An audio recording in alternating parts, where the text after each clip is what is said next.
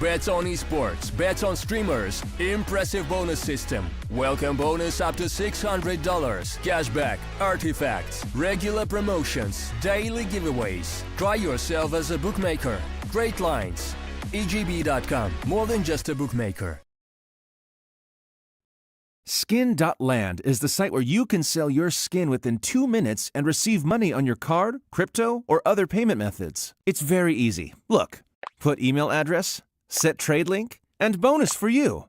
Click on the gift, enter my promo code, and get $10 for free if you sell skins for $100. Pick skins you want to sell, click the payment method you want, confirm trade, receive your money. On Skin.land, you can also buy skins.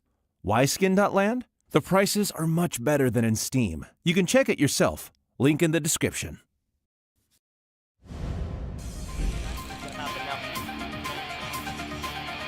That's exactly what's gonna happen now as well. Easy checks it along, saw the mid, now has to go. Blue White on one, Blue White on two. What was that? Blue White! Oh my goodness, could have been another frag. Easy.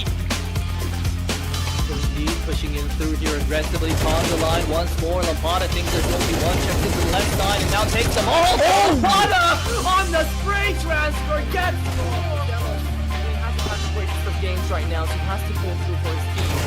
How many can he find? That's going to be one on music. Oh, the transfer! Down the spray transfer, beautiful. He knows where the last one is as well. Lampada on the scout. Oh my God!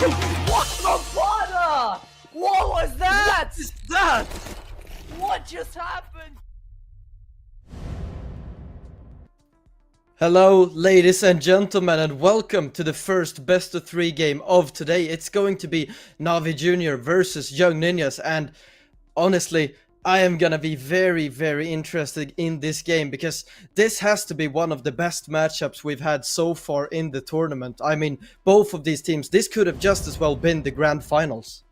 I think you're absolutely right about it, Emil. This should be a very interesting matchup. And yeah, this is like grand final material. You could very easily see these two teams playing it out in the grand final, and you wouldn't bat an eye. You'd be thinking like, this is grand final material. These are some of the probably best teams we have here at the Apollo series. And we had a chance to take a look at the bracket here for a very brief moment. We have already determined which teams have made it. I guess one of the biggest surprises that Permita actually did not make it through the qualifier. It was in fact Agency that managed to push through and secure that spot at the playoffs. But now let's take a look at the veto. So Emil, what are your thoughts heading into this veto? Yeah, well, Young Ninjas, they have picked into Dust 2 a couple of times here in this tournament, and if you are not prepared for Dust 2, it's going to be very tough to play against a team that are prepared, because it is the newly added map back into the map pool. So, yeah. I mean, if you're not prepared for Dust 2, it's always going to be very, very tough to play on that map, and we're already heading in towards the server. Player cams on, I think it was 8 out of 10 players, so very interesting. Good work from the production crew. Pistol round is going to be starting off. It's going to be Young Ninjas on the T side and Navi Jr. over towards that CT side. That's a POV. Jukes, massive forehead. I mean, big brain for sure. This guy's been playing some really solid CS. Here, though, I mean, we're seeing some pretty standard stuff for the pistol round. Lots of things to talk about, but now Krabetti, that's a big hit coming in early on. The USPS struggling to win the gunfight against the lonesome Glock. Finally pulls it off, but now you can see Young Ninjas are getting ever so close towards the bomb site. Perhaps there will be a bomb plant, but we can see the swiftness from Navi Jr. Kaspersky, this guy has been so good on Young Ninjas, but even him being left here in a 2v4 with his buddy. No chance. Bomb being dropped. Missed him in an awkward spot. And just like that, Navi Jr. secured the first pistol round victory. Yeah, I mean, a stellar A defense for the side of Navi Jr. A good few opening picks in favor of Navi Jr. 2 versus 5 at 1 point. So just a great defense overall. Not really any calls involved here, but some good aim duels going in favor of Navi Jr. And winning home the pistol round means full eco for Young Ninjas. So Navi Jr., this should be an easy cleanup round. Yeah, that's the one thing you expect right now. We also saw some early aggression coming out from Navi Jr. in the pistol round. Now, for those who are tuning in, expecting that Dust 2 will be played just the way it was in, say, the earlier iteration of Counter-Strike, I got big news for you. For most of the part, sure, but there have been some changes to the map. So right now, of course, Navi Jr., if they want, it has become standard practice to have that lower aggression from the CT side on gun rounds, pistol rounds, you name it. So if you're young ninjas and you're taking, say, even tunnels, you got to be very careful of someone going for this lower push. And that's the reason why they decided to stack so many players. I mean, 4 guys in particular, just aiming, waiting for someone from Navi Jr. to make a mistake. Right, Frosek goes for a bit of a jump spot there. Demon patrolling towards mid, gets there first, but a nice trade from Silence. 1 M4 dropped, but Frosek gets the 3-piece. M4 picked up, but it's not gonna matter. Frosek gets the 4, the quadruple, and it's gonna be second round won by Navi Jr. So Young Ninjas, they're gonna be buying back into this one. A good start on the defense of Navi Jr. here. Not a bad start for sure. You want to keep things clean, right? You pick up the first pistol, great. You want to make sure you secure that second round as well. Young Ninjas, expecting aggression from Navi Jr., didn't get anything on the back of it. But now this is the interesting round. You can see investment early on. They got a good spawn, Young Ninjas, to move in swiftly up in long. And just like that, 2 good frags. That opens up long. Young Ninjas, that is a very powerful position, if not the most powerful position to hold on all of Dust 2. And JoeCap might just solidify this round, spots out the player in just the nick of time. But Krebeni, they're not aware of his position. This position could be very interesting. I mean, it's a 5 versus 3 in favor of Young Ninjas here, but the flank is going to be pretty close. I think someone is going to account for it soon, because Krebeni is taking a lot of time to get into position. A decent flash, but unfortunately only a lot of damage coming their way. Nice nade. And the flank needs to do a whole lot of work, and Krebeni fires too early, doesn't find anything, and this 2 versus 5 just became significantly harder. Mistim's positioning so good, thought he might actually spot out Jukes, but no worries. Right now, Young Ninjas, that is a dirty round from Krebeni. Nice kill with the MP9, but in all fairness, this is a round victory for the Young Ninjas. And as we saw as well, I mean, Dust 2, in general, a brutal map when it comes to those spawns. It really depends what kind of spawn you get on a map like Dust 2 that could really solidify the playbook you want to try and go for. So it looked like in that round, Young Ninjas just had a good spawn to move towards long. So what's the call? You go fast out long. The flashes come in swiftly to take over this part of the map, and basically the whole defense from Navi Jr. just falls apart. Having one guy holding A is practically impossible when you have so many players from Young Ninjas taking over long presence and potentially hitting that A bomb site. So from there on out, the round was practically over. And Navi Jr., well, the one good thing for them is that they still have cash to reinvest. Yeah, I mean, not the prettiest of buys, but definitely workable. You can definitely do something with this. A double nade, that is a lovely one! Blue Phoenix down to just 10 points of health as the round begins, and no! He missed the nade! Suicide is gonna be coming through, and a man advantage in favor of Navi Jr. And, yeah, backing away to mid with the bomb, missed him in the front lines. Mid doors are gonna be smoked here as he creeps on forward. But a man advantage now, Navi Jr. Demon needs to be careful. They're going through the smoke. This is an interesting play. He's caught off guard. At least he gets a dink through. But now, Sugas is going to have to do a lot of work. His Zulu on the B bomb site. He's going to be split from 2 different angles. That's a huge duel going in favor of him. He buys himself a lot of room. Bombs is, though, still going to go down. So a retake needed from Navi Jr. They don't have a lot of time to work with as well, especially with Kaspersky being in this prime position. Husband fight against 1. There's the refrag coming in. Silence as well. Now make that a 1v2. A doable round for Jugs and Krebeni. Retaking the B bomb site we know is not an easy task. But you got 2 players from Navi Jr. They have to be very thorough in their approach. They haven't cleared out Plateau. That's a big mistake. Mistim gets the 1. Looks for more, but it's Krebeni to win out the fight. What? However, you might have doing? won the fight, but he simply doesn't have time to defuse. No, he definitely had enough time to defuse. He was on the bomb before the timer started. Damn. A close round. I mean, in those few seconds that Krebeni had to make a decision, and he decides to save the AK-47. And yeah, maybe if he would have stuck, that could have been a victory for Navi Jr. But it is what it is here, Emil. And now it's going to come down to the simplest of rounds, right? They're just the eco for Navi Jr. Yeah, very unfortunate. I mean, it is a stressful situation. A 1v1, you win it out, get back to the bomb, and unfortunately didn't go for the defuse. Now he's going to be patrolling towards long. There are a lot of players outside of long here, but Blue Phoenix backing away, and that AK has already been lost. So pretty much the only thing Navi Jr. had to work with in this round, and now I don't know how they're going to be able to win this one. Yeah, the one thing we should also talk about here with the changes in CS2, I mean, going for the Xbox smoke, which has become standard practice for the T side, is no longer necessary, I'd say. Sure, you can plug it in. It's not easy to throw it down straight from T spawn, but it does make a lot more sense to chuck in the smoke grenade right there in the gap between the double doors. And in that sense, I mean, the way the smokes works, it could basically cover the entirety of the gap. Yeah, Young Ninjas, a pretty clean round for them, not losing a lot, just some HP, and on the back of it, 3 rounds for them. No tactical timeout for either squad. They don't need it so far, and we'll see how this one plays out. Rifles across the board for Navi Jr. A good amount of utility, though once again, no defuse kit that could really come back to bite them. Oh my goodness, early on, we're seeing those engagements in middle. Yeah, nice attempt on the wall bang there. You don't want to peek much further than that, but he's gonna ship in with another frag, so back to a 4v4. Nice Molotov has to be extinguished. Slow spray from Mistem, but he's gonna get the job done. Now, low HP on a few players. Symmetry is gonna find Mistem, and Kaspersky picks up the bomb and backs away. Now, let's see if Bogdan's Law is gonna come into fruition. We saw Kaspersky up a couple of rounds yesterday, I believe it was, when Young Ninjas were playing. And he's definitely a capable operator, and I would like to see Silence maybe pick up a rifle here in this scenario when 2 players are rather low on HP for Navi Jr.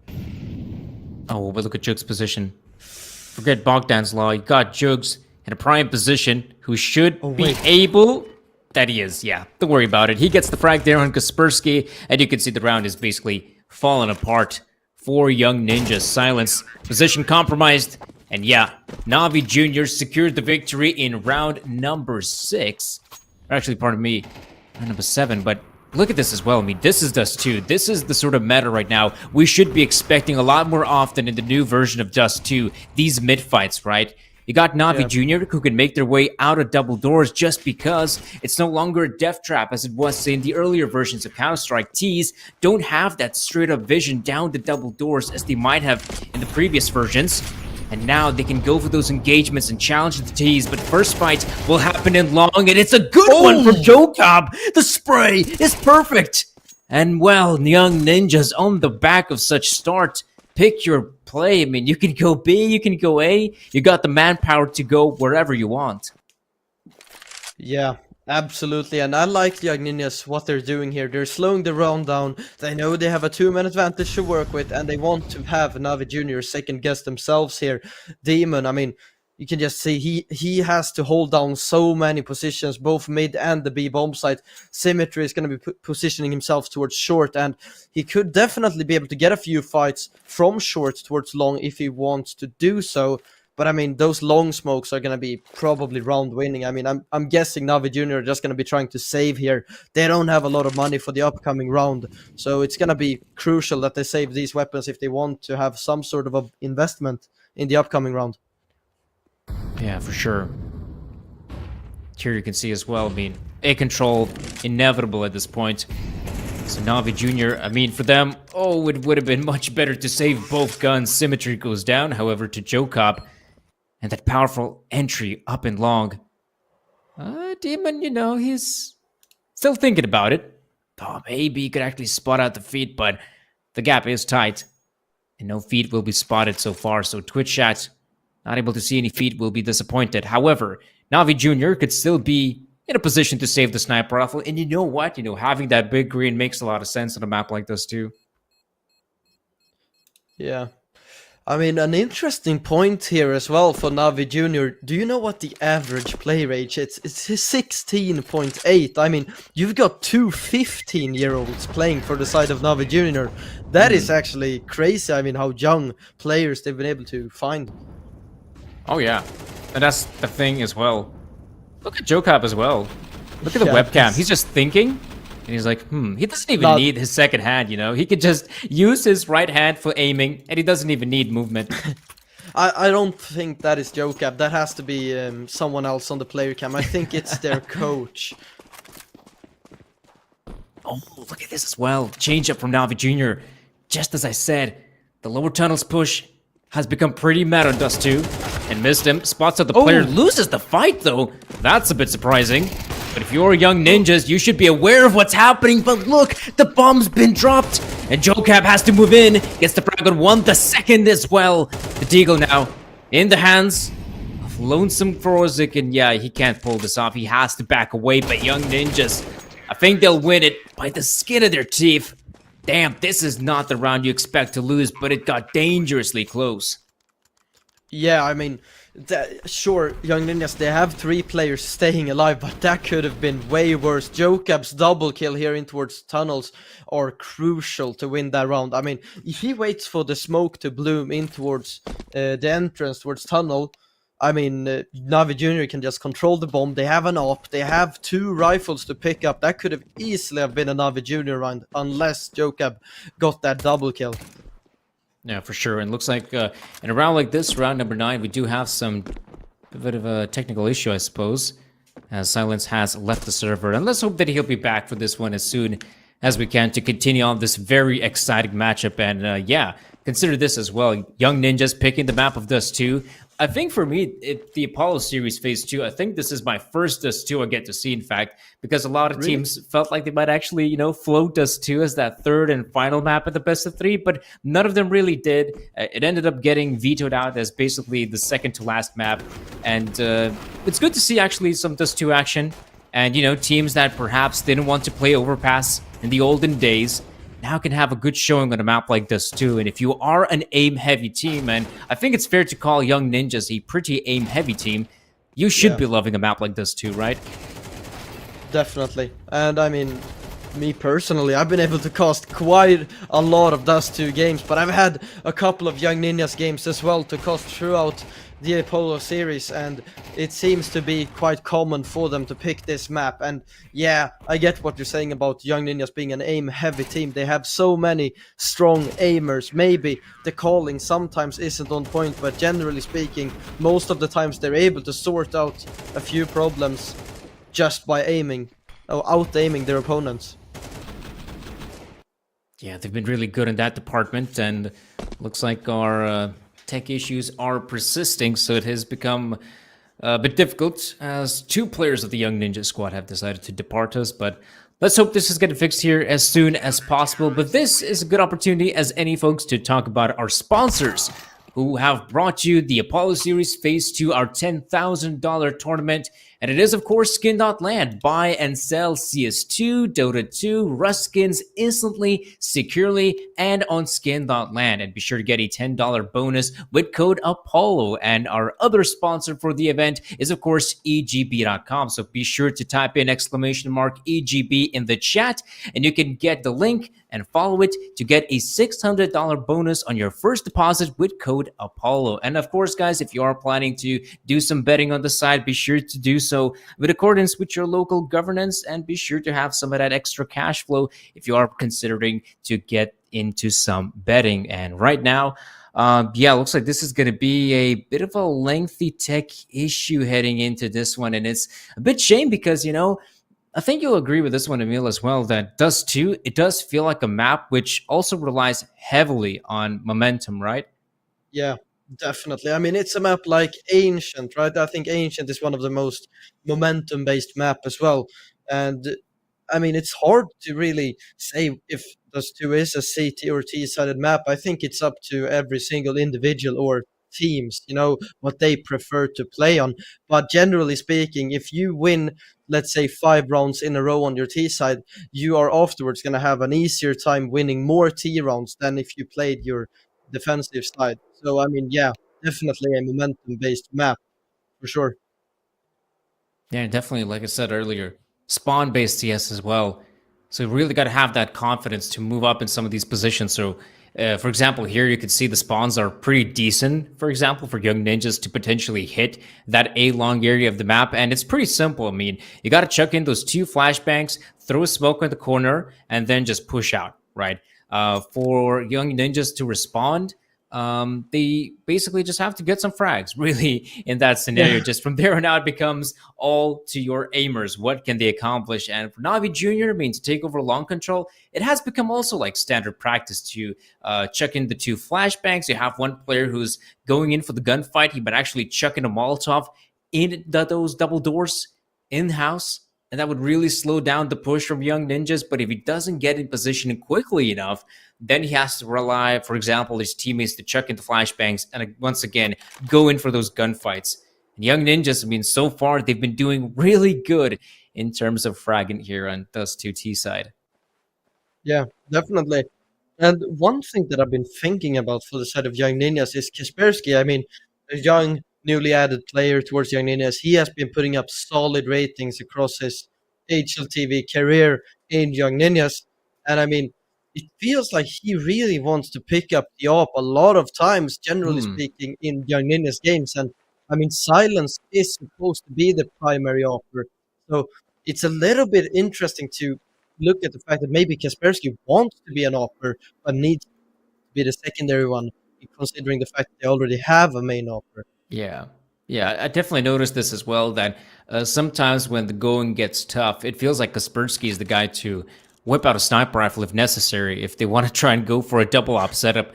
Especially, I saw that when I think it was Young Ninjas played against, I think it might have been Pre's Esport, right? And in overtime, I do recall Young Ninjas, having plenty of cash, and they did consider going for the double op setup. And we did have, silence on the big green. You also got Kaspersky in the sniper rifle. And for me, I mean, Kaspersky, from what I've seen, the way he's playing, he definitely feels like an aggressive rifler, right? An AWP could be a good beneficiary for him as well, definitely. But I've been really astonished by his rifling ability, especially in areas like Inferno's Banana. There on the CT side, man, Banana is his favorite part of the map, it feels like, because he is so good on the CT side to go out there, win some of those engagements, not necessarily with him having some sort of backup like a flashbang or something. No, he can just peek out dry, get 1 frag, a second if needed. He's been so good in terms of rifling, and T side as well. And I definitely want to see more of him on a map like this too. Oh! Incredible opener from Silence. He's looking for more. Can he get a second? Peeks down deep. CT gets a second opener. And that might just be the round. I mean, Mistem goes down, but it's still a 4 versus... Wait, Mistem peeks door with the bomb. Symmetry is gonna find Kaspersky, and as the IGL, you can't do plays like that. Peek into door in a 5 versus 3 with the bomb. That is very, very dangerous. Luckily, they have a smoke for the B door. Silence that is aggressive. He's gonna find a third. 2 players are coming in from B tunnel, but they are backing away to save. Yeah, that was basically a fail from capital F. That is not what you expect, like I said, from the in-game leader of Young Ninjas to make such a rookie mistake. Yeah. Luckily, though, I mean, the B bomb site, this is the one thing that's also pretty well known, I think. I mean, the B bomb site in general here. Oh, what's Joe Cobb doing there? Just playing around with his mouse. But yeah, I mean, the B bomb site, retaking on Dust 2B is really difficult. You have, for example, those free entrances, sure, but if you think about it, like, if you're coming out of tunnels, if you have one guy plateau, like, that is such a powerful position to be in. If a guy on plateau is with a sniper rifle, so anyone coming out of tunnels is basically dead meat.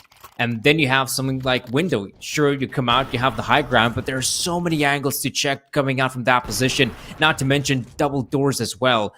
So the retake on the B bomb site is really difficult, and if you take a look at this first half as well, I mean, Young Ninjas have been really preferring the B side of the map. Yeah, definitely, and they have had a lot of success there as well, so can understand why they would do such a play so many times.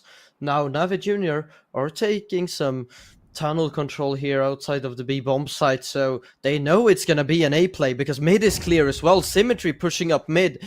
He has been accounted for, though, as Kaspersky has heard the steps of him clearing top mid, but now Navi Jr., they're going to be ahead of this play. They're going to have 5 players 4, maybe as Shugs is gonna be holding towards mid. But I mean, 4 players on the A extremity is gonna be it's a lot of players to deal with for Young Ninjas. Missed them at the spearhead of the operation in front of the pack. Is gonna have to provide a good opener because this could easily fall out of hand.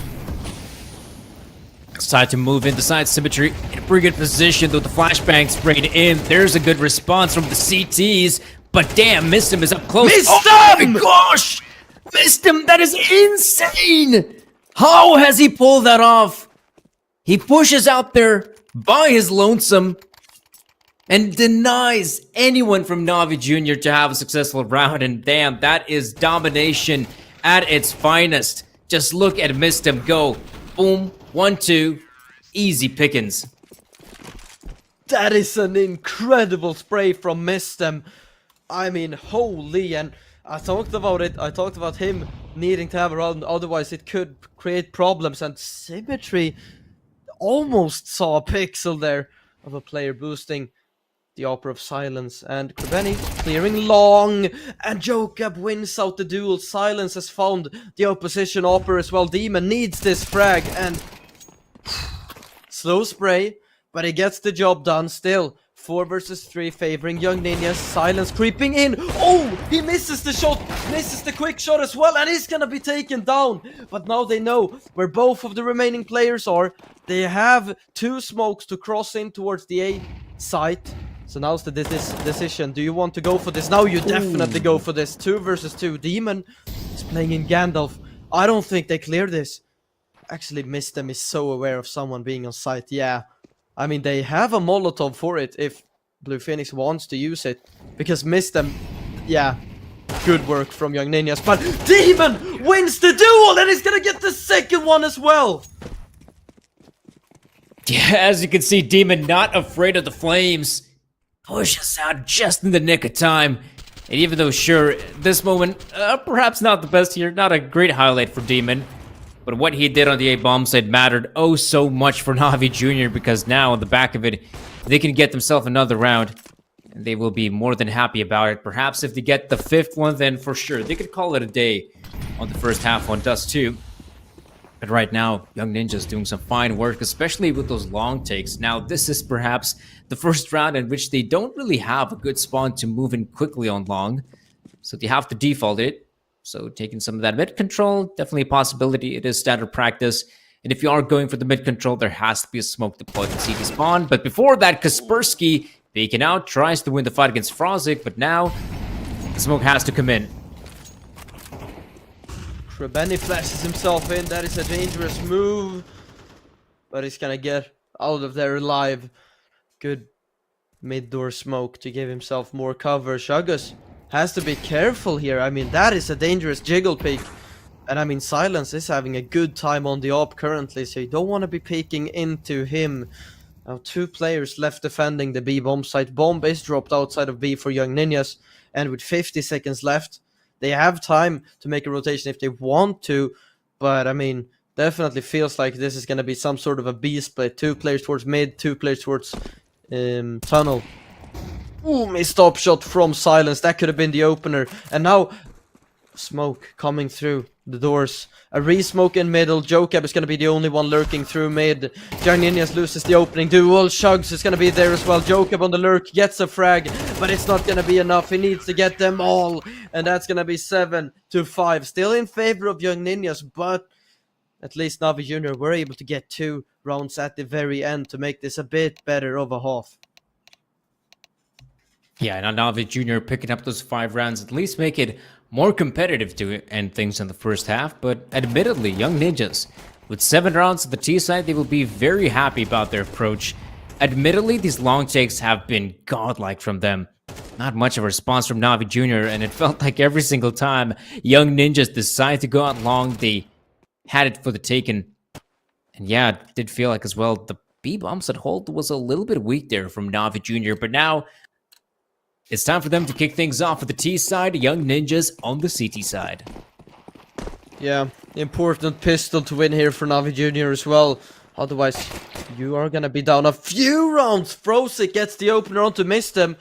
absolutely out-aimed, and a lovely opener for the side of Navi Jr. The remaining CT-sided players are towards the B bomb site, and I don't understand. Miston plays very openly there in that duel. He doesn't just go for information, but he wanted an opening pick as well. And when you're the only player on the A bomb site, maybe gathering information would be at your best interest. Now, Young Ninjas are working with close, slim to none information, and the A bomb site is going to be overtaken by Navi Jr. in just a couple of seconds. We'll see about it. Demon doing some fine work, but no. Oh my goodness, Kaspersky. He definitely had more bullets to work with those dualies, but now the bomb will be planted. Navi Jr. want to take some short control from Kaspersky. They'll do just that as Jugs wins out this one. Blue Phoenix with the response, and well, Navi Jr. up to Frozik and Symmetry to try and clutch this one out. It won't be easy. Frozik buys Lonesome on the side, and his buddy is really far away. That should be an easy one, but now Symmetry in 1v2 can try and stop that bomb plant. I think he has vision, or does he? Nope. Actually, he doesn't. And so either way, Young Ninjas will get the defuse. I mean, he wouldn't have been able to win the clutch since he lost the first duel anyway, but I mean, that bomb was not really planted for him. He would have had to run a few meters forward if he wanted to take that duel. So, I mean, maybe some missed communications there about where the bomb was planted, but it wouldn't have made a difference. He still lost that first duel. But since Navi Jr. were able to get the bomb down, that is going to equal a force buy for them. So let's see. Young Ninjas aggressive in middle. Kaspersky wants to get an opening pick against the scout. Jokab is going to be the one to deliver the first frag. But Kaspersky, it's a slow spray, but he deals so much damage. Oh, wait, what? Krebeni couldn't confirm the kill. Scout shot missed. Krebeni gets the first. Can he get the second one as well? He takes so much damage on the duel, but he still is able to find 2 frags and survive. Blue Phoenix, though, 2 huge frags from middle, but he's making so much sound on his rotation, so the lurk of Frosek is just gonna work as he gets over to the A bomb site. Yeah, this is an awkward round. Look at missed him as well with the MP9. Should get the frag here on the one player. No, actually, Krebeni wins out the fight. And it didn't feel like, say, Navi Jr. were even anticipating to win this round. You take a look at the replay and look at the bomb. It's still very much in T-spawn. And yet so many opportunities present themselves for Navi Jr. though. I mean, Krebeni missing this one? That's a bit weird because Kaspersky's so low on HP and somehow just jumps across Matrix style.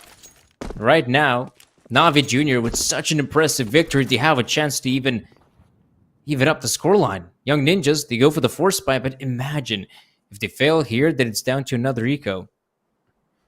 Yeah, I mean, such a messy previous round missed shot from the Phoenix.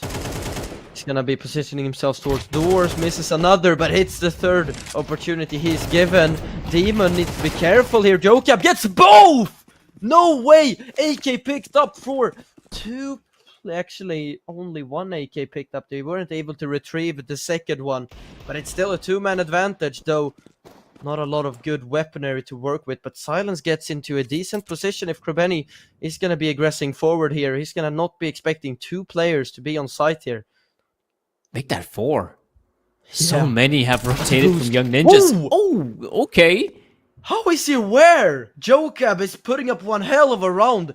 Gets himself a 3-piece, and now with 50 seconds left, you could almost consider the save here for Navi Jr. if you want to have a few weapons in the upcoming round.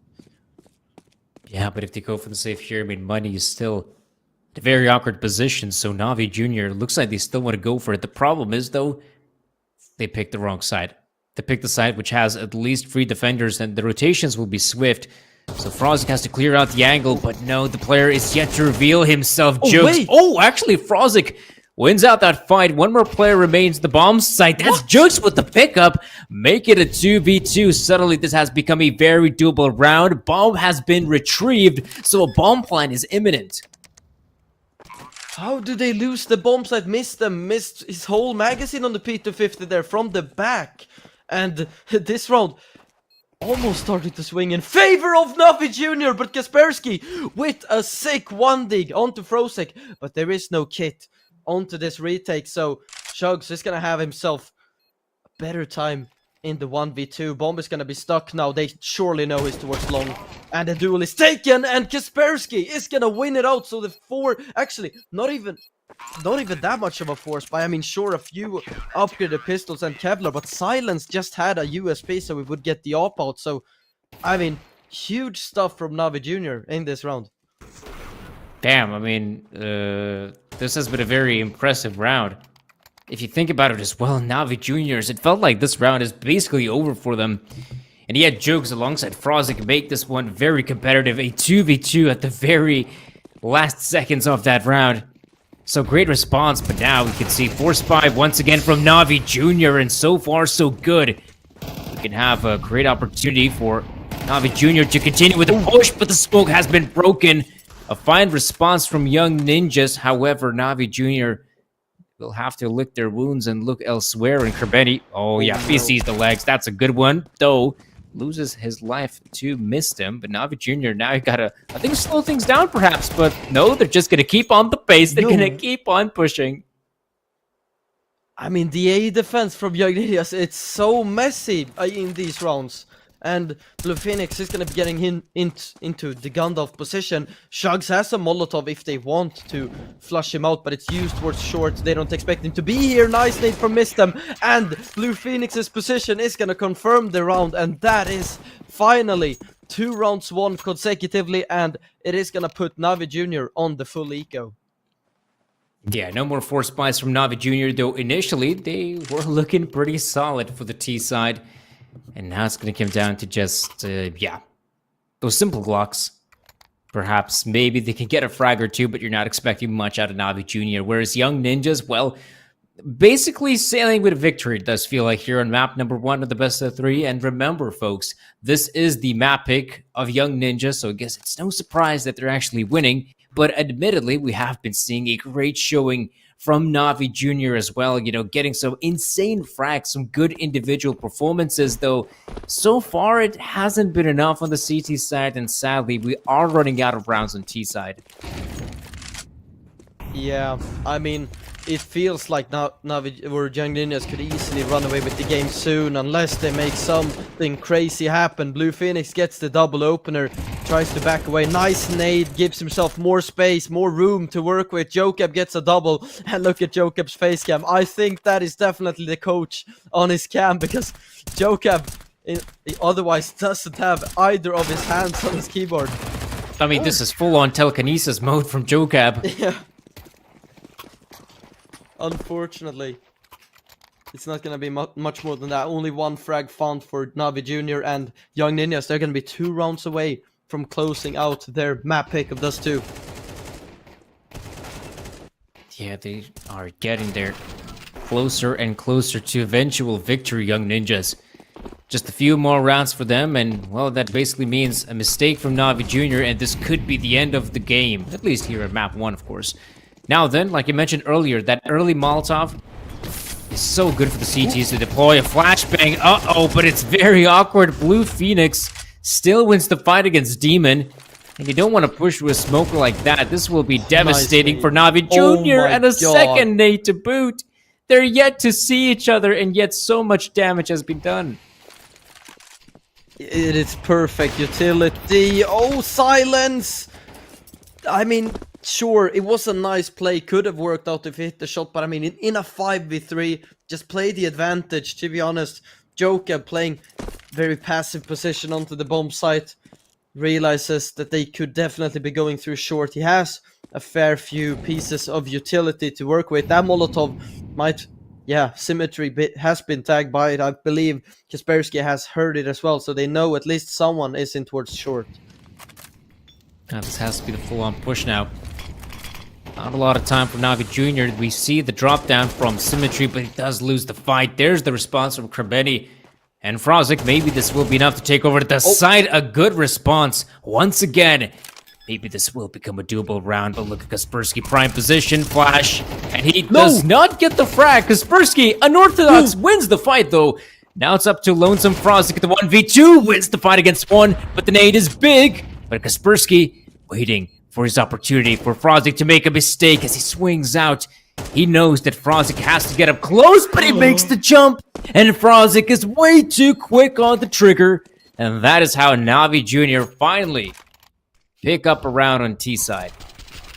Yeah, I mean, I can see why Navi Jr. are hitting the A bomb site most of these rounds. The defense is just so messy on this bomb site. It feels like they're losing the site every single round, and a retake is needed. Now, force back from Young Ninjas is gonna be coming through 3 M4s. The rest are gonna be FAMAS and MP9. So definitely a doable round for Young Ninjas. But if Navi Jr. are able to find this round now, that could count to a whole lot more rounds, and this game might be closer than we'd thought for a few rounds ago.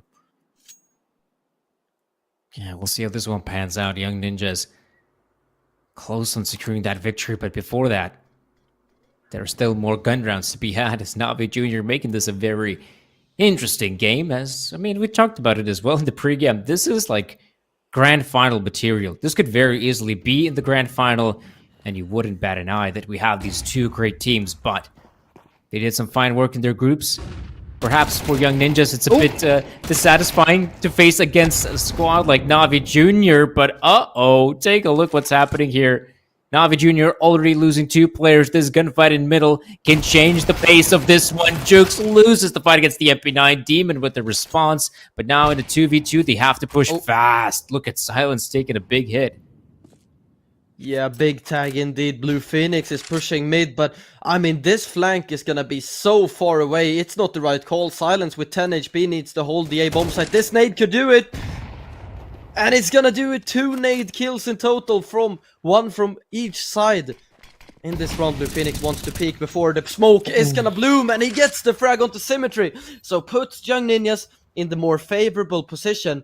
But both of them are going to be wrapping around through long, and they don't have a defuse kit to work with. I mean, in my opinion, Young Ninjas overthink this one a little bit too much, but this could catch Demon off guard. And he spots both out towards long. He knows they're both coming. Bomb halfway ticked. Demon needs to find these 2 players soon. He needs to delay the defuse for 5 more seconds, and it's not going to be enough.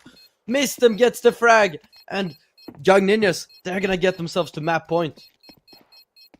Yeah, it's a very surprising maneuver from Young Ninjas because, again, if the T player is able to hold on to his position for as long as he did, Demon could have very easily won that round. But Young Ninjas, I mean, the big brain move pays off. Navi Jr. will be a bit dissatisfied that they lose a round like that. It's gotten, well, once again, down to the wire, I think, for the past couple of rounds, in fact. It came down to like 1v1s, 1v2s. So Young Ninjas, sure, in the lead, a big one, in fact. One more round for them and they can secure victory on the first map, but Navi Jr. is not giving up that easily.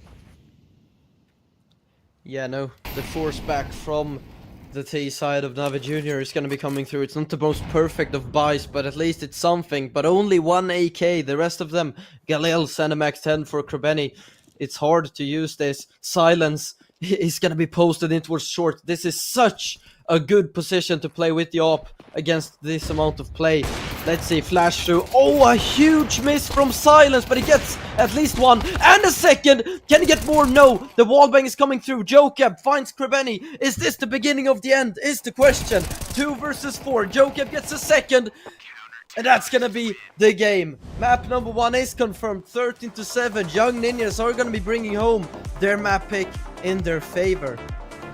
A very impressive victory for the Young Ninjas, and fair enough, they actually played some really good Counter-Strike, and not just, you know, in this second half that we saw them play on like the CD side, but also on the T side. You know, they've adapted to the changes here on a map like Dust 2, but they're still, you know, keeping up with some of the fundamentals. You got good spawns, you rush long. You got good spawns for B, you go B, right? And they've been really good in terms of fragging, and it's not like, you know, Navi Jr. completely sucked. No, I mean, it felt like the fragging department was just a little bit better for Young Ninjas, and that was enough for them to get the edge.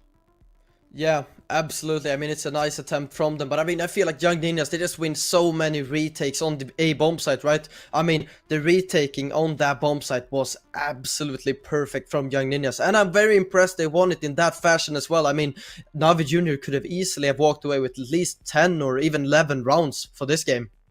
Absolutely, and well, there will be a chance to rebound for a squad like Navi Jr. on that second map of the best of 3. But before that, guys, we're going to be going on a very quick commercial break. And once we'll be back, we'll be sure to bring you that second map. So guys, stay tuned.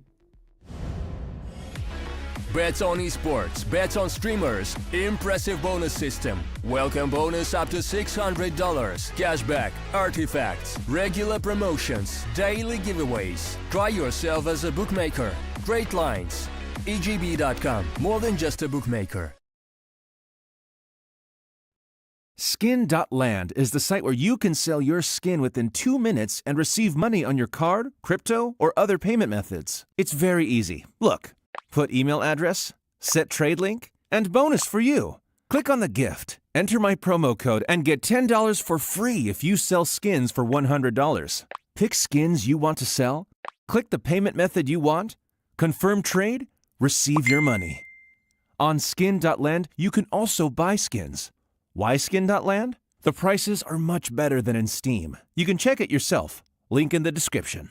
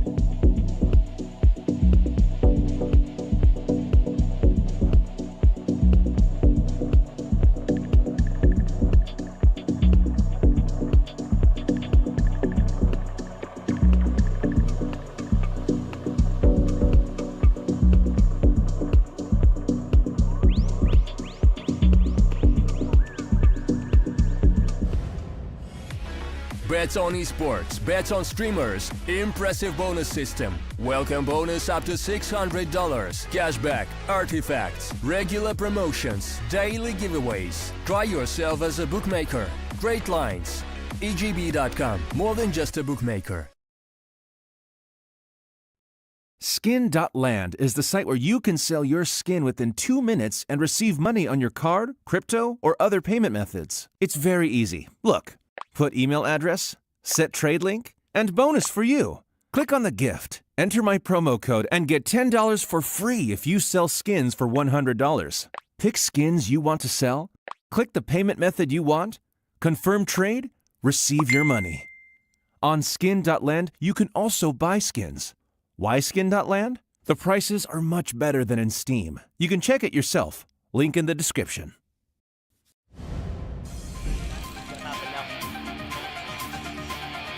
That's exactly what's gonna happen now as well. Easy. Checks it along, saw the mid, now has to go. Blue white on one, blue white on two. What was that? Blue white! Oh my goodness, could have been another frag. Easy. Lead pushing in through here aggressively. On the line once more. Lampada thinks there's going to be one. Checks to the left side and now takes them all. Oh, Lampada on the spray transfer gets scored. He hasn't had the greatest of games right now, so he has to pull through for his team. How much can he find? That's what we want on music. Oh, the transfer! Down the spray transfer, beautiful. He knows where the last one is as well. Lampada on the scout. Oh my God! What? Lampada! What was that? What is that? What just happened? Hello and welcome back from the break. Now we are loading up in towards Ancient, a must-win map for Navi Junior. Otherwise they're gonna be ending up in that lower bracket. And I'm joined by Education now, and Sir Danny, who was stepping in for him, has now left us. So Edu, how are you feeling for this game? You know, I feel really good. Honestly, I think map 1 was a little bit of an upset compared to how Na'Vi kind of came out swinging undefeated in the group stage, now already dropping their first map. So Young Ninjas really are making a little bit of an upset. But that, of course, was Na'Vi Junior in the A group, which maybe just didn't have as much competition as that B group did if Young Ninjas is going to be coming out swinging like this. So, you know, I'm hoping that in map number 2, we're going to be seeing it a lot closer and potentially going all the way to map number 3. So with the way that things are looking, I'm expecting some good things out of both of these teams no matter what. Yeah, to be honest, me too. And the first map wasn't really that close. I mean, Young Ninjas winning it out in a 13-7 fashion, but a lot of those rounds came down to the wire. I mean, a lot of retakes going in favor and a lot of clutches as well going in favor of Young Ninjas. So that game could have definitely been a whole lot closer. And now as we're moving in towards Na'Vi Junior's map pick, I definitely think that this is going to be a map they would be feeling much more comfortable in. Yeah, and honestly, you know, let's take a look at these maps that we're in right now. It's going to be Dust 2, Ancient, and Mirage. So, you know, I'm pretty understandable though. Dust 2, not a map that was very much practiced up until, you know, about a couple weeks ago. Just recently re-added to the map pool. So Young Ninjas just probably knew what they were doing on that map a little bit more than Na'Vi Junior. It's hard to scrim a map that didn't exist for a while, but we also do have player cams now. That's nice to see. But overall, looking at them now, Na'Vi Junior starting on the T side, Young Ninja starting on the CT side, and oh, this is a great read from Young Ninjas. They know that it's going to be a big, fat B push. Yeah, but those smokes are even better. They are forcing out 4 out of 5 players off the bomb site, but a good flash is going to be forcing them through. Froze again and Crib, and he gets 1 each, but Blue Phoenix on the double is going to put Young Ninjas in the man advantage. Oh, and there we go. Oh, Na'Vi Junior still going for the bomb plant, and now it's just Symmetry getting one. Unfortunately, shot back now. Are they going to be able to find the pick? I mean, no, they're not, and that's Young Ninjas. A great read with Blue Phoenix living up to his name, just absolutely mowing people down. And with first round going in Young Ninja's way, it already does not look too good for Na'Vi Junior.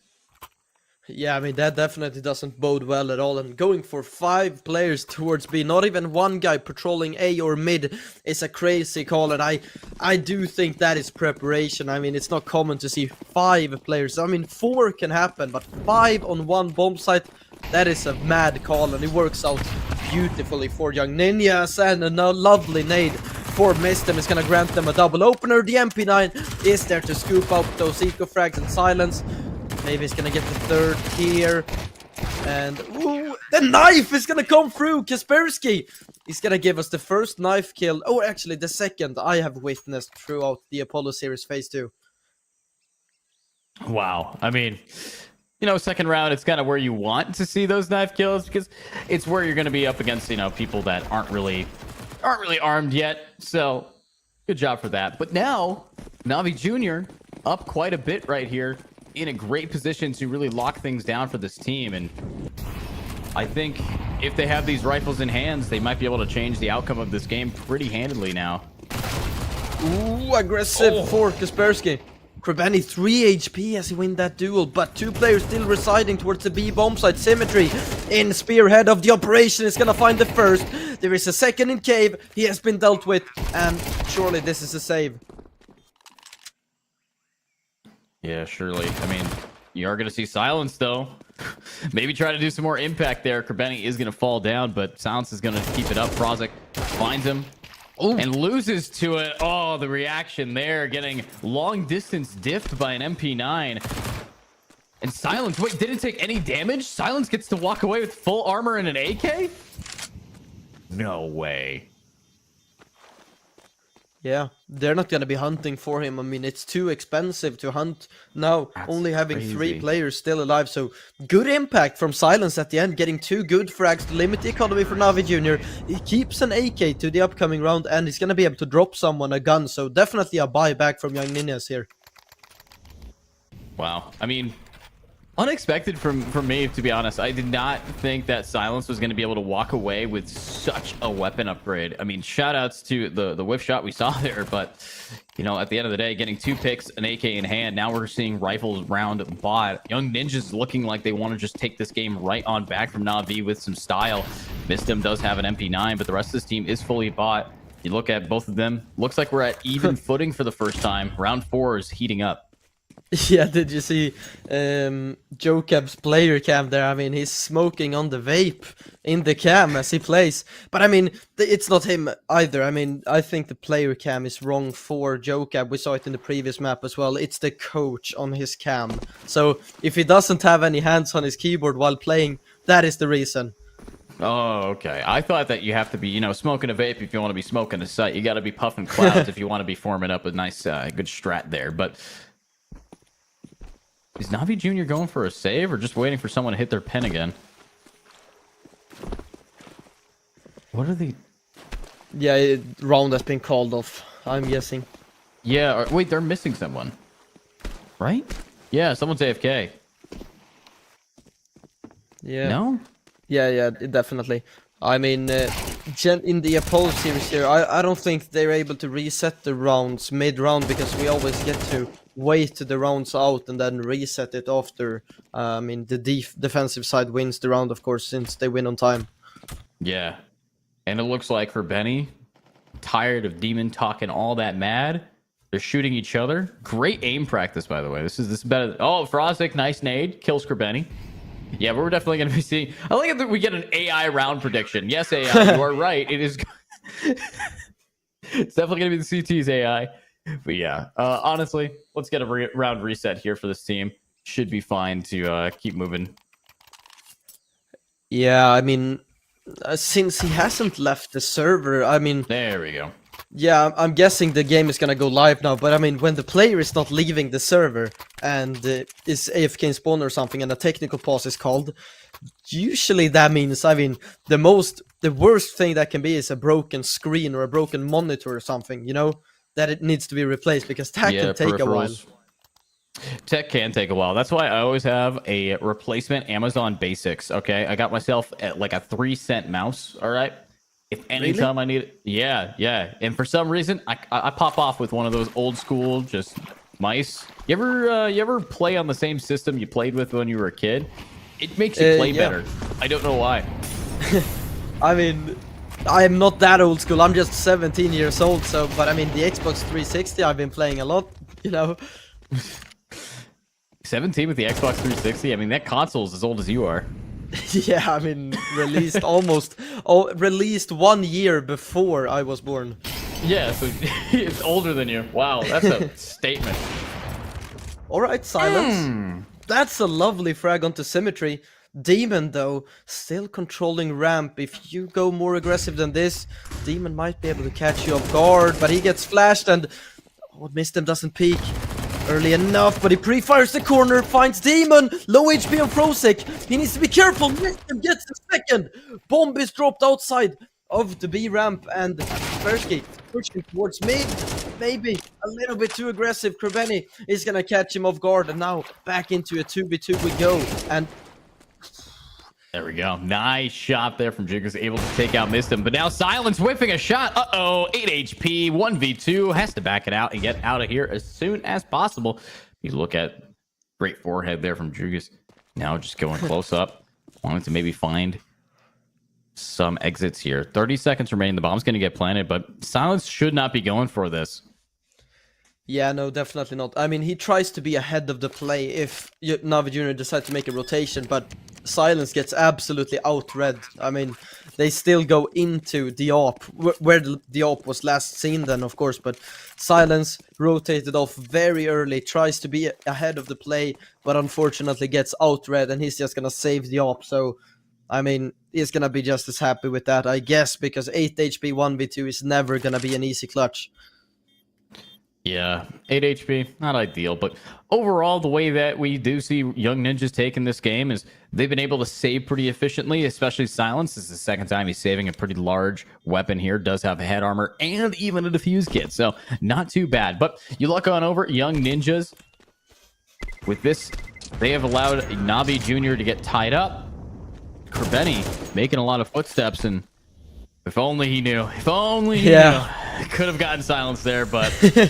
Shout out to Joe Cab. Shout out to the coach, I believe, for being able to, you know, really gas up their team. But as we are getting into this, Young Ninjas, I think, is a little bit worse for wear right now. They've kind of run out of a lot of their funding. They're not forcing up to try to back up Silence's op. So this might just end in the exact same fashion. Unless Silence can get him a gun. I mean, this is very aggro. Nice frag from Silence. He's gonna get a second. Goes in for more. Gets a third.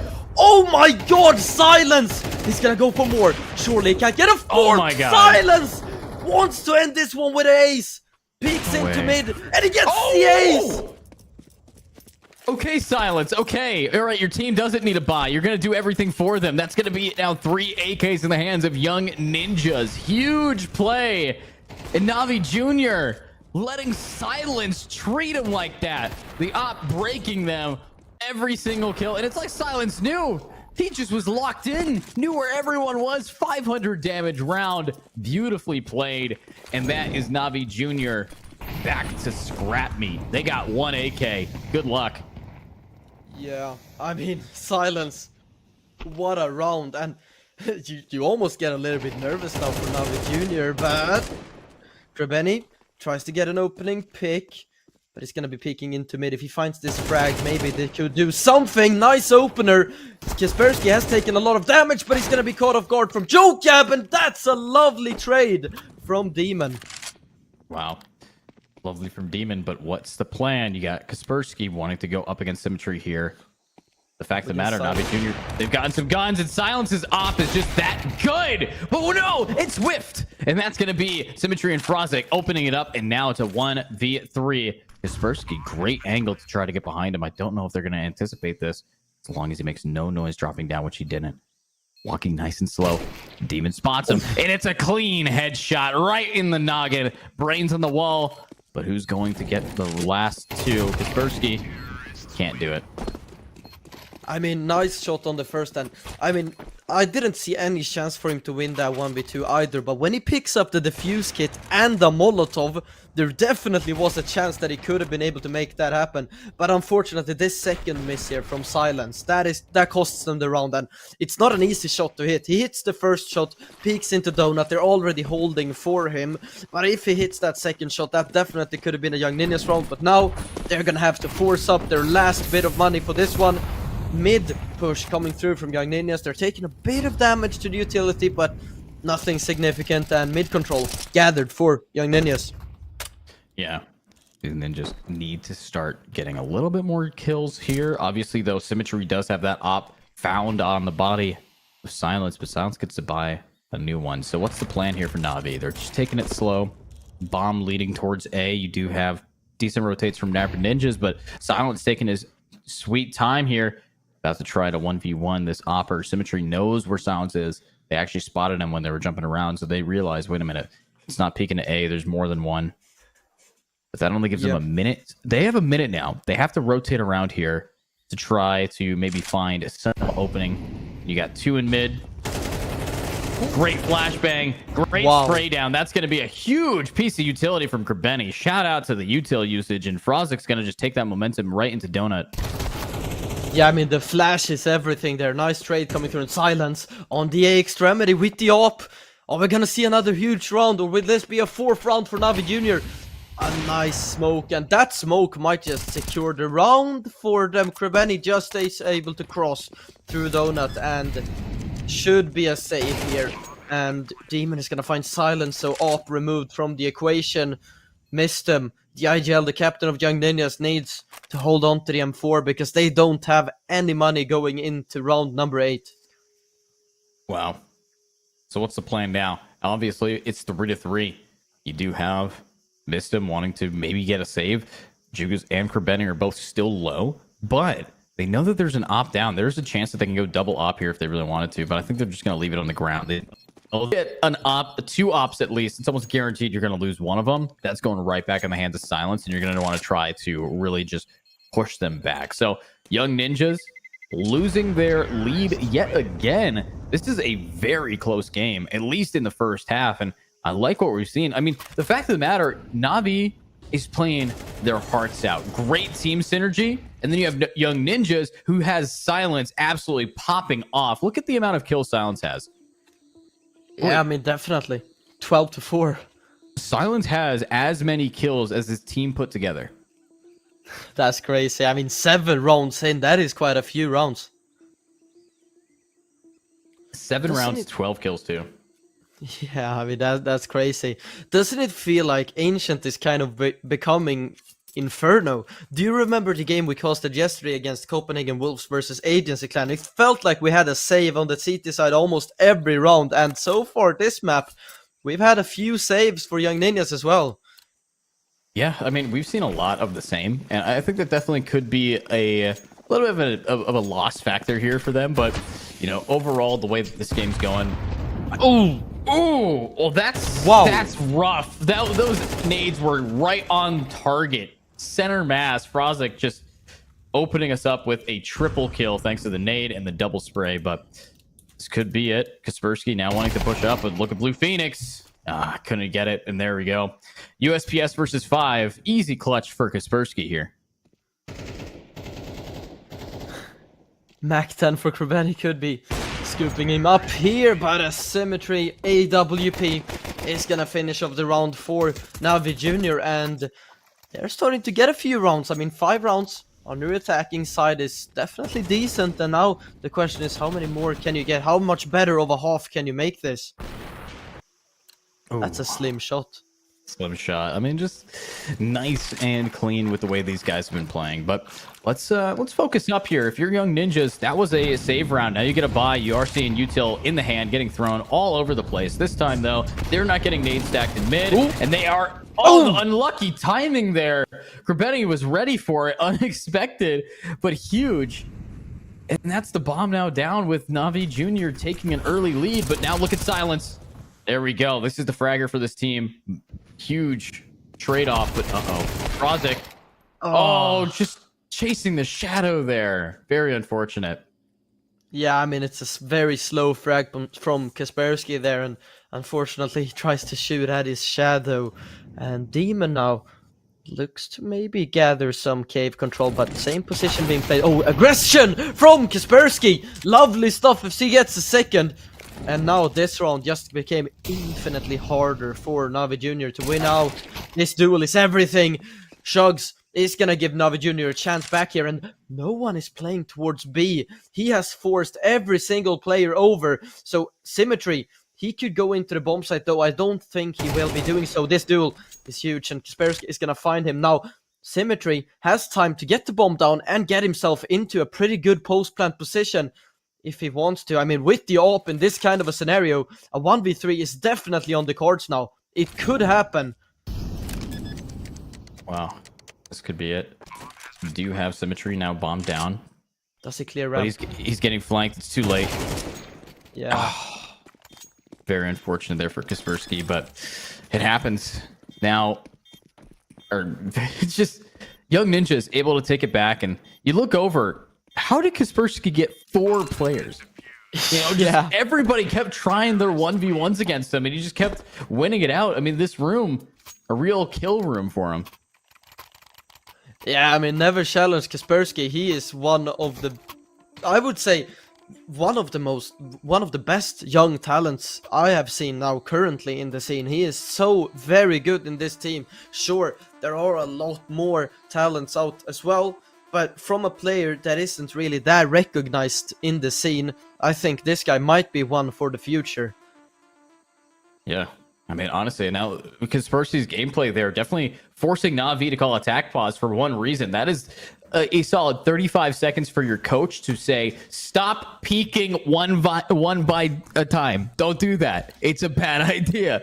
So honestly, though, you look at Na'Vi Jr., and even though they did lose that round, they got the bomb plant, and they still have enough for the next buy. So we should be fine here. However, Silence has the op again. That's the biggest downside. You're giving Silence the opportunity here to push up aggressive, and last time he did that, it was an ace. And oh, okay, Kaspersky, just proven that you are a prodigy. Oh my god. I mean, Na'Vi Jr., a little bit of a misplay in my opinion. He shouldn't be able to peek into B lane without any supportive flashes or anything and get a double as he repeaks a second time. But now, A bomb site lost. Silence peeking into this bomb site. That's a missed Molotov. But Silence won't get any fights anyway. They're gonna be jumping past in the bomb site. I mean, those are some very scary jumps, but a nice Molotov from Frosek to buy them more time, and a pretty good post-plant situation here from Na'Vi Jr. To be honest, they have very deep positions in towards Temple, at least, so that's a position they don't need to worry about anymore. Oh, Kaspersky's gonna find a third, though! And that's it! Missed him finding Frosek, and that was a way too easy retake for Young Ninjas. Yeah, way too easy, but at the end of the day, great plays from these two teams. Now you look on over, it's Na'Vi Jr. who's back again in the hot seat. They have to try their best, or if they can't win this round, their loss bonus is dwindling. They're not going to be able to have enough money to afford in a couple rounds here if Young Ninjas keeps it up. And with it being the second to last round, this is do or die for either of these two teams. You look at Mistem, who can't really buy. You look at this, it is going to be close. I'm expecting a 6-6 here. I think Na'Vi is going to be able to take this round, and Young Ninjas is going to be able to buy up and take the next. That's my prediction. Yeah, alright. And oof! I mean, if they keep playing this way, it's gonna be 7-5, and Kaspersky with another opener. This guy, when he goes aggressive on his defensive sides, I mean, Inferno as well is one of his better maps as he tries to take banana control. And I mean, here in the B lane, it feels like he is just so good as well at finding these opening pick. Now, Shugs has found Blue Phoenix on the A extremity, but Demon is gonna find Kaspersky, so back into a 3-on-3, and Kaspersky maybe getting a little ahead of himself there. I mean, maybe getting a little bit too confident as he goes in for a second fight. Dang, I love the Symmetry taking this angle. It's always so pinpoint, but let's see what they can do now. This is not going to be an ideal or easy position to play in, but here's the thing about Young Ninjas is that they are set up for this. You have a real lockdown. Joka able to really try to be in that Kaspersky position. I mean, he's really just owned it. Jugas can't lose to this. You guys, you have to check left. They've been left every time. Ooh. Thank God. Okay. All right. Do you check for Mistem now? I mean, surely when they've given so much time for rotations here, they might be clearing this. But no, Mistem peeks into the right moment. Gets a double. Symmetry asked to make a clutch happen. 15 seconds as he punches the digits in. And this is a very doable 1v2 on the AWP as well. 2 isolated duels. He's gonna have to choose which one he wants to go for first. He peeks into CT. Silence. Op v op duel. Who wins it out? Symmetry or Silence? And it's gonna be Silence. 6-5. Young Ninjas are just gonna be winning a 6th round. Yeah, I understand what Symmetry was going for there. He had the bomb plan and he wanted to get a little bit aggressive to maybe isolate a 1v1, and he found the 1v1. It just happened to be against a fight that you might not want to be looking for. Silence being able to finish that round off pretty strong. Missed him getting that double down, and yeah, you're right. People were not anticipating them being around so many of these tight corners, and unfortunately for this team, you're now looking at a real push-up here. They are doing great to lock down this map, lock down this site, and honestly, I think this could be it for this team. You look over at Na'Vi Jr., who does have a full buy. They have to start predicting that there are going to be people in these corners. Start checking that a little bit more proactively. Yeah. Kaspersky not as aggressive this time around. It's gonna be a BX coming their way. Missed them finding the first. They're gonna be looking for a trade. They're gonna get it. Penny is gonna find it. Symmetry trades and gets a double as well. 2 versus 2, a double op retake needed. Blue Phoenix has picked up that secondary one and retaking this with 2 AWPs. That is gonna be so tough. Yeah, it's a bit rough here.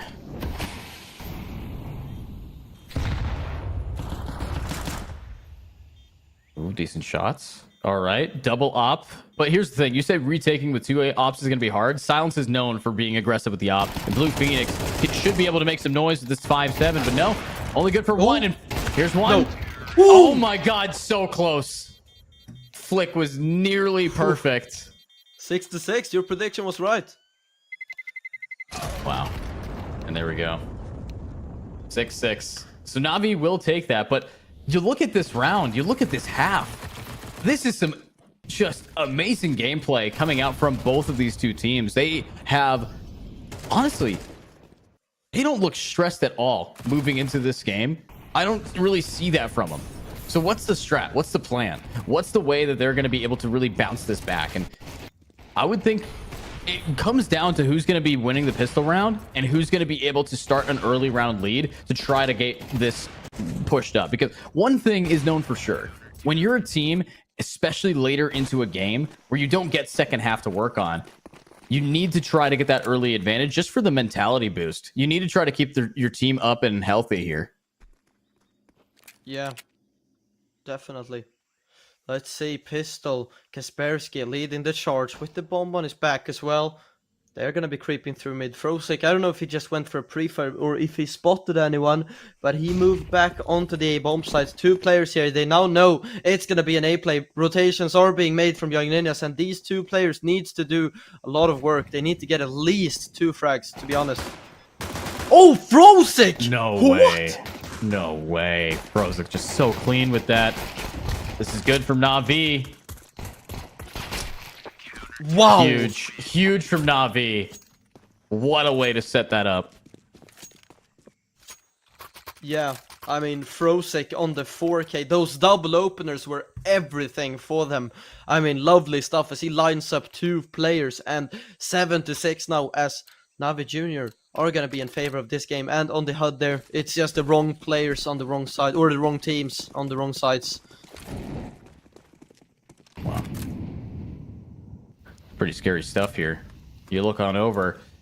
Once we get the HUD corrected, we are going to be taking a look at maybe this force buy from... No, actually, that's not a force. That's just their buy. But you look at Demon bonusing with the Dooley's second round. Makes sense. I mean, they're pretty good. Better than a Glock. So you should be still at an advantage. You're just lucky that the enemy team is not forcing here. Yeah, I mean, might as well have could have been a force buy, but generally speaking, when the T side don't get a bomb plant, we usually see the full eco. Symmetry really wants these eco frags. You can see how much he wants to hunt for them. There's a few players through the smoke. Frosik is gonna be able to get the first and turns around, gets the second. Jocab is able to find 1, but it's not gonna be much more than that. So 8-6 in favor of Na'Vi Jr. Wow. 4-6, huge opportunity here, and they just keep it going. So the strats that this team's pulling out, Ben looking pretty clean. Ben looking real clean for them. And they should be all right now. They should be able to lock this team all the way down. But are they going to be able to deal with the full buy from Young Ninjas? Young Ninjas does have everything in their pocket to make this work. Ooh, timing! Timing. Nice shot from Silence. Yeah, good trade. But I mean, a FAMAS for an AK, surely, usually, I mean, a 1-for-1 trade usually favors the T side. But I mean, you lost the FAMAS. And a mid-round disconnect for Young Ninjas. That is so rough. Can't reset the round now. Yeah, unfortunately, though. Am I looking at this right? Does that say Kaspersky's dead with an AK? Okay, there we go. Yeah. There's Demon getting a kill anyways on a joke ab there, but Frozik calling out that they are still pushing onto this A site. Young Ninjas, they have to commit to the bit. They have to get this bomb plant at least to get their money back up. Silence is in a prime angle to try to slow them down. Flashbanging out for their team. Are they actually going to be able to connect? No. Blue Phoenix gets it even though Symmetry could see him, but the bomb is down. Silence bites off more than they can chew, and that's the round. Only 2 people fall for the side of Na'Vi as Young Ninjas losing their bye. Na'Vi Jr. now 9-6 in that advantage. Great early rounds, great aggression. And honestly, I think the main theme of the day is the way that these players have been checking corners. You know, you have so many of these odd 50-50 angles that you have to be looking in. You look at this map, and there's always a cubby someone's hiding in. That's what happened with Kaspersky getting a 4K. That's how people keep getting these just drops on Young Ninjas. So Young Ninjas has to start adapting to that. Yeah, definitely. Na'Vi Jr. looking for double digits now. Good opener. Krebeni is gonna find another. But Kaspersky, with that hero AK, has found one in the meantime towards middle. So still 4 versus 3. Definitely gonna be favoring Na'Vi Jr. Symmetry is gonna find Mistem with the open. The bomb outside of the B bomb site. Surely it's gonna be just a last ditch effort to try and make a B exit come through for Young Ninjas, but this is going to be so tough. All you can really hope for is maybe get a few more kills to try and limit as much of the economy for Na'Vi Jr. as possible. But steps have been made. They know it's a B play now. 3 players close by the bomb site. But the bomb, it would be huge to get the bomb down here. A lot of damage on the wall bang, but the bomb is still going to go down. And Demon finishes off the round. So, double digits for Na'Vi Jr. and they're just going to be 3 rounds away from closing this map out. It's really starting to get time now for Young Ninjas to get themselves their first T-side round. Otherwise, this map could be over in a flash. Honestly, that's the thing about CT side on this map of Anubis, or Ancient, sorry. Ancient is a map where you have so many just aggressive CT angles that it's not really, you know, possible to check all of these corners as slow as you need to get the advantage without just burning down that clock. And then you're going up against time. So Young Ninjas has a lot to focus on here. If you are this coach, you have to take a deep breath. You have to say, okay, guys, what's our strat? What's our plan here? Right now, it comes down to Silence picking up the op. That's the best play. You bring Silence's op down, you should be fine. But overall, the way that these guys have been able to perform, it leaves a little bit to look for here. I want to see a little bit more from Young Ninjas on the whole. You have Joe Cab 4-14. You have Blue Phoenix 4-13. Usually these guys are fragging out, so I think they've really, taken a step back in the reins of Silence. Oh, but, no. Well, we're not going to be seeing much from Joe Cab today. Yeah, unfortunately not. And if I remember correctly, he didn't have the strongest of first maps either. Lovely stuff from Na'Vi Jr. At least Silence responds with 1, and that's the first frag Silence gets in a long while. I don't remember the last round he got one. Blue Phoenix is gonna find Shugs towards heaven and back into 2v2 we go. Because Silence, he had 16 frags the first 7 rounds, and then afterwards wasn't much more, but he's gonna get a double here. Demon doesn't clear beneath him. Blue Phoenix has a round winning position, and how? No way. How does he go uncleared for that long? Demon doesn't even consider it, and that's gonna be a 7th round. 4 versus 2, 1 for Young Ninjas, and maybe a little bit over aggressive from Navi Jr. there. They wanted to close the round out, and Young Ninjas are going to be capitalizing on it. Yeah, huge from them. Now, with Young Ninjas being able to win that round, they should be able to keep moving, but Navi Jr. has an answer. Symmetry pulls out the op. Jug is still having a solid buy here. Might be able to really anchor this back, but Kaspersky gets a little aggro and almost sprayed through the smoke. Luckily, the Benny ran out of ammo. Silence. Oh my, wait, Demon, what? What? And then Symmetry shuts down Silence? How did Demon, while blind, flick onto another person? And now Jugas gets that. Kaspersky pushes up and gets killed by Krebeni. Oh, it's just Joe Cab. 4 and 15. Don't be 5 and 15. Oh, come on. Unfortunate. I mean, an 11th round won now by Navi Jr.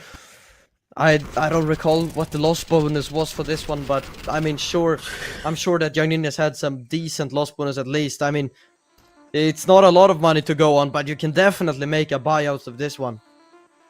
Yeah, big buyout though for Navi Jr. They have more than enough money. They even picked up 3 AKs for the CT side.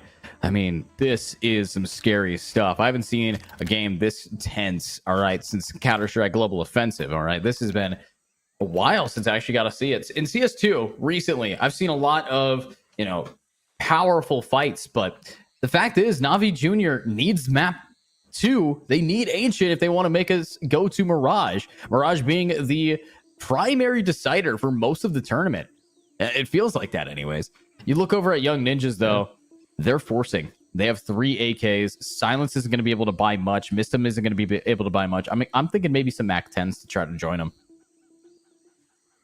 Yeah, definitely. And like you said, Ancient, usually being a very interesting map to play deciders on.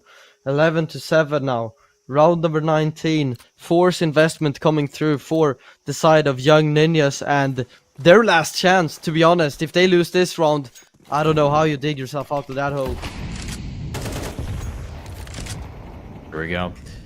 But can they dig themselves out? Right now, 7-11, not a losable scoreline. They can definitely bring this back. They just have to win this round. You cannot allow Navi Jr. to get this match point. If they do, then they're going to really be able to just completely take you aback, set you up for failure in map number 3, and they have the advantage here. With Symmetry in a great position, Donut opping. You do have the rest of this team over in mid and B. Young Ninjas just waiting to flash out. This default hasn't spotted anybody. I like the fact that Navi Jr. knows when they should and should not get aggressive. They're taking a step back here. But will they be able to actually get a pick? Kaspersky. Krebeni. I mean, Kaspersky goes for that pre-fire, but isn't able to connect. That's a nice opening frag from Jokeb. He's gonna find Symmetry as they try to enter the A bomb site. Only Shugs here to defend, and rotations are on its way, but he needs to put up one hell of a defense if they're gonna make a round, and surely we're gonna see a save here. They can't afford to go for this. Oh, big nade though, right onto Demon. But Frozik is going to be already leaving, wanting to save that full armor and the AK. But you look over at Demon, who wants to maybe try to fight for some exit frags here. Is it going to succeed? So Young Ninjas, they are still in the game. They managed to take a deep breath in. They've managed to really just lock this down. But can they do it 3 more times to prevent Na'Vi from getting match point all the way up until maybe they can get it back? Maybe we can avoid an overtime if they just get a reverse sweep here at the very last second. This is some pretty clean gameplay, but overall, Young Ninjas needed this, and it was done flawlessly. Yeah, huge round. I mean, 5 players staying alive means a huge growth to their economy, and they weren't that stacked considering the fact that they almost had no money each going into the round after purchasing up all their guns, but they're leaving the round with so much extra cash, and now if they were to lose a round, they will have some money to back up on to have another buy, so they're at least a little bit more safe, but they're still down 3 rounds, and that is a lot when you're this late into the game. And there we go. Nice shot from Frozik, able to shut down Jokab. Now, will they be able to really lock this in? You have Krebeni wanting to try to push on up. Spots it, and that's Krabeni grabbing Kaspersky. Huge opportunity for them. But can they find another one? Navi Jr. has to keep this up, and it's almost flawless, but wall banging. Maybe you should start focusing on who's right in front of you. Frozik now knows not to push in with the drop of their teammate. It's a 3v4 still. And Demon repositions to pick up the paces. This crossfire is a little bit too much to bear, but that's Juice able to grab Mistum. There's only 2 remaining. Silence hasn't moved with this op yet. Been holding the same angle. And unfortunately, Young Ninjas, I don't know if they have the firepower to get through these 4 players, but a 2v4 is definitely doable, especially with a whole minute on the clock. Yeah, I mean, if you were a team like Virtus Pro, you would probably consider the save here. But I mean, all of your players are going to be having at least AKs in the upcoming round. But I mean, no AWP, of course, if Silence were to fall here. But I'd sure think that they're still going to give this a go. There's definitely not that big of a reason to go for the save. Though with just 30 seconds left, pushing into a bomb site is going to be tough. Blue Phoenix is going to be going up in towards heaven. The missed op shot is going to give a lot of room for Navi Jr. to work with. But Silence swings into the fight. Symmetry left defending on his lone. Nice. And Silence falls. Lovely frag from Symmetry, and Symmetry can press the issue here. Fake plant for Blue Phoenix. The wall bang is good, a lot of damage. The Molotov is even better, and that's gonna be the round. 12-8, Navi Jr. Map point. Wow. With now map point on the docket here, this could be it. Now, on a good note, Navi Jr. wants to bring us to Mirage. On a pretty bad note for Young Ninjas, Navi Jr. wants to bring us to Mirage. This is not looking too hot right now. They have a big opportunity to really take this back, but the thing is, this is the last buy that they're going to get. You lose this, you die. You have to be able to save this up. So, good luck. It's going to be all AKs, no op for Silence, which means his best weapon is going to come down to how his team's able to really pick up the pace. But JoeCab and Blue Phoenix, I got to see more from these two. They have not been able to really deliver right now. They got 6-17. That's my birthday. JoeCab, though, is going to be joined with Kaspersky, starting us off on Krabeni. Great first blood.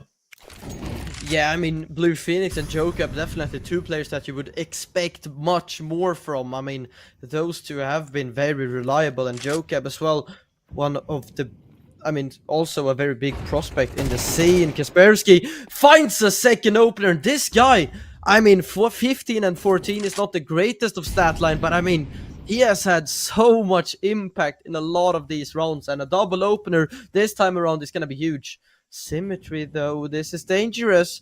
Kaspersky is looking for a third, and he's gonna get it!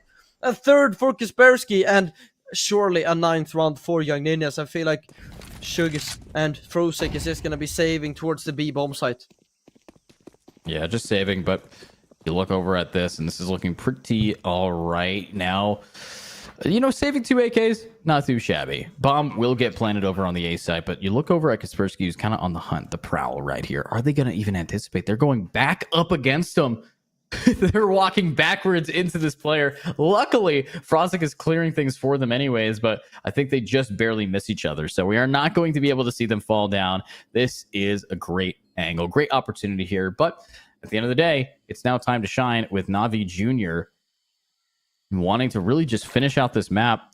I don't think they're going to have enough to buy Symmetry and Op again for a while, unless maybe Frozik drops him one, but good chance for an overtime. Yeah, definitely. And I mean, Symmetry, I mean, yeah, no money as well.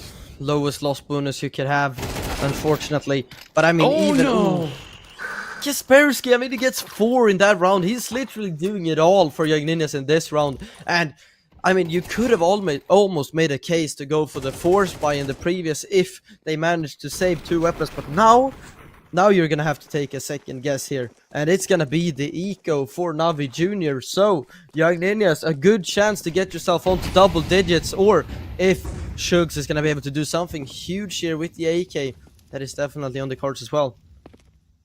This could be it. You look at Kaspersky.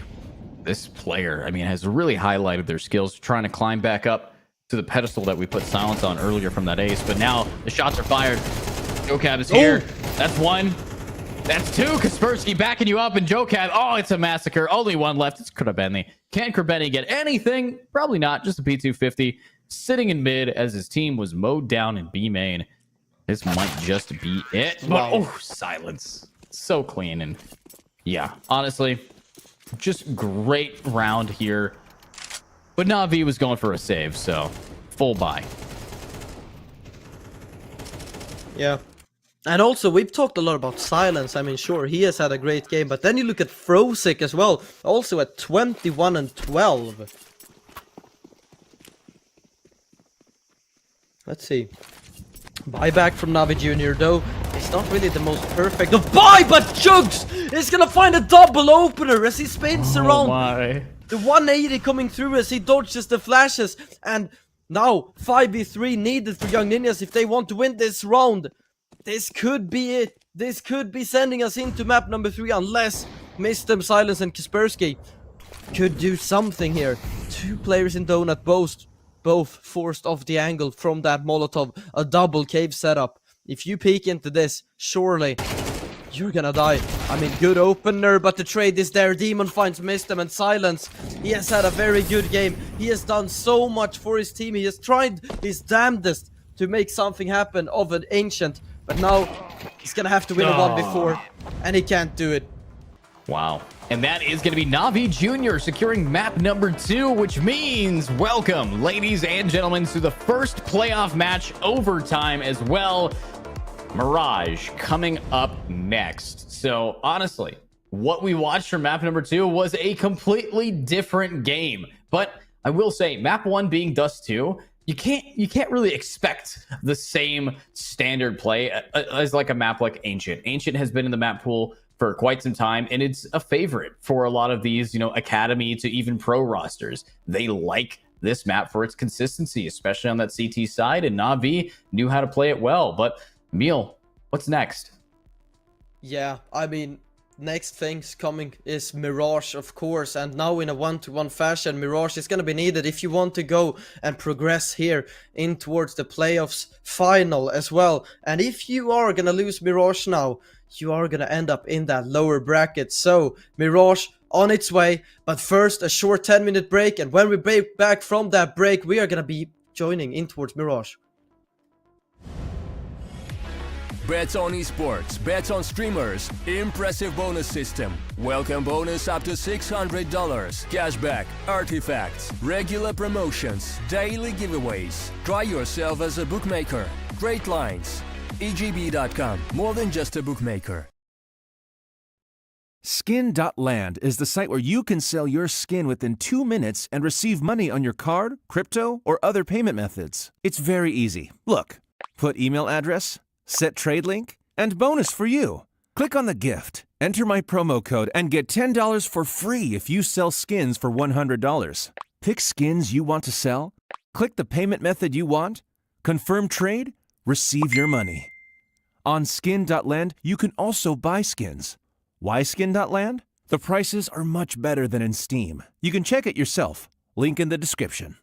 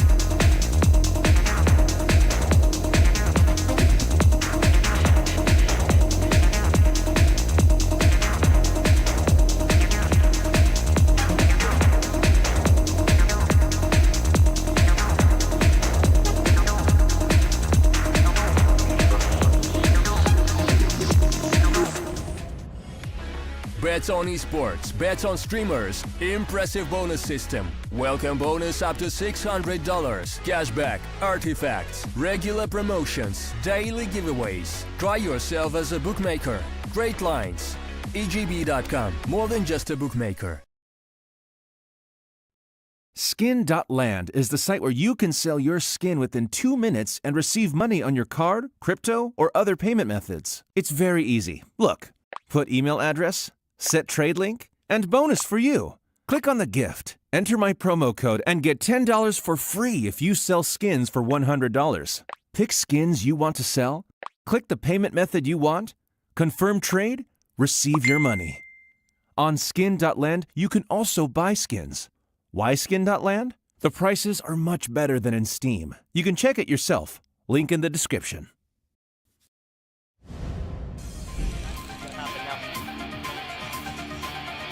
That's exactly what's gonna happen now as well. Easy. Checks it long, saw the mid, now has to go. Blue white on one, blue white on two. What was that? Blue white! Oh my goodness, could have been another frag. Easy. Indeed, pushing in through here aggressively. Pawns the line once more. Lampada thinks there's only one. Checks it to the left side and now takes them all. Lampada on the spray transfer gets scored. He hasn't had the greatest of games right now, so he has to pull through for his team. How many can he find? That's what we want on music. Oh, the transfer! Down the spray transfer, beautiful. He knows where the last one is as well. Lampada on the scout. Oh my god! What? Lampada! What was that? What is that? What just happened? And welcome back, everybody, to the Apollo series. This is phase 2 of the playoffs, and this is the final map of Na'Vi versus Young Ninjas. And of course, Na'Vi Jr., they just scraped on with an insanely powerful game in Ancient. But my name is Edu. I'm joined by Emil FPK. So are we ready for this game? Yeah, I mean, I certainly hope so, and both teams should be coming in rather prepared for this one. Mirage, a commonly played map, and with so many, I mean, 2 academy teams, right? We have so many young players on the server. I'm guessing a lot of these players are grinding Face-It daily, so Mirage should be a map that they are very familiar with. Yeah, Mirage is a map that I'm very familiar with as well. It is my most played map, and looking at the way that these teams have been able to perform on here, it's the decider for a lot of the times. It's the map that, you know, you come here if you want to prove something, and now that both of these teams are, you know, they are pretty well versed in here. I do want to know that I didn't get to see too many of the Young Ninjas games in that group stage. I know you did, but I saw a lot of the Na'Vi games, and Na'Vi, they love to pop off on Mirage. It's one of their biggest, you know, just if things aren't going well, you pull out Mirage, things are going well. So looking at the way things are, you know, have been brewing up here for these two teams, what should we expect from Young Ninjas here on this map? Like, what's their play style? I mean, it is very, very hard to predict how they're gonna play in towards this one, if I'm gonna be honest. I mean, throughout these games, I've watched a lot of Young Ninjas games here throughout the Apollo Series Phase 2, but I mean, they haven't played that map too much in the Apollo Series, though on HLTV in bigger tournaments where the tournaments are shown on HLTV, where stats are shown from those matches, I know that Young Ninjas are a pretty strong Mirage team, but throughout Apollo Series Phase 2, they have had a lot of, they've had a fair few 2-0 wins, and throughout both of those games, there was no Mirage map played, and throughout one of them, I think Mirage was map number 3 that was gonna get played, but we didn't get to see it. So in the Apollo Series so far, I don't think Young Ninjas have played a single Mirage games, which means that Navi Jr. are going to have a tougher time to prepare against Young Ninjas, and Young Ninjas, considering the fact that Navi Jr. already had played it a couple of times throughout the Apollo Series, it's going to be much easier for Young Ninjas to be prepared on this map. Yeah, I kind of agree to that. And now getting into the game itself, it's time to shine. And if you guys want to shine, make sure that you go get your skins, because skins equal wins over at skin.land. Remember, you can also sell, buy skins, whatever you want to do over there, fast, easy. And with the promo code Apollo, you also can get a $10 bonus. So as we are getting into the game, it is now time to start the first half of Game 3. So check out skin.land, check out EGB if you want to get in on the betting odds, because it's time to see who is going to be making it all the way through this first. Because we're in that double stage bracket, whoever has to face off against either of these teams in that lower is going to be struggling here. But it actually is going to be a knife round first. And it looks like we know who's going to win that. Navi Jr. takes the knife round and even knifes their teammates. Yeah, and generally speaking, a city-sided map, and generally as well, teams usually pick the CT side. Oh, a little bit of a block here. But I mean, teams tend to choose the CT side on Mirage as well after a pistol round win, or when they get to choose which side to start on. So I'm guessing Navi Jr. will do the same. But if you want to put some extra bit of pressure on your opponents, you pick the T side to just show that maybe we have something else in mind for this half. But now, honestly, with the sides being picked, Navi Jr. is going to start on that CT side, and we're going to see who's going to be able to move on up here. As I know that Navi Jr. definitely deserved to make it to map 3 with the way that they played map number 2. And Young Ninjas, I think we had a few disappointing outcomes from some of their players. And I say that with all love. All right, we saw that, Jocab and the Blue Phoenix, they're doing all right in other days, but today's just not their day. I want to see them actually start to bring it back in this last round. You got to really focus up here, because honestly, the difference between Young Ninjas taking or losing that last game really came down to their performance. Yeah, definitely. Let's see. Nice opener found by Chugs, but nothing more than that. A quick trade. Frosek finds Kaspersky on the P2K, and this guy has had a few good rounds on the P2000. But Blue Phoenix with a double. Maybe this is the round where he steps up, but Kribeni with a timing finds both. Actually, Symmetry finds one of those, but a great pistol nonetheless for the side of Navi Jr. And I mean, Blue Phoenix, I think he ended the second map with 6 kills or something, and he already has a third of that in just the pistol. Wow. Absolutely clean with them. And now, let's see what they're going to be able to do here as Navi Jr. Great opening.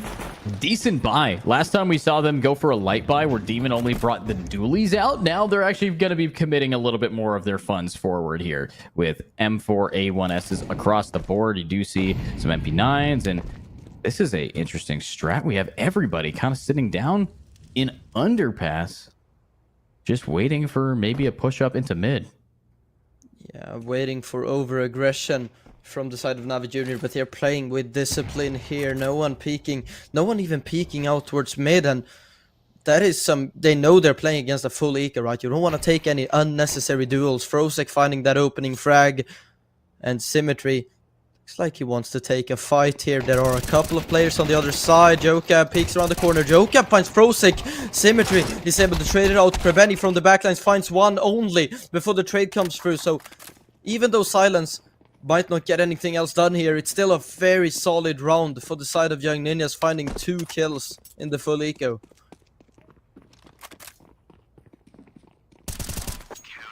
That's it. Wow. 2-0. Round. Yeah, 2-0. I mean, honestly, though, the fact that Silence and Jokab were able to get a couple picks there with just the Glock is all that you really need to do. Decent amount of damage. Of course, we are looking now at Navi Jr. wanting to really set themselves up for success with a full buy across the board. This isn't really going to be much of a bonus here, but you look on over at Young Ninjas and they have AKs again. And if they manage to take this, well, we know Silence is definitely going to be pulling out that op as soon as possible. But what's the plan with Frozix? Pushing all the way up into ramp, joined by Demon. Actually, joined by... Oh, joined by Symmetry. I like a ramp take, and it works out as well. Frosik finding a double opener, looks for a triple. Demon has found Blue Phoenix in the meantime, and they're locked out of the ramp. Like, missed them in Silence, backing away, and lovely stuff from the A defense. Navi Jr. already 2-3 rounds into the game. They're already being proactive, making ramp aggression, and still having one man holding towards Palace. So triple opener found. Missed them in Silence are definitely gonna give this a go. Still, they're trying to find an open window somewhere, but Navi Jr. are in such a comfortable position to find a 3rd round consecutive here. Yeah, this could be their 3rd, and probably will be, as it looks to be a save from Young Ninjas. They're contemplating going in. It's a 2v5, and they're not even going to be able to get the bomb plant if they try here. This stacked A site is armed to the teeth. If you want to try to push in, you will get pushed out. So what's the plan? What's the strat here? Silence inching up. They're going for it. They're not going for the save. Yeah. They want to try to get a few picks before they enter. 30 seconds. Krebeni being aggressive. And yeah, missed them, at least finding the trade, but that should be the round confirmed. A good frag from Krebeni on the MP9, and that's kind of the weapon, the only weapon you didn't really need going forward. So some extra cash for an SMG kill. And Symmetry is going to find the last frag. So 3-0 now. And a lot of economy built up on the back of that. 4 players staying alive for the side of Navi Jr. Wow. I mean, decent start. What we're now looking at is Navi Jr. locking this team down. They have a pretty big pushback from Young Ninjas, and this is a potential reverse sweep by the way they're playing. They just managed to get themselves guaranteed 2 AKs. You're facing off against a Tech 9 rush over towards A. If Young Ninjas wants to be able to get around in, they're going to have to go for a Thrifty to try to bounce it back before Navi Jr. almost guarantees the first half in their favor. Yeah. Demon playing towards stairs. Has been smoked off. It's gonna be an AXEC. Not a lot of weapons to work with, but a lovely opener from Kaspersky. Can it be more? No. The smoke spam from Demon is gonna equalize the firepower 4-4. But that's Symmetry finding a double, almost a triple. Frosik through the smoke has found Jokab, and Silence with a picked up AK needs to make a 1v3 through, and Krebeni is gonna finish off him. So 4-0, but a good plant nonetheless for the Young Ninjas. Yeah. They get the plant down. They even get 2 kills, but at the end of the day, that was a bonus-ish eco. They have enough money now to go for a full buy. I'm not sure if Silence is going to be pulling out the op. I think he's got more than enough money to do so if he really could. And you pull that op out, we're going to start seeing more focus towards mid. As we know, Mirage is a map where mid is critical if you do have the long-range weapons to actually fight for it. And now that both teams do, I'm assuming that we're going to be seeing some players in mid, and looks like Mistem is heading over. But the only player here, the rest of them actually going up A main, and Symmetry is totally okay with having a 1v1. Yeah, Young Ninjas looks like they want to make an AXEC here, and currently the right call if they were to go for it right now, but rotations are being made. Bomb still in T-spawn, so Young Ninjas may be a little unsure themselves of where they want to finish. Symmetry though, strong angle with the op, should be able to find a frag here if they peek through. Demon is able to trade Frosik out, back to a 4v4. 3 players still holding towards mid, no one over towards that B bomb site, so if you peek into this, you're gonna fall, but Actually, Kaspersky was able to find at least one, but an AXX is coming through. Bomb on its way over. Jump to the stair. Jokab is gonna find Symmetry. And surely that has to be it, right? Krebeni, does he have a chance for this one? Damn. The answer is no. The answer to does he have a chance is not at all. Blue Phoenix already has the same amount of kills as he did last game. Hopefully he can keep this energy up here. But the first round going to Young Ninjas. This is now time for them to really shine. But Symmetry will be able to pull back the op. The rest of Navi Jr. being able to pull out those M4s. It's up to this round to keep themselves in the lead momentum-wise. As if they fail, well, their money is gone, dwindled, dusted. And you look over. Yeah. Decent pushback. I like the split here. This is very default heavy. Definitely. And an AWP for Silence. Symmetry as well has been able to buy it up. But a last buy now for Navi Jr. I mean, they needed to spend every last penny for this buy. 3 players with 0 in the bank balances. So, an important round to close, or else Young Ninjas might be able to get a few rounds consecutive here to try and bring themselves back into the half.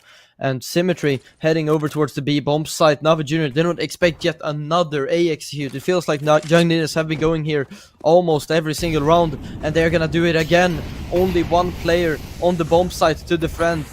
And how many can he get here? Kaspersky is gonna fall. He gets the first. Demon able to find a second. 5 versus 3 now favoring Navi Jr. They're trying to press forward. Demon is gonna find a second. Sindo brought out 4 shoots. He's gonna upgrade to the AK. Misses the shot, and Demon finds a triple. Silence with just 5 HP backs away to save. And that is a huge round for Navi Jr. Wow. Ooh. Nice shot. Nice there from Silence, but with only this dwindled down 5 HP remaining against 4 players left. Would have to get another ace with 20 seconds, so yeah, not gonna happen. A decent save coming on over here for Young Ninjas. However, Navi Jr., they were so desperate to keep this round in their favor. They needed that money, and they managed it well. Demon's easily going to be able to buy Krebeni here no matter what, so this is looking good for Navi. They're starting off strong on the Decider. Yeah. So good work here from Demon, and missed them. That is not pretty. I mean, goes for the headshot even though Demon only has 4 HP, but of course that is unconfirmed damage, I guess. And 5-1 now. Still a buyback from Young Ninjas. But I mean, if they lose this one as well, Navi Jr. are starting to get a lot of rounds here on their defensive side. It should be no worries just yet, but I mean, if you lose 2 more rounds consecutively here, I mean, it's tough to come back 7-1. It is a little bit tough, but you look at Mistum here. Kind of split up, and oh, the shots will come through. Smoke is now going to come around. Do have a decent drop down. And window Demon. boost. Ooh, smart. Great nade from Blue Phoenix. Pro 6 site. Huge information. Yeah, here's a lot of noise. And there's going to be the pick. Demon gets one. Another one down. It's a 2 for 2. Everyone's traded out, but Mistum falls. And that makes it in the advantage of Navi. But look at Jokab. What is this positioning? Everyone is set up, but the bomb is stuck in mid. They're going to have to go for a flank now. Frosek wins the duel. That is huge. That is such a huge duel to win for Frosek. Now he puts his team in the advantage, and this Blue Phoenix can't win this one. Not going to happen. And I think we're back to seeing Young Ninjas at their, limits here. Yes, they should be able to force up another buy. Their loss bonus is looking okay, but why are they losing the bomb in such a terrible position almost every time? And you look over at B, they had the full site cleared. Everything was looking fine for them. But Young Ninjas, this young team, is looking a little bit in their infancy when it comes to the map of Mirage. This is not a good start. Yeah, definitely not. And Kaspersky is going for the buy here, but a timeout called besides it. We might see him sell that back. Actually, yeah, he's gonna sell it back. Blue Phoenix the way buys it back again. All right, maybe doesn't feel like they're really sure what they want to go for here, but a 2 AK purchase. They want to make some sort of a hero play to maybe have a chance to win this round. I mean, Navi Jr. they don't have a lot of money. Young Ninjas are aware of that, so they want to limit the economy for them as much as possible, but you're gonna have much less to work with in the upcoming round if you don't make some good play in this one. If you don't get it, then you are going to be pushed all the way back. But now Young Ninjas with 2 of these AKs, can they actually find Kerbeni? They can! Ooh. The opportunity is taken, and now the Van player dropped. 1 player on site, though. Oh, Frostic is clean here. Able to grab Josic. There's another one. Demon. Can we see another pick from this player? We are going to see a great shot there. Huge opportunities here, and maybe another one? No. That is Na'Vi just gunning down this team, only losing 1 here. Yeah, and that was in the opening duel as well. That could have easily been the B bomb site overrun, but Frosik is just too good, man. He's playing so well in the previous map as well. Incredible stats that he ended the map with, and currently 8-3 is huge. Wow, 8-3. It's, you know, I think that might be the scoreline in this half based on Young Ninja's gameplay, but look at Mistum now pushing up. This is it. Now, might be able to walk on up. Kaspersky spots him. Nice! Huge pick. Great angles there. Frostic's able to grab one. Kaspersky grabs just a decent angle, but... Oh no. Bomb is still in top mid, and the flank is coming.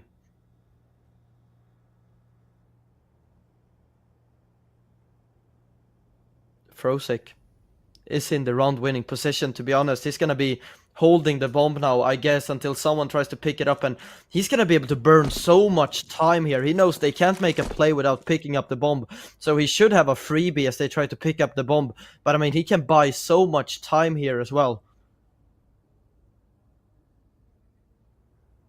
Missed him. Picks it up. Wait a second. Frosik is not holding for this, but now it's just the timing. I don't know. Frosik needs to make a move. His teammates are dying in middle, and he is still in top mid. Lost the bomb. 30 seconds left. Symmetry really the one to make a play now. This is looking all right. Off in hand. Not going to be able to get the wall bang. Huge jump up.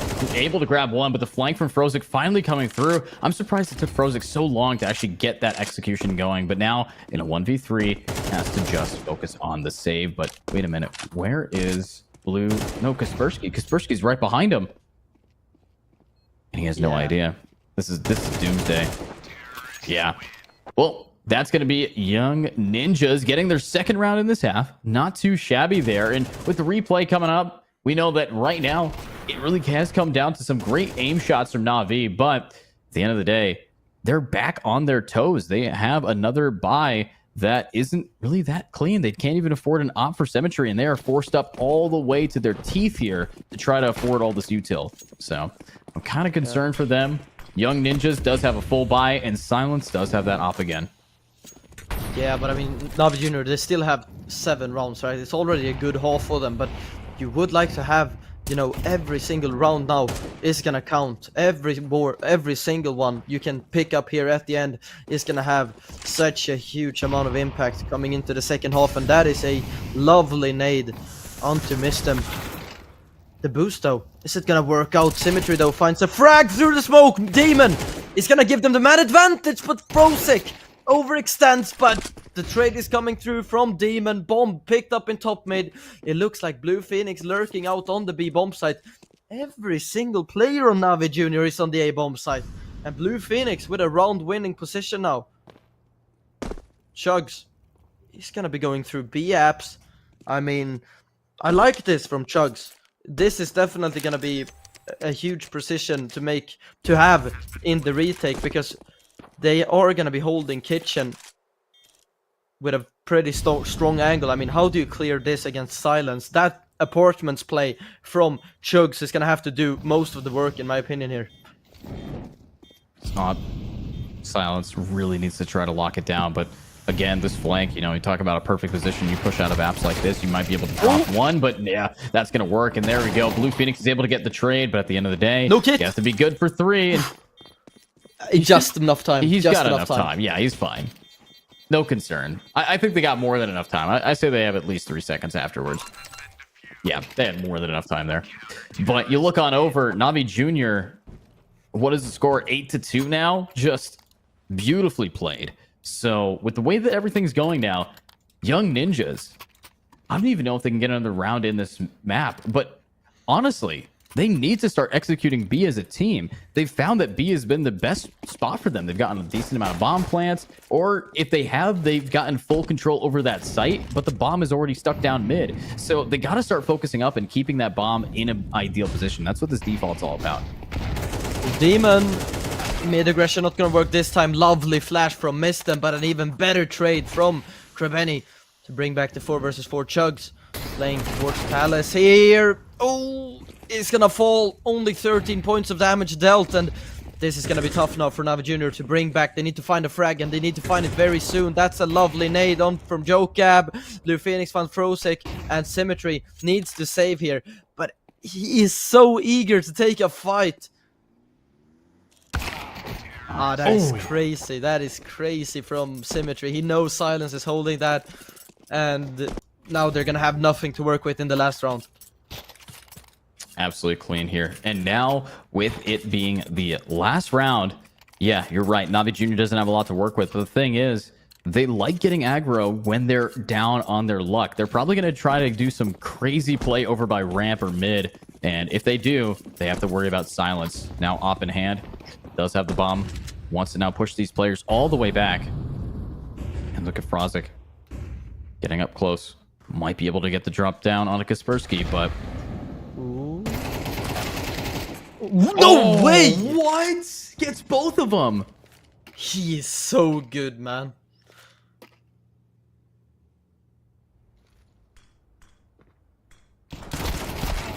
There we go. 3. Yeah, that has to be it, right? 2v5 now with just 2 Deagles left to do it. Missed them with a nice headshot onto Symmetry. And, I mean, Chugs in the T-spawn, a decent position if he had any teammates alive. Here we go. Well, it is the last round before the half here, so... No, nothing else. And no one expects Mistem in that spot. That's a funny angle. But 8-4, not too shabby here for Na'Vi. But Young Ninjas being able to finish it off at the last 4 rounds, getting 3 to their name. Pretty clean now. But as we are going to be getting into our second half of our last map for this matchup, I want to say, I think Young Ninjas, they're kind of struggling here. They're kind of being pushed back a little bit too much. You have players like Krebeni being able to get real aggro a lot of the time. You have Kaspersky, who was just absolutely fragging out of his mind on Ancient, kind of slowing down a bit. And again, we still haven't seen that much here from Jokab, so I need to see a little bit more. But overall, in a whole series, Young Ninjas has been playing okay. Yeah, I mean, definitely. And Jokab, like you mentioned, he is definitely one that needs to step up. He is usually such an impactful rifler, but currently, in the past couple of maps, we haven't really seen a lot from the man. 5 and 9 currently. Doesn't bode well. Yeah, does not bode well. But with now it being the halftime show, this is my time to say, if you guys want to check out our wonderful sponsors, they keep the lights on, they make these tournaments go. Check out EGB if you want to get in on the bet placements, and you can also check out our wonderful sponsor Skin.land if you guys have any CS2 skins that you would like to sell. Check out our bonus code. It is Apollo for 10% bonus as well for you. And you make sure that you check them out if you have any skins you may want to get, because remember, skins equal wins. But with Young Ninjas, time to shine. It is their showing on CT that will make this entire match either go in their favor or Na'Vi does a reverse sweep. Yeah. Let's see. Round number 13. A reverse sweep from Na'Vi Jr. definitely on the cards. And Young Ninjas, you would like to see them win the pistol here. Otherwise, they're just going to be down so many rounds. Only one player towards A. It is the man of Silence. Playing towards CT, just going for information. Utility is being thrown out. A lot of utility bought up here for Navi Jr. Only 2 pairs of Kevlar going into this one, so a lot of utility bought up, and they're gonna be so fragile now against some USP shots to the body as well. Blue Phoenix gets the first, gets the second. That's a lovely shot onto Symmetry, and Kaspersky finds Demon, can't make it a second. Frosek though, not able to find more, and Kreveni, a 1v4 asked from him. 10-second stick from Mistem. Kreveni finds the first, but he is smoked. Oh my god, Kreveni! Wait! Kreveni gets... They know where the he bomb doesn't is. find him. No! No way. Counter knife. What is What is going happening? on? Oh, that is an interesting pistol round. But shout out to Grubeni for killing everybody at the end of it. But at the end of the day, you have to win the pistol if you want to walk into the next round with some decent buys. So, yeah, not ideal. I mean, here's the thing though. Young Ninjas, they don't have a single player surviving, and Kreben gets 4. I mean, the T-side purchase is not looking that bad, to be honest, and barely any utility for Young Ninjas. They're focusing on firepower here. So they need to win out the duels, otherwise they could lose. This could be good. Kaspersky, very aggro. Spots ahead. The taps come through, the dinks, and there it is. The trade, at least Krabeni getting 2, coming up from underpass. Huge opportunity there. Now, are they going to be able to find the players on Cat? Yes, they are, but they shoot, and it does not connect. There's only one player left on A. And the boost is big, my but god! Krabeni, 180s through the smoke, through your brainstem. Huge. And now we see another one. Blue Phoenix, good for 1 before traded off. It's Silence to try their best. And even though Young Ninjas managed to take that pistol, Navi Jr. is the one taking the second round in this half. Krabeni, I mean, doing significant work. How does he find the third? I mean, that is a crazy turnaround to find the headshot onto the boosted player on short, and Navi Jr. finding themselves a 9th round. Young Ninjas, they're gonna have to force in the next one. They're gonna be on double eco territory. Silence holding on to an M4, and Navi Jr. are put in such a comfortable position now. Let's see it. Symmetry. Trying to maybe find a opening here with anybody going, but you know, you gotta just save it, and Silence will be the one to successfully save. Nobody dies to the bomb. Krabeni incredibly low, but at the end of the day, you are seeing a huge switchback onto Navi Jr.'s side. So Young Ninjas, even with that great pistol, they're just not hitting their shots. There's no reason why Krabeni should have gotten away with that. Yeah, no, definitely not. And force investment like we expected in this one. 2 SSGs without Kevlar. Interesting buy. If they need window, it's gonna be tough to survive for Kaspersky. He's going for those lucky shots there. Maybe gaining a little bit of information if he sees something through the smoke there as the bullet pierces through it. But I mean, no information gained, no damage either. Be aggression accounted for.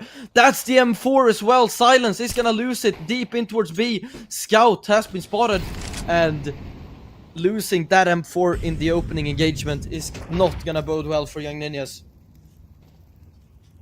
Yeah, not too great here, but Demon is low, so when you do have players with Deagles, Scout. that's pretty all right. The Scout, oh my, actually bodies Frosting from the back, and he almost gets naded by his own teammate there. He's freaking out.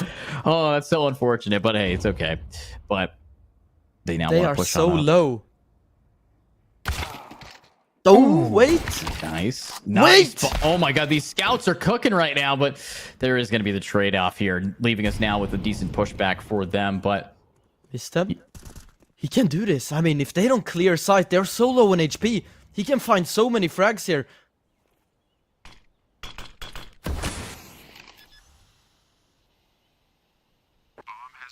Wow, well played on the plant there. Smokes off the planter. Missed and positions himself in under palace. Finds the first. Low HP on the second, but Symmetry finds the trade, and round should be confirmed now. Blue Phoenix, I don't see a way back into this one as he finds Demon for free. Not accounting for the smoke push from Blue Phoenix, but he picks up an M4, and it looks like he's just gonna be trying to save this one. Huge. Can he actually save, though? think, yeah, no one really wants to fight him, especially knowing that Frozik is only at 6 HP. Symmetry might try to go for it if he can hear any sound cues as to where this player is at, but with the bomb now ticking away, I think this is going to be a guaranteed save. So what's the now strat here? What's new for Young Ninjas? I mean, they're back to having not that much money, and Navi Jr. just guaranteed themselves double digits. So it's 5 to 10 and double digits on the board for Navi Jr. I'm looking at this and I don't really see a way that Young Ninjas could catch up in time. Yeah, I mean, they should not be winning this round. I mean, it could happen. Blue Phoenix has been playing pretty good so far on Mirage, and if he puts up one hell of a performance on that hero M4, maybe this could be a round, but probably going to be 11-5, and then they're going to be banking it all onto the buy round there in round number 17, if we get to that point though. And ooh, nice boost. Blue Phoenix finding an opening. Frag!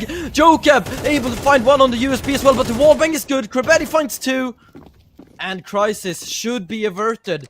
I mean, there is a flank coming through Palace, and you're definitely not expecting that. Should be good for a kill, but I mean, no kit, no weapons, low HP on Blue Phoenix, even though this should be a free kill for Kaspersky.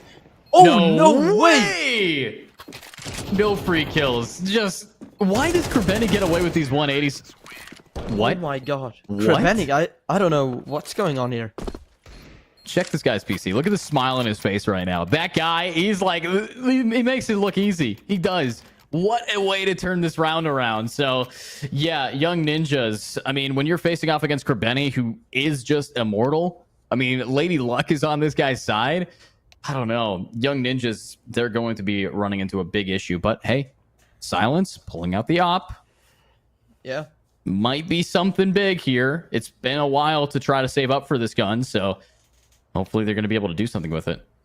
Yeah, we've definitely seen Silence on the op before have some good amount of impact, but I would say this is probably the last chance now for Young Ninjas to prove what they are worth. I mean, a must-win round, otherwise it's just too much to come back.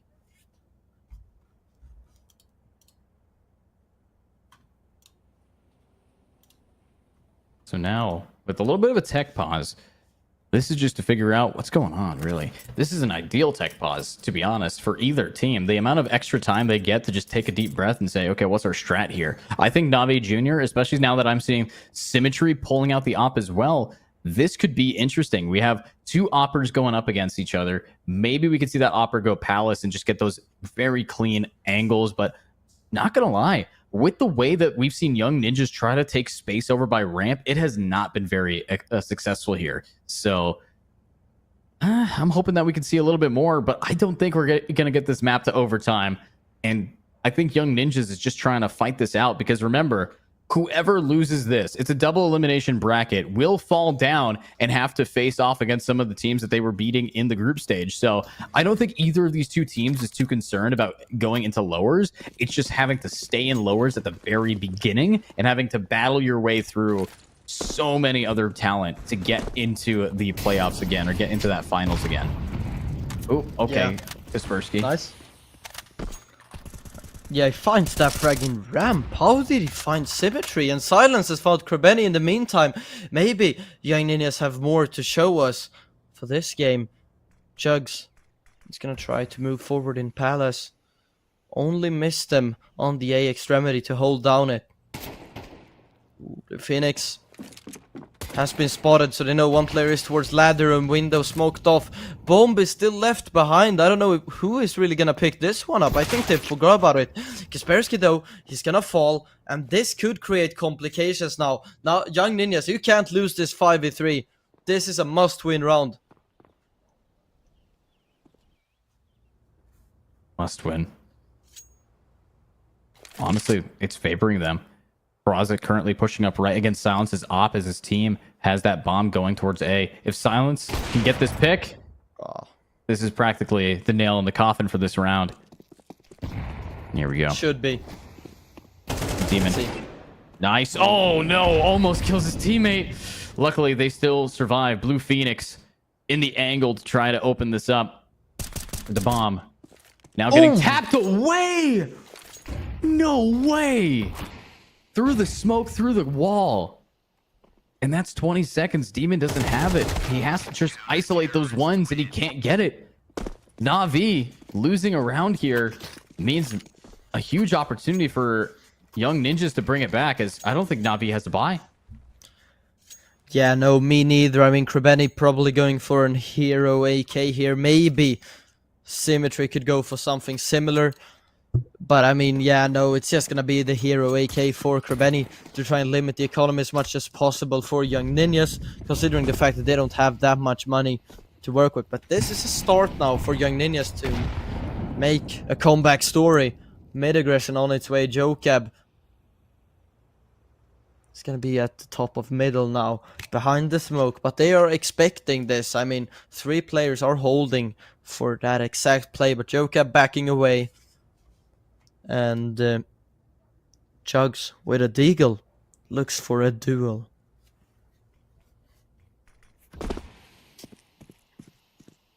There we go. Wanting to now push back, fight these players.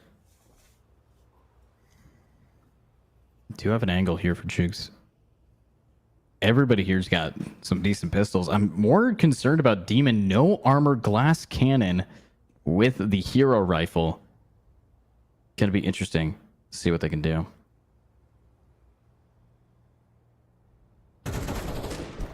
And there's the shot. Right. Jokab grabs Demon. There goes their hero rifle. Uh-oh.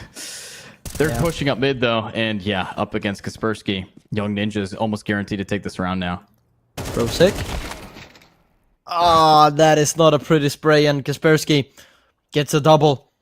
Maybe a trade could come through here. No, Kaspersky is too good. And Young Ninjas, they're gonna find themselves on the 7th round.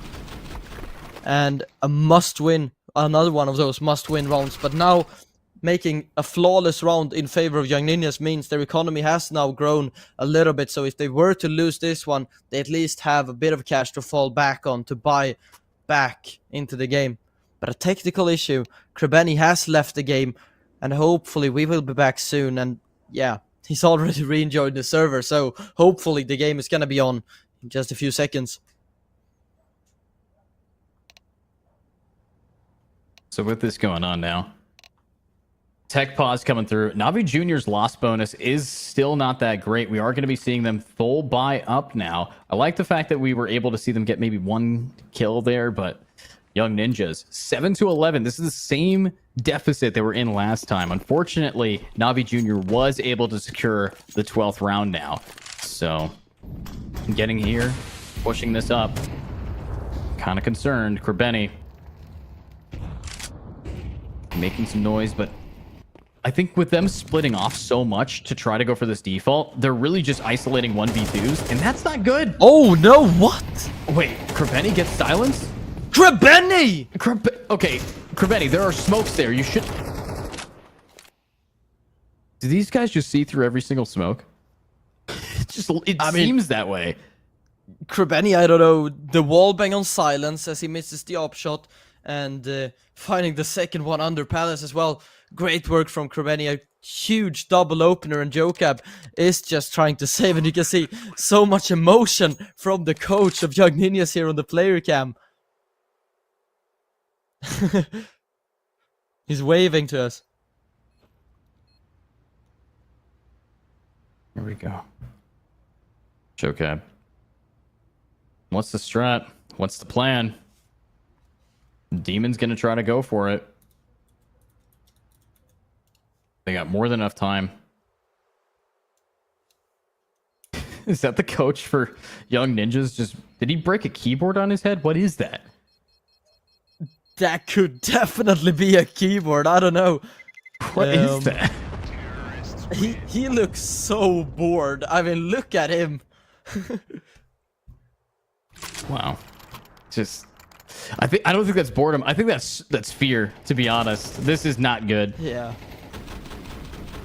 Yeah, well, this match could definitely end in, I mean, even just 1 round, so maybe a little bit of stress, but you can see so much emotion from him. He's just going back and forth on his chair, and round number 20 now on its way. Silence back on the AWP. It is a good buy from Young Ninjas again, at least. And the 3 players outside of the A bomb site for the side of Navi Jr. and Krebeni, he's just going forward. This guy wants to be that aggressive entry fragger, and he's gonna pay the price for it. Missed them. Actually walked through the smoke to find that frag, and if he didn't, that could have easily been an opener for Krebeni onto Silence. Blue Phoenix playing in the back of the B bomb site. Bomb is coming towards here. They should definitely clear backside though. They can't expect no one to be on the B bomb site, right? Well, they should be expecting it, but as they're just tapping away at the bomb, No. yeah, they don't expect it. That is Blue Phoenix getting a pretty free angle to get that pick down, and luckily Demon is able to get one. No way! Nice, Demon. Symmetry able to grab, missed him. It's just Silence now in a 1v3, and he's getting flanked. Silence.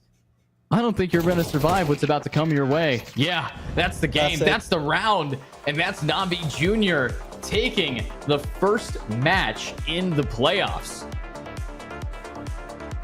Yeah, I mean, great stuff from Navi Jr. They make the reverse sweep come through, and a pretty dominant Mirage victory, to be honest. And that means Navi Jr. are going to be progressing in towards that final, and Young Ninjas, they have to drop down to that lower bracket.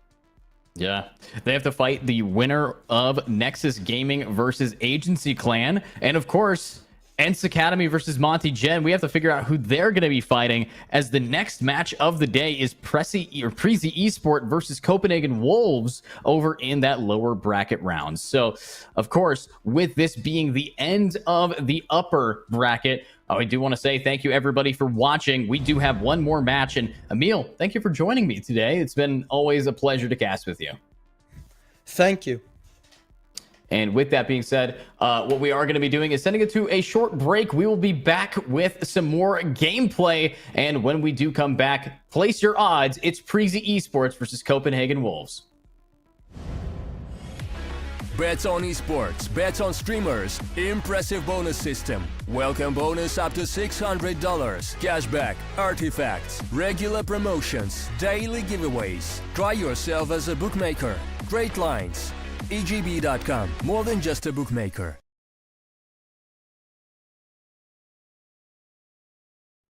Skin.land is the site where you can sell your skin within 2 minutes and receive money on your card, crypto, or other payment methods. It's very easy. Look, put email address, set trade link, and bonus for you. Click on the gift, enter my promo code, and get $10 for free if you sell skins for $100. Pick skins you want to sell, click the payment method you want, confirm trade, receive your money. On Skin.land, you can also buy skins. Why Skin.land? The prices are much better than in Steam. You can check it yourself. Link in the description.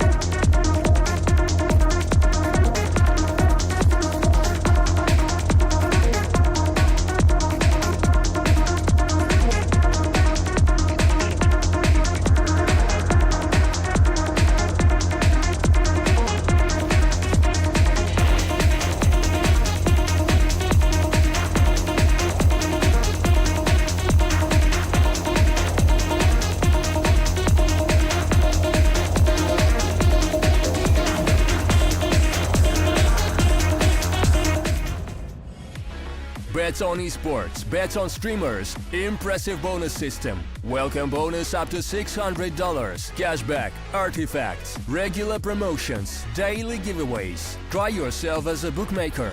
Great lines. EGB.com, more than just a bookmaker. Skin.land is the site where you can sell your skin within 2 minutes and receive money on your card, crypto, or other payment methods. It's very easy. Look, put email address, set trade link, and bonus for you. Click on the gift, enter my promo code, and get $10 for free if you sell skins for $100. Pick skins you want to sell, click the payment method you want, confirm trade, receive your money.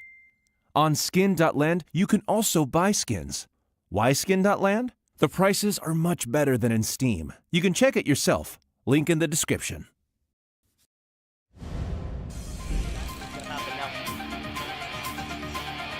That's exactly what's gonna happen now as well. Easy. Checks it along, saw the mid, now has to go. Blue white on one, blue white on two. What was that? Blue white! Oh my goodness, could have been another frag. Easy. Lead pushing in through here aggressively. On the line once more. Lampada thinks there's only one. Checks to the left side and now takes them all. Oh, Lampada on the spray transfer gets scored. He hasn't had the greatest of games right now, so he has to pull through for his team. Oh, the transfer! Down the spray transfer, beautiful. He knows where the last one is as well. Lampada on the scout. Oh my god! What Lampada? What was that? What is that? What just happened? And welcome back, everybody, to the Apollo Series Phase 2. My name is Edu. I'm joined by Emil. It is now our second match of the day. We got Breezy Esports versus Copenhagen Wolves. Emil, what's going on? Yeah, well, nothing really, to be honest. It's the lower bracket game and lower bracket round number 1 as well. I believe Young Ninjas ended up in lower bracket round number 2, so neither of these teams, if you progress, are gonna face Young Ninjas in that lower bracket round 2 at least, because I mean that has gotta be a good feeling to not have to face those guys in your next game if you do progress through this one. Yeah, honestly, we've seen some pretty solid gameplay from the Navi Junior team. And you know, honestly, looking at Nexus Gaming versus Agency Clan, I think we do know what the favorite is going up against Young Ninjas once that game does come through. But Breezy Esport versus Copenhagen Wolves, this is really, winner of this has to go on and fight the winner of Ents Academy versus Monty Gen. And of course, there's a lot of battles to be had now. I will say I'm really hopeful that we're going to be seeing only the best of the best when it comes to these two teams. But with that in mind, there's a lot that is left to be desired sometimes. Yeah, I mean, absolutely. And going into this one, the Danish derby, some would say, I mean, both of these teams are Danish teams, which is very, very interesting. Now, I have a question for you, Edgy. Yes. Is there a player on the server now that you have your eye on a little bit extra? I mean, there are quite a few solid players on both of these teams. I don't think I have any player that I want to see like pop off the most. Obviously, in what we've seen, we've seen a lot of these oppers that have been really kind of the focal point for the way that the games have been going. But if I think about Copenhagen Wolves, if I think about that team and what they've been able to really like kind of put on for us today, it really does come down to, just as a team, how they're able to play. But if you want me to name specifics, if you want me to go in depth, honestly, if I look at Copenhagen Wolves, Fesser, and Tops, I only look at for one reason. Tops? Tops, I want to see more from. The last time we saw him in that, group stage, it was lacking in the, kills departments and in general. So if you wanted me to find out, Tops, look at this player as somebody who I want to see do better than what we saw. So I'm looking at him to really see where he's going to be, placing at the end of this. Yeah, absolutely. And then Fesser, like you mentioned, I think that I'm gonna have to look at him a little bit extra as well. He is a solid player. I've got to watch him a couple of times in the past as well under different names. For example, Sashi and of course Prezi previously. And I think that this guy does deserve a chance in the higher tier scene of Counter-Strike because he is such a solid player. And then Tops, of course, I mean, also a Prezi, ex-Prezi player. And I believe back in Prezi, he was the IGL as well. And I don't think he has that leadership role anymore. I think Tapeware has been the one taking over. So, I mean, maybe that's a little bit different for him as well in this squad. Yeah, I mean, there's a lot of room to be desired, but as we're looking at the map picks here, as we're looking at overall, where we're going to be going, Prezi first map pick of Anubis, I think is a safe bet. Anubis is the map where a lot of these teams have been kind of focused on. They really are confident that this is the map that will kind of do it for them, But to be honest, Nuke has been a map where I've seen a lot of teams struggle on recently, and there's no real guarantee that they're going to be able to do as good as I would hope. I'm expecting some good things no matter what from some of the players here, but when I look at the teams on paper, I don't know. It's been a little bit of a hit or miss is how I would describe it. But if you were to look at these two teams, which one do you think is a little bit favored? I know you got a lot of the teams with some pretty similar, standings. I think they're rather evenly matched in the just department of MMR wise. They look pretty similar. But overall, the way that these two teams have been competing in the group stage against A and B groups, I think that they were like middle of the road. They're not exactly the worst. They're not exactly the best. I'd say they're right where they need to be. Yeah, absolutely. And I think both of these teams are quite similar to each other as well. Maybe, I mean, in my own opinion, I think that Copenhagen Wolves are definitely coming in as the favorites into this game. Though I think we might see quite an even game. I mean, this could definitely be a 3-mapper series like we saw in the previous best of 3 as well. But I mean, for example, for Prezi, I think it's more, that they need to perform as a team. But for the side of Copenhagen Wolves, you have a few players that can definitely step up when needed. So, I mean, they are similar in some ways, but in other ways, they're very different from each other as well. Yeah, I would hope that the similarities kind of flush out or pan out to them getting a couple more rounds in. I know that a few of them have been kind of getting swept under the rug in that 2-0 fashion, which is not ideal. It's not an ideal way for them to be, in the game. But, as we have seen overall stats, Anubis starting us off here shortly, I'm expecting that we are going to be hopeful for maybe Prezi Esports to start off strong. I know Copenhagen Wolves, they've kind of had a bad run recently, getting knocked down. And watching them yesterday, it definitely put a taste in my mouth of, okay, we got to see how they're going to be able to really come back from a little bit of a struggle fest that comes in with their economy buys. They were forcing a lot more than they needed to. They were taking a lot of these angles where, yes, it was kind of a 50-50, a lot of them, but I want to see more from both of them. And of course, it's the lower bracket. I only get to see one team move on. It's elimination time, and that's the first time that it's happened here in the entirety of this series. So I don't know, if you're a fan of either of these two teams, you're going to be looking very keen at, I would hope, a team that plays pretty well.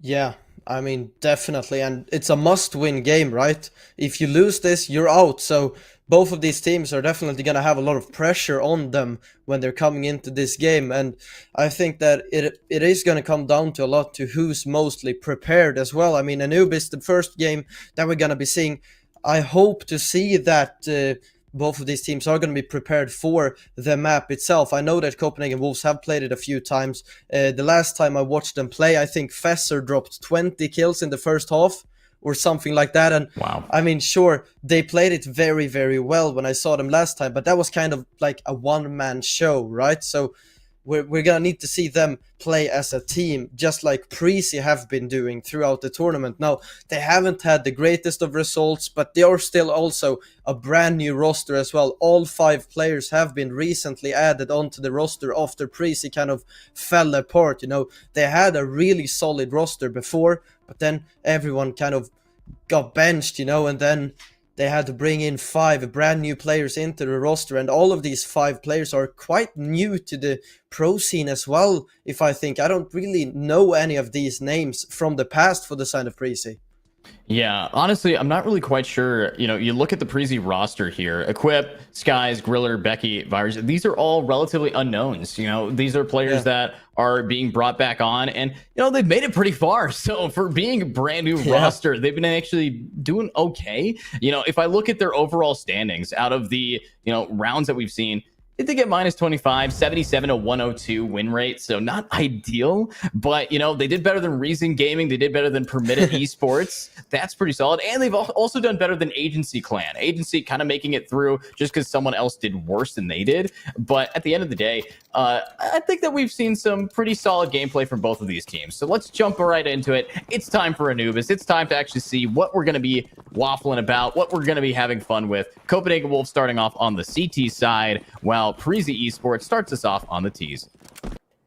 Nice call. A-Rush is going to be coming through. There is no one currently on the bomb site. Bogue Magic tries to rotate in through camera, but he's mollied off.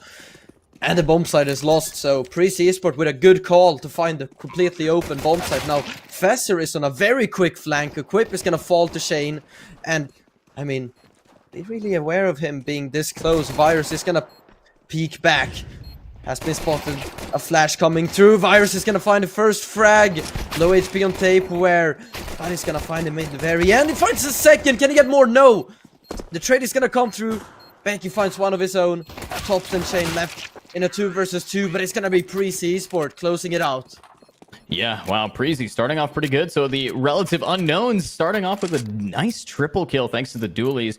But I'm looking now in part by the buy round coming out here.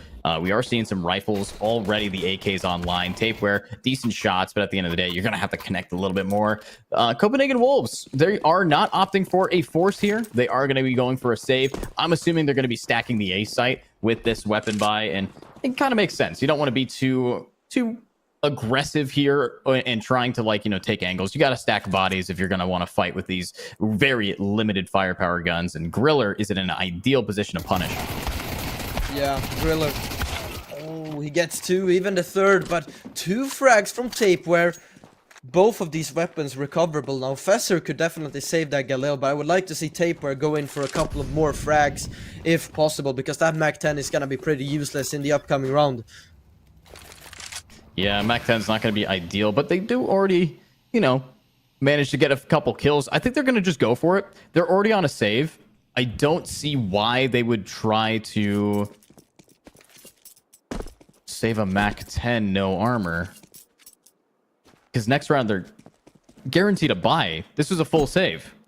Very interesting idea here from Tapeware.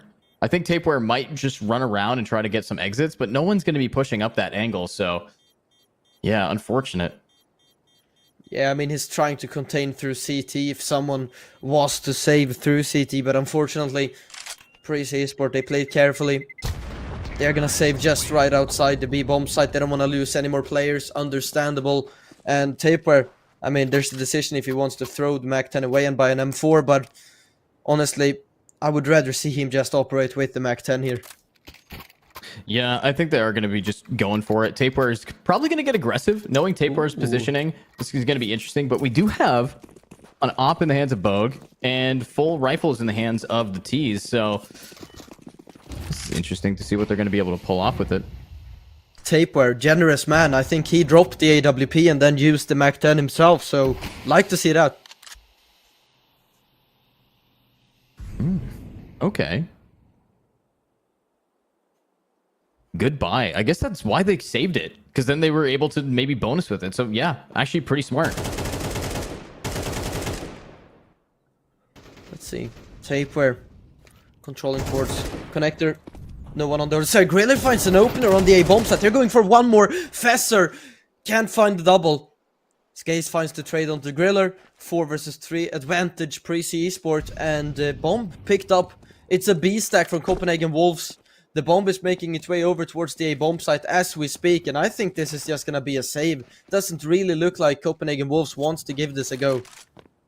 Yeah, Copenhagen, they know that they have an op here to save, and even though it's a full take, bomb's not even getting planted yet. Here we go, finally. But yeah, so with that save round, Prezi Esports has managed to win 3 in a row, and an unfortunate read. They stacked so many people over on this B site, and it just didn't really pay off too well for them. So hopefully they're going to be able to maybe bounce this back just a little bit. But at the end of the day, Prezi Esports is really starting themselves off quite strong. Their economy is not going to be really concerned about. And Equip might find tops here. And if you can get tops, look at how much utility is going to be on the ground.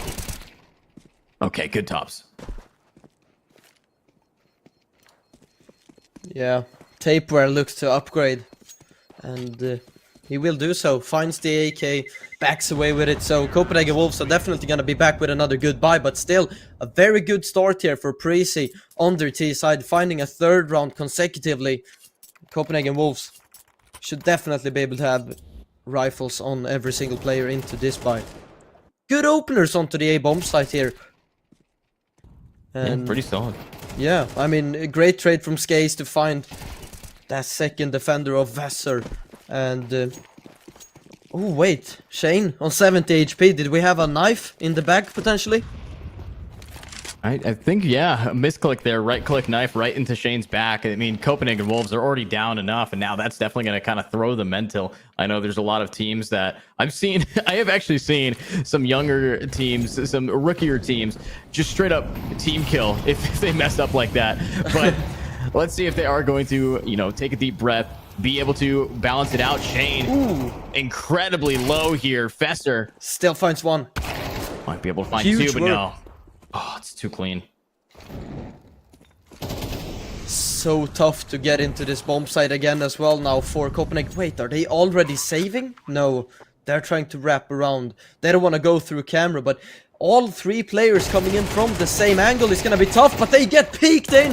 Becky gets a double. The trade from Tops is going to be there, but he can't close the 1v2. Becky is going to find a 4K, and Prezi Rising are going to get themselves a 4th round.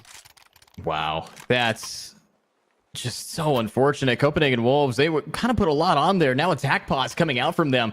This is definitely to just reset the mental after that knife kill, after getting absolutely squashed on the aggression from Prezi. Yes, we saw Fesser and Shane getting a few picks, but at the end of the day, you're going to have to actually win some rounds here. Prezi Esports is going to just kind of keep moving forward without even a concern in the way that this team has been able to fight them back. So I don't know, if you look at this on paper, it's not ideal. I think that you're going to be seeing a big pause here for Copenhagen Wolves to try to figure out what's going to happen next.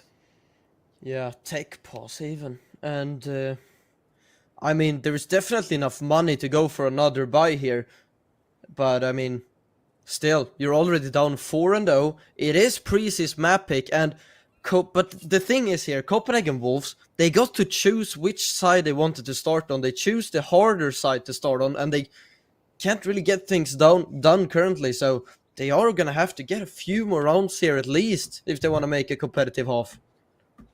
Yeah, I mean, if Copenhagen Wolves can't get at least 3 rounds, this game is pretty much over in map 1. And, you know, this is Prezi Esports map pick, but Copenhagen Wolves, you've played on this map so many times that I wouldn't really anticipate by this stage in the bracket that you're going to be struggling this much. And honestly, it's early in the game. We're only 4 rounds in, but 4 rounds into the game, and just by the play style, lots more saving. It feels like we're on Inferno right now. We're not really performing the way that, you know, they're kind of known for.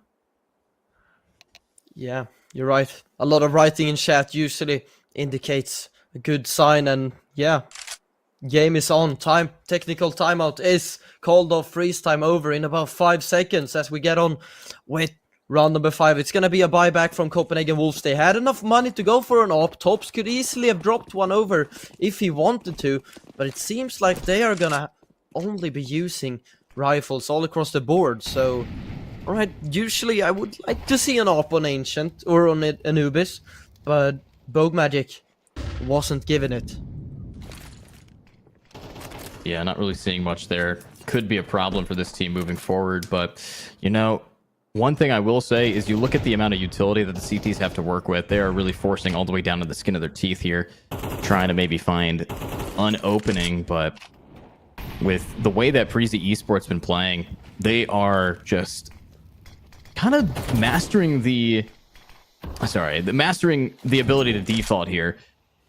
With Equip, though, I'm looking over at a decent boost spot. If anybody wants to fight mid, this is going to bite off more than you can chew. Fesser swinging out right through the smoke, but he's on fire. He can't actually back up. Finally, it fades, but Fesser, does he do more damage than he takes? Absolutely not. Unfortunately not a nice opener, but a trade coming through as well. A triple mid setup. Might catch Equip unaware, but gets a bit of information and then backs away from the peak. A Molotov coming through to force Tapeware back, but he peeks behind it, and Virus is gonna be ready for it. So lovely pick on the AWP. They are gonna continue going through mid, so it's gonna have to be going through camera here. There is not really enough time to do anything else. Smoke for the left side. Griller looks to be the first point man in. Shane needs to find a multi-kill here, to be honest. First has been found, but the trade is there. And I don't know if you go for this retake. 30 HP on Fesser. Sure, Becky is low. But I mean, it's gonna be very, very tough for this one to come through. Yeah, it's looking pretty tough. I mean, this is, you know, Prezi Esports, the team here, the roster, these players have been playing together for a while. But the difference, though, Copenhagen Wolves, they are individual players who have been playing for a lot longer, but just not together. And now looking at Tops really dropping there. Fesser has a 1v3, a guaranteed save. And I don't know, if you are currently Copenhagen Wolves, you're going to be a little bit panicked here. Virus has an op again. However, if Virus doesn't start moving, he's going to die to the bomb. Virus, you gotta leave. Yeah, I don't know really what he's doing there. What? Why? That's so... This is wrong. I guess he didn't want to add another death to his stats. Well, he did, so good job. I mean, dying to the bomb doesn't add the death on your stats. Well, didn't they lose the op? I think they were able to pick it up. But I mean, still, I mean, he definitely had time to get out of dodge, so... I don't know. Interesting decision, but I mean, they still won the round. They're still up 5, and though they're playing against a half by now, they're still in a pretty good spot, even though that mistake was made. But it's not like they have that much economy to fall back on. They lose one round, and the buy is gonna be looking a little rough. Yeah, just not exactly ideal. I do want to say, looking at the way that these guys have been performing, it's okay. I mean, it's not the best gameplay that you would have expected, but one thing that I am kind of expecting now is in this eco round, you're gonna have to get aggressive here. If you're CPH Wolves, you have to take some really tight angles, and the only rifle in your hands in fighting a 1v3, yeah, gets at least 1 pick, but that is suboptimal to say the least. Oh, nice second frag from Equip, and I don't know, aggression coming through. Griller just misses the timing. This could become problematic, but he seems very aware of the possibility for this. who gets the right timing here. Griller, oh, pulls out this knife. Shane is gonna be pushing him down, and Griller is gonna win out the duel. So 4v2, Pre-C Esport are gonna be heading over towards B. I think Tapeware heard a few steps. Yeah, now it's definitely heard a few steps. Though, Bogue Magic picks up an AK in mid, is probably gonna be either flanking or rotating in through water. Tapeware gets 2! Or actually a team kill from Becky, but I mean still, significant work, and Bogue Magic, it is possible that he could win this, but that's a great Molotov, and now, I don't know, now you might have to consider the save. Sure, you have enough money to buy anyway, but I mean, no cav, 50 HP, no kit, they know where you're coming from. It's an impossible retake anyway. Yeah, they're going uphill here in this battle. And overall, you look at Bogue Magic, who I think is just going to have to save. And again, are we on Inferno? We're seeing more saves than anything else. And next up coming up is Nuke. And if you can't get aggressive on Anubis, you're not going to have a good time on Nuke. It really does translate in the way that you're playing as a team. You have to be able to trade each other out, especially outside.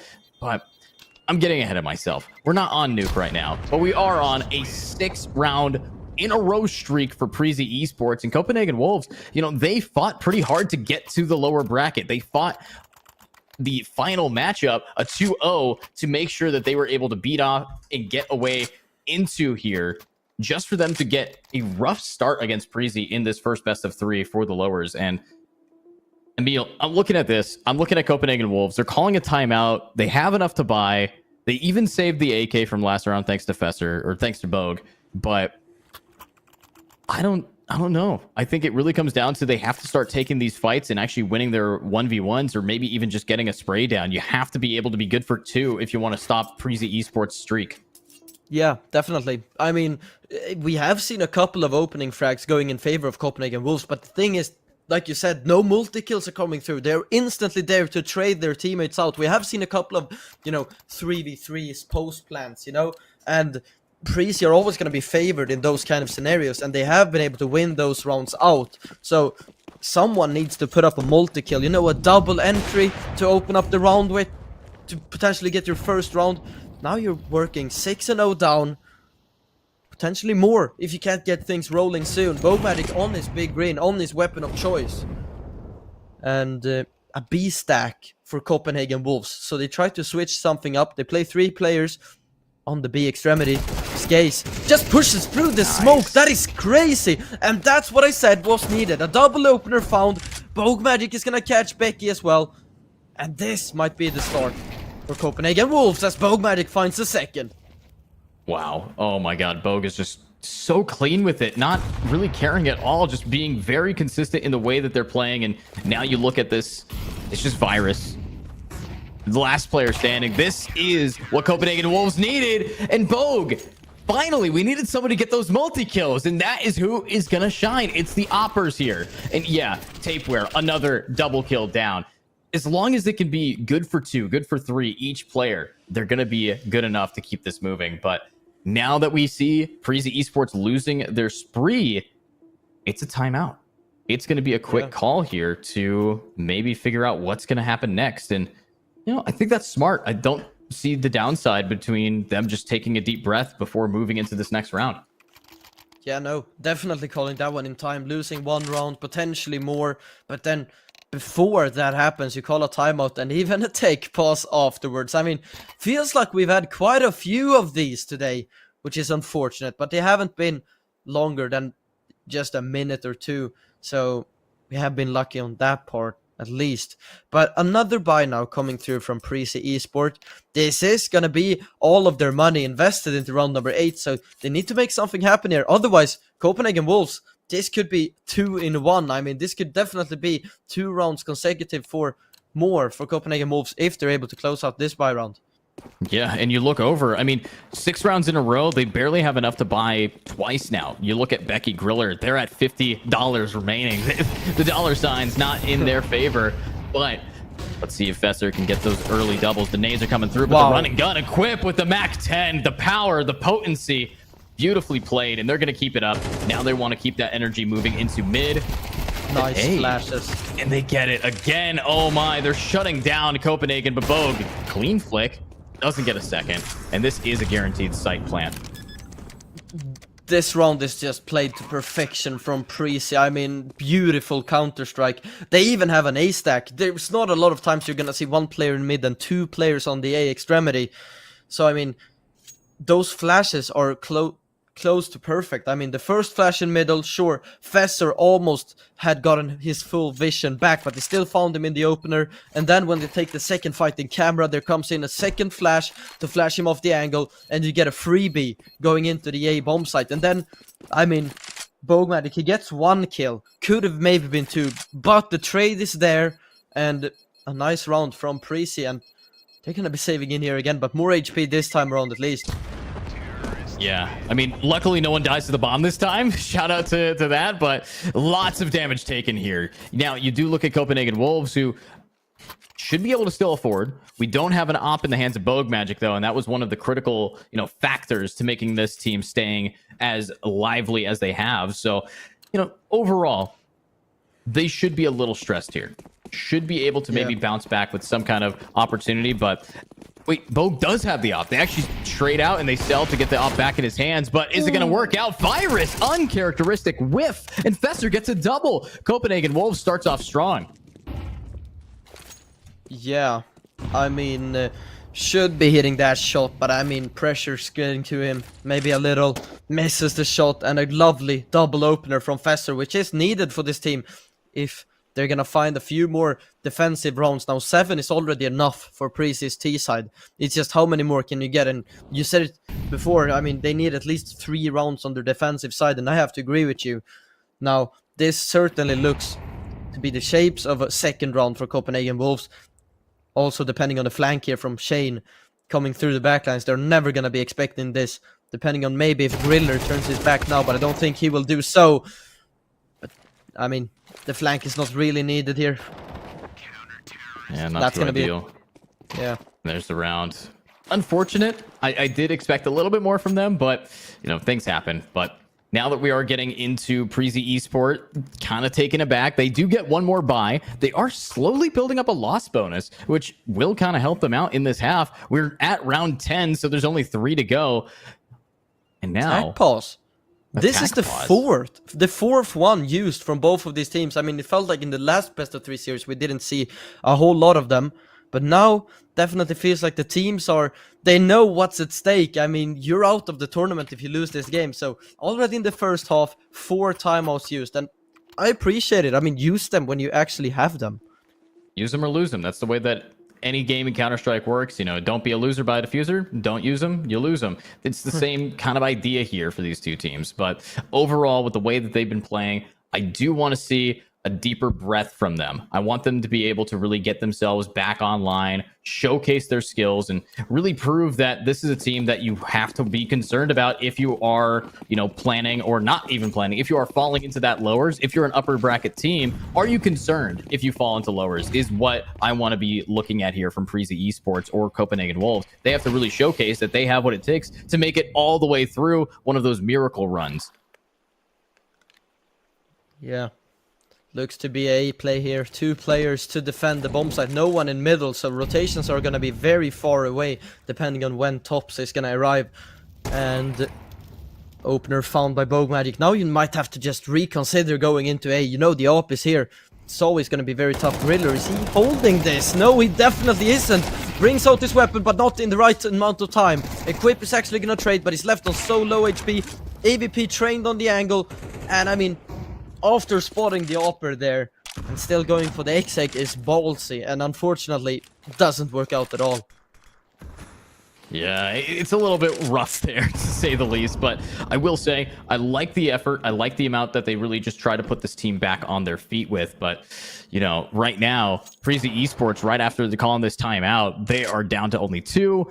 It's going to be a save. So if it's a save, we're at a 3-7 scoreline. There's a good chance that Copenhagen Wolves can bring us to 5-7, which is a pretty standard or pretty positive angle to be in. So I'm hoping that we are going to be seeing them keep this up. But if it does get any closer, if this game starts feeling a little bit worse, wait, 20 seconds. Oh, no. They can't plant. If Equip gets this one. Oh, they don't have time. They can't get there in time. B is not close enough. Tapeware. What is Wait. going on? Oh, Oh my no. God. It is so messy. If he gets that frag, that could have definitely have been a chance at around at least the bomb plant. But unfortunately, those timings were just incredible. And I think he made a step when he dropped down to the box because, I mean, who was it that pushed B main? Was it Tapeware? I think it was. Yeah. I mean, he seemed very aware when he turned around that there was gonna be a player behind him. So I definitely think there was a sound made. But I mean, those timings are just so normal for CS, Counter-Strike in general. I mean, we're known for the timings, and that goes to show why. Yeah, I mean, the Counter-Strike timings definitely played a part there, but overall, with the way that these two teams have been able to really fight back and forth, I'm excited for what's going to be coming up next, because this is where I'm thinking, if you're the team Copenhagen Wolves, you've managed to get the advantage momentum-wise, this is 7-5 for you, guaranteed. And if it's 7-5, well, you're going to be pretty hyped moving into this next round, because you have not a lot to concern yourself with. So, I don't know. They want to be able to move this up. It's going to have to start pretty soon. Yeah, Fesser finding Becky over towards that B bomb site. They're trying to move in through connector. But I mean, Fesser is just there to scoop them up. Griller finds at least one chain, maybe being a little bit over aggressive, but it doesn't really matter. They have so much money anyways. It's an impact last frag. And 4-7, Copenhagen Wolves are making their way back into this game. Wow. And honestly, I think this is going to be a 5-7 at the end of the round, because with the way momentum's been moving and an op not in the hands of Virus, you have no answer to Bogue Magic's op, except for maybe just getting an insanely clean swing and peek. But that's not guaranteed whatsoever. I mean, if you have to swing and peek to try to take one of these players out, usually Bogue shuts you down. Fesser actually has another op, and that's the one to be a concern. Fesser grabs Becky, and this is probably the half here, unless they can just swing against Shane and successfully take A. Yeah, and I mean, just look at this now. Copenhagen Wolves are just pressing every single part of the map currently. I mean, A main aggression here from Shane, B main aggression as well. Copenhagen Wolves started to warm up into this game. I mean, the past couple of rounds have really go to show how much, how good individually speaking Copenhagen Wolves really are. They have so many individuals that can step up, and Prezi, the last couple of rounds have just been out-aimed, to be honest. Now, Quip finds tops. Bogue Magic is going to be able to trade Fesser on the op on the A bomb site as well. They see him ready for it. Fesser is going to miss a flick. He's going to drop a nade onto the bomb site. It doesn't connect. Bogue Magic now towards camera, misses another flick. But he's going to find Skaze anyway. 2 Molotovs in between, and Bogue Magic with a nice third frag, and that's going to be the half. 5-7. In favor of Prezi still, but I mean, 4 rounds consecutively won at the end. Copenhagen Wolves are going in with the momentum towards the second half here. Wow. Huge momentum there. Copenhagen starts off pretty strong on the CT side, but that skill, the way that translates over into this next half, I don't think is going to pretty much move in the direction that you would anticipate. Based on the way that the aggression from Prezi Esports, it paid off pretty well early into this half. But Copenhagen Wolves, what they were really needing to figure out is how do we hold an angle and start getting our just aim duels. They were winning 1v2s. This round right there with Tapeware getting that double, leading into the triple, or leading into the other double from the opping. I don't think that's going to be repeatable, especially now that the entire sides have switched. But Skies holding it down. Ooh. One flash, and oh no! Oh, a team kill. Unfortunate. Yeah. I mean, 3 versus 3 now. Always going to favor the T side here. And Fesser starting to wake up into this game. 13-7. I mean, he's one of the players that you look at and think maybe he's going to be one of the better players on the server. Now, Griller is in a very interesting position here. He could be flanked if he doesn't clear his right-hand side, but Fesser clears him instead. A lot of damage going both ways. He's going to be peaked from both angles. Nice fight to take from Copenhagen Wolves. Rotations are going to be coming over towards the A bomb site, but they're not going to be here in time. Camera has been smoked off. Virus wants to take a pick. Oh, that plant is very interesting. I mean, Becky is gonna find Fesser and Tops now. Asked upon to clutch a 1v2, but he is not gonna be able to do it. It's gonna be 8-5. Precy getting the pistol in their favor. And honestly, what is that plant position? I mean, that loses them the round. Yeah, I'm not really sure what they were thinking there. I think they were more focused on we have to get the bomb down. Doesn't matter where. Just get on site and put it in the right spot. But yeah, probably the worst angle for a post plant that you can do. Now, with that, Preezy Esports, great retake. Starts again on that strong pistol. Could lead into another streak of theirs, but Copenhagen might be able to bring it back. I mean, 7-5, 8-5. We're not too far off from each other, and map 1 is looking okay so far. Yeah, definitely. But we have to consider as well, I mean, this is most likely going to be a 9th round for Preezy. And it's only 4 more needed. Skaze now just turns away. He's going to have a lot of duels coming his way now. How many can he get? Can I get the first? Get the second? Get the third? I mean, decent work. It's a tough position to get all 5. Shane picks up the FAMAS, can't get a single frag with it. So, I mean, yeah, you lose 1 player, but both sides are going to be rather happy about this one, to be honest. Yeah, lots of damage being dealt there. Preezy Esport going into round number 3 of the half with a little bit of a rough buy. They're not going to be able to have the full extent that we would want for them. But at the end of the day, you know, Copenhagen Wolves, this is their buy time. This is their time. And they do have 5 AKs. 5 AKs, decent amount of flashbangs too. They should be able to get through this corridor pretty handedly. And maybe, just maybe, unless the FAMAS and MP9 can come up clutch, they do have that advantage. Yeah, that's true. Let's see. I mean, Top's having quite a rough game so far as well. 3 kills. Need to see him step up soon because they are gonna need him. Smoke in towards mid. Molotov towards A main. 3 players located over towards A main from Preezy Esport. They're trying to read into this, but the bomb is outside of that B bomb site, so I don't think A is going to be the play here for the Copenhagen Wolves. Yeah, I think Copenhagen Wolves now down to a minute. They're still kind of indecisive. They've seen a lot of the utility being thrown here by Preezy, and that gives them a decent advantage now that they've waited it out. But timing. Now, as we go in, the timing for Tapeware. Oh no, what? Oh, Sky Splash! Becky saves him, but no, they're still pushing out a B main, but the fire is going to split this team in half, and the retake is all coming through water. I mean, it's not the greatest of flashes, but it turns around and it turns right into the flash to fall, and the B bomb site gets lost a little bit too easy there. So Copenhagen Wolves, they are going to be able to get themselves a 6th round here, as the remaining Preezy Esport players are just going to back away and hold on to their guns in towards the upcoming round. And I mean, if you hold on to these weapons, you're definitely going to have a pretty decent buy in the next round as well. But I mean, look at that, that is so unlucky. Tapeware turns into the flashbang.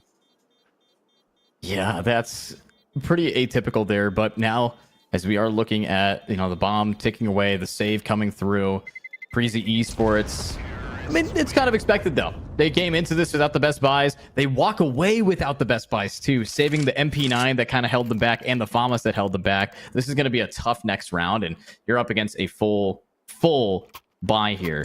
So if they want to be able to really slow this team down, it's going to have to start right now. You can't really keep waiting in the background here. So with this next round, Copenhagen Wolves, huge advantage. Definitely. And no one playing outside of the A bomb site for Copenhagen Wolves here. It feels like it's gonna be a B play here. Mid fight doesn't go in favor of Fesser. Tops looking to be that front man in, is gonna fall for nothing. Becky gets the double, goes for more, gets traded out. Bogman gets Skaze as well. So a 5-on-2 turn into a 3 versus 2. Bomb is gonna go down as well. Equip doesn't go for the nade. He wants to try and be quiet as he crosses in towards connector. Tapeware gets himself into a deep position in towards B main, leaving Bow Magic alone on the bomb site. And here we go. Oh, I don't know, both playing in main. One smoke would lock them both out unless they go for a boost here. But what I mean, smoke though? There's no smokes. Yeah, they have smoke. They have 2 smokes. Oh, okay, they got it. Yeah, smoke's coming through. I'm just saying they haven't used them yet, but they actually still let Virus get the pick. But they're swinging out one. No. Has to go for the knife. No. They would know you passed No. them. They stick it. That's double digits on the board for Breezy. No smokes needed. Just so clean. You can't really just... that put a bad taste in Copenhagen Wolves' mouths for sure. Losing by a stuck ninja defuse. Yeah, it is so unfortunate. And I mean, just going for the knife kill there was just enough time to get the kill through, but he misses the diffuser. He doesn't really know where it's planted. And that means a 10th round for Prezi Esport. And they're going to call a third timeout here now to discuss things through, because, I mean, a little bit lucky that they win that last round. But with winning that round, they are setting themselves up in a pretty good position to potentially win map number 1 here. Yeah, this could be it. Map 1 maybe go in their favor, but you have to remember, Bogue Magic still alive, has that op. The rest of this team, Copenhagen Wolves, they don't have much to work with if this fails. This could be, guaranteed match point advantage for Prezi, practically based off of just the fact that Bogue can't really buy an op next. We have everybody at limited funds. The loss bonus doesn't really exist for them.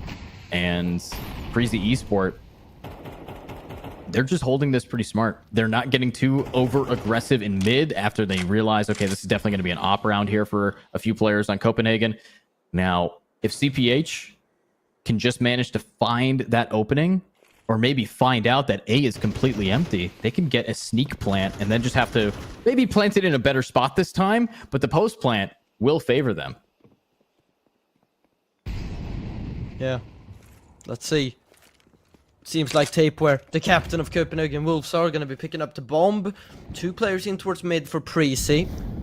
Bogue Magic on that big green. Tries to peek on through middle here. Seems like they want to try and take mid equip. This is dangerous. The op is going to peek into him. Do they clear close left? They do. Fesser with an important opener. Bogue Magic makes it the second. Nice frag back from Virus. But he's going to have to get more here. Peeks into a main, misses a huge shot, and unfortunately that might be it. If he hits that shot, the round is still on, but unfortunately that's a miss, and Prezi are gonna have to save. And here are the problems with winning the previous round with just 1 player alive. You don't have much money to work with. I mean, look at the economy. They're definitely not gonna be able to buy in towards the next round. They might have to though, because I think they're working with the least amount of loss bonus, and that puts them in a double eco territory. So might see a force buy anyway, but it's not going to be a good buy by any means. Yeah, not too shabby here for these guys. And unfortunately, I'm looking over at Prezi Esport, and with Copenhagen Wolves being able to clutch this round, Prezi is now in the same hot seat. This was do or die for either of the teams, and Copenhagen Wolves now can really stay in this. While you look at Prezi, Equip can't buy, Griller can't buy, Virus can't buy, Skies can't drop them, Becky can't drop them. They're going to be having to just go for a thrifty if possible. I would recommend a full save. They should be able to buy next if they do so, but if I start seeing Virus, they're committing.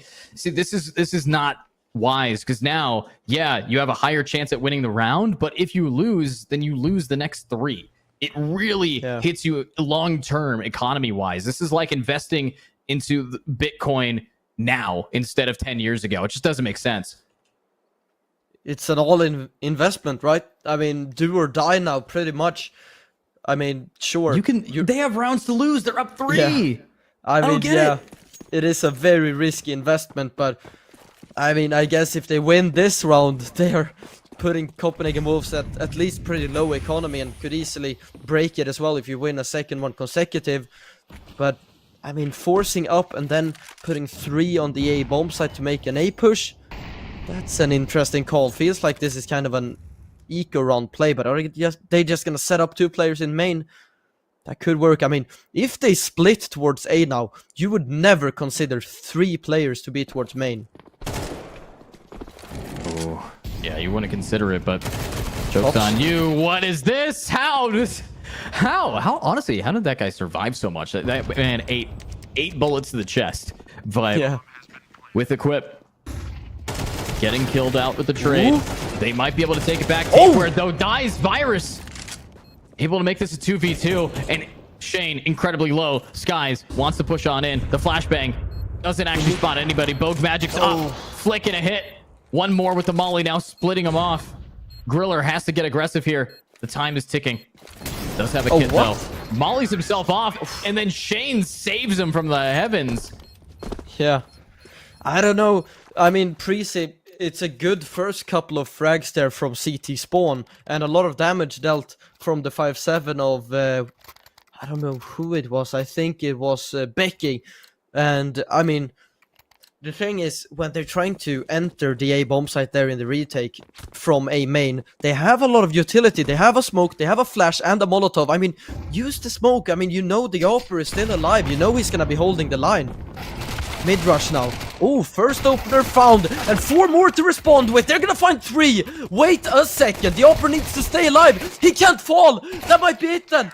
But he's gonna get both. Wow. Absolute just wiped there from Copenhagen Wolves. And now Prezi Esports, they do get a buy.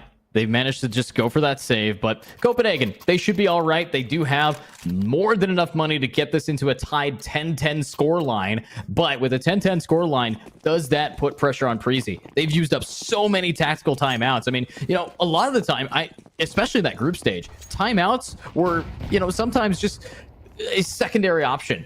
We've seen them as the first thing that this team does anytime something doesn't go their way. So as they're running out of it, I wonder if they're going to be okay with this, because Copenhagen Wolves, a roster that has been put together just pretty much for this event, is ready to now try to perform well against a team that's been playing for a long time together. Yeah, definitely. Prezi Esport, I would say soon must win rounds, because Copenhagen Wolves are just coming alive. A nice opener. Professor goes for a second. Oh my god, what a second shot from Professor!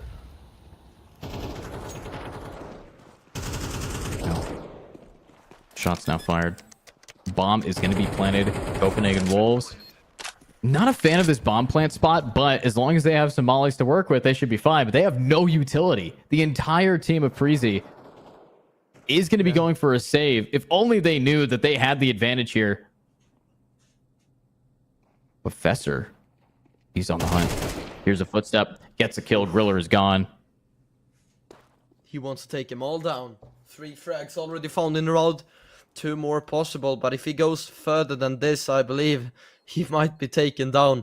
But I mean, he's having a good round, and every weapon he takes down here is going to be huge impact, because Prezi don't have a lot of money to work with. If he finds a 4th, that would be huge. Becky finds 1, even the 2nd, but the trade is there, and that is a huge trade. Only 1 M4 saved over to this round, and now you can't buy anymore. Yeah, can't even buy. And I think this is going to be a reverse here. Copenhagen Wolves really proving themselves in the second half, and maybe it's just Prezi Esports.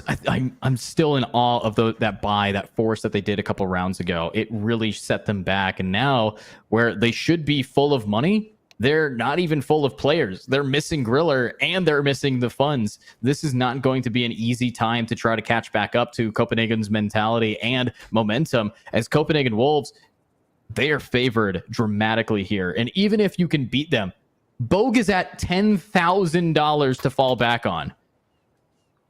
And in any case, anyone on Prezi Esports gets taken out here. If they do decide to force again, they're not going to be able to buy next round. They're just stop forcing. Stop doing that.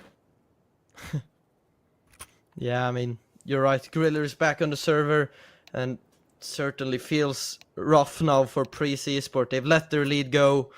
Now they're not even in the favorable position anymore, and not a lot of money to fall back on as well. So I would start to get a little bit worried now for Prezi. This is indeed their map pick as well, so they need to get something going. Top's not having the greatest of times. Shane not either, but it doesn't matter, because they have 3 players who are just pulling all of their weight. I mean, they're doing so much work. Bogue Magic, Fesser, and Tapeware. Wow.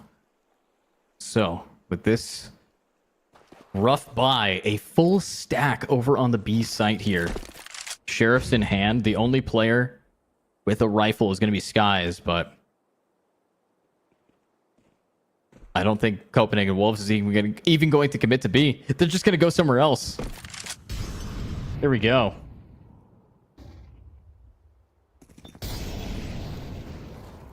A bomb site getting taken, no one here.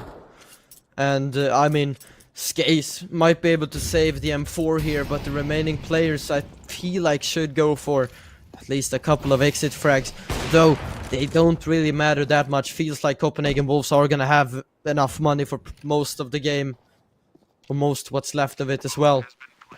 And few of them moving in through CT, 4 of them to be exact. Tapeware needs to be a little bit careful here. Not really any point in trying to hunt them down. I mean, there's not really a lot to take down. Flash coming, they're gonna get pushed. One. Ooh, that's a panic spray. Sky's gonna get it. One. They're just gonna go for it. There's no reason not to. Ooh, Iris gets another bit of damage. 2 weapons picked up. I mean, they're gonna save 2 rifles at least. I guess that's something, but it's not the round win. You're down 1 round now from being up 5 of them, I believe, or 6 even in the beginning. Yeah, I mean, this was a 7-5 half. Now we're looking at 10-10. So, or 10-11. Oh, God, the comeback is huge. So, yeah, I think the furthest that this was 10-6. So, you're up 4 rounds being able to turn this around like that. So, Prezi Esport, though. Yeah, I mean, Prezi did start off with a 6-0 lead in the first 6 rounds. If they start off strong, I mean, what's next? What's the strategy here? You look over at Copenhagen Wolves trying to just kind of finish off this round. I mean, I don't think that they're really experiencing too much of a struggle here for Prezi, but you look at Tops. This is the player that I really wanted to see get some kills. Still isn't. Still 5-12, but you look at everybody else. Bogue 19-7, Fesser 17-15. Everybody else is just really, by the skin of their teeth, just pushing this game on. Guys, bad timing. Ooh. I mean, it's a rough B defense. I mean, I don't really understand the setup here. Didn't feel like Prezi even had time to fire a bullet on either of those 2 players. So Copenhagen Wolves are easily gonna just scoop up this round. The remaining players are gonna have to save, and Copenhagen Wolves, they have to call the hunt here. They have so much money. They know they're not gonna be going for this, and we can see most of the players now from Copenhagen Wolves are gonna be trying to hunt here as well, because Prezi, they need to save these weapons. They don't have enough money otherwise. Or actually, I mean, they kind of do. I think they have a lot of loss bonus as well, but I mean, every frag counts here anyway. And here's a frag. Oh, What? Virus missing that. Oh, And Fesser! Fesser gets 2. Get 3. No Oh my way! God! No saving allowed. Prezi Esports put in the easy in their name. Copenhagen Wolves took a chunk out of their entire economy, and now they have no backup. They have nothing to buy with. This is over. I mean, they still get a bit of money, I guess, but it's gonna be some limitations on the buy here. Actually, alright, they get M4s on everyone. I don't know how they pull that one together, but they miss a lot of utility. I mean, 2 players going 0 util here for the defense of Prezi. Wow. I mean, suboptimal is the best word I can use. This is just not what I had anticipated when we got into this game, to be honest with you. I really thought that Prezi Esport in this half, their first half was so clean, but they do have a bye. They have just enough to make it through. Their loss bonus finally came through with them.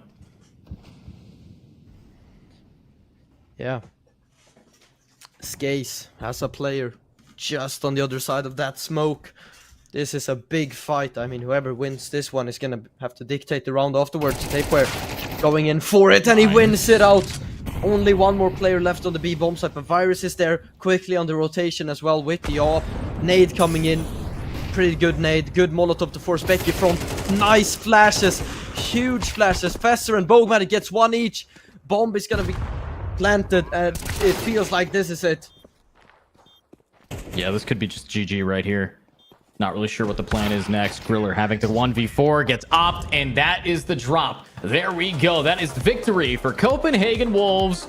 An unfortunate turn of events for Preezy. They started that game so clean. They had 6-0, and now they end off 13-10. So, you know, with the way that they're playing, I better see them take a deep breath before getting into our next map of Nuke. Nuke is a map that I hope is going to be able to turn the tides here and get us into that map 3. Remember, this is do or die. We're in the elimination stage of the playoffs. This is the lower bracket. But, Emil, what do you think is going to happen on Nuke? Yeah, to be honest, I mean, it doesn't look good for Preezy at the moment. They don't have a lot of momentum coming into Nuke. Nuke is also Copenhagen Wolves' own map pick.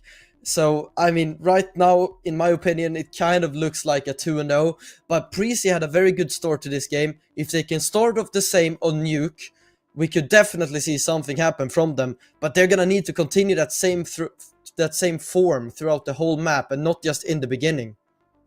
Yeah, I better see them have that consistency that they were bringing in the first half to actually be consistent, go all the way through. I need as much of this team together as possible. But with that being said, we are going to send it to a short break. When we get back, expect Nuke and hopefully expect better things from both of these teams. We'll be right back. Bets on esports, bets on streamers, impressive bonus system. Welcome bonus up to $600, cashback, artifacts, regular promotions, daily giveaways. Try yourself as a bookmaker. Great lines. EGB.com, more than just a bookmaker. Skin.land is the site where you can sell your skin within 2 minutes and receive money on your card, crypto, or other payment methods. It's very easy. Look, put email address, set trade link, and bonus for you. Click on the gift, enter my promo code, and get $10 for free if you sell skins for $100. Pick skins you want to sell, click the payment method you want, confirm trade, receive your money.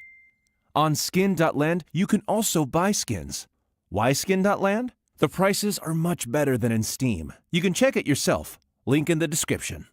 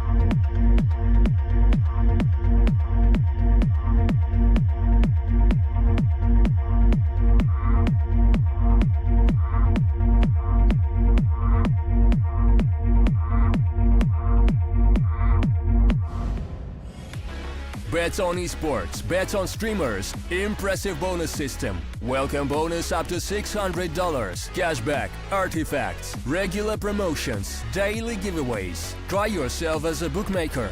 Great lines. EGB.com, more than just a bookmaker. Skin.land is the site where you can sell your skin within 2 minutes and receive money on your card, crypto, or other payment methods. It's very easy. Look, put email address, set trade link, and bonus for you. Click on the gift, enter my promo code, and get $10 for free if you sell skins for $100. Pick skins you want to sell, click the payment method you want, confirm trade, receive your money. On Skin.land, you can also buy skins. Why Skin.land? The prices are much better than in Steam. You can check it yourself. Link in the description.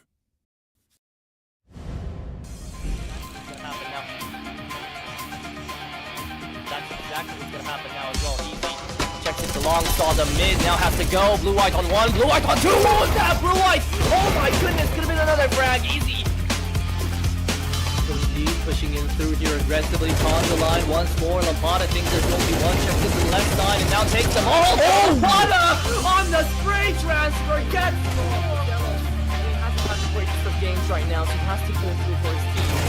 That's just one on music. Oh, the transfer! Down the spray transfer, beautiful. He knows where the last one is as well. Lampada on the scout. Oh my God! What Lampada? What was that? What is that? What just happened? Welcome back, everybody, to the Apollo Series Phase 2. My name is Edu. I'm still joined by Emil today. We have an interesting best of 3 series going on in this lower bracket. But, Emil, we have to go to Nuke now. And Nuke, that's an interesting one. Yeah, indeed it is. I mean, we don't have a lot of information from Copenhagen Wolves on that sort of a map, but they did pick it, so I hope to see that they are prepared for this one, because I mean, the roster of Copenhagen Wolves hasn't been together for that long. I mean, Tapeware was added onto the roster for about a week ago, I believe. So, Yeah. I mean, he's the IGL as well, right? He is the one who should be keeping track of all the protocols, should have plays ready. He's going to be calling mid-game. So, I mean, if you're not prepared of Nuke, it's not going to go well. I mean, it's going to be very tough to play Nuke with a new roster, with a new IGL, but they picked into it. I'm guessing they're very prepared for the map, and Prezi, let's see if they're more prepared on that, because they definitely didn't expect that kind of a T-side from Copenhagen Wolves in the previous map.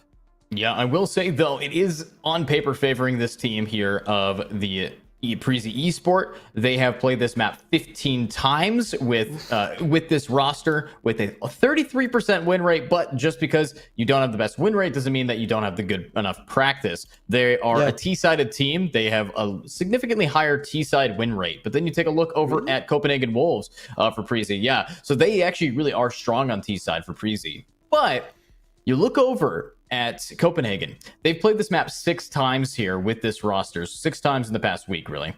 And they have a 50% win rate on this map with 48% CT side win rate and a 51% T side win rate. So nearly perfectly 50-50 on the board here. So they know how to play either side, but it's a 50-50 whether they take it overall. Yeah, I mean, I guess, but that is a very interesting statistic, to be honest, because both teams actually having a higher win rate on their T sides is something that is very uncommon. I mean, Nuke is known to be one of the more CT-sided maps, so this is going to be very interesting. I mean, I'm guessing both of these teams are pretty good at calling their T sides, considering the fact that they favor playing them, so a very interesting matchup now. And after you mentioning those statistics, I'm gonna have to keep extra track on both teams, whatever calls they're gonna be making on their T side and how they're gonna generally just play them.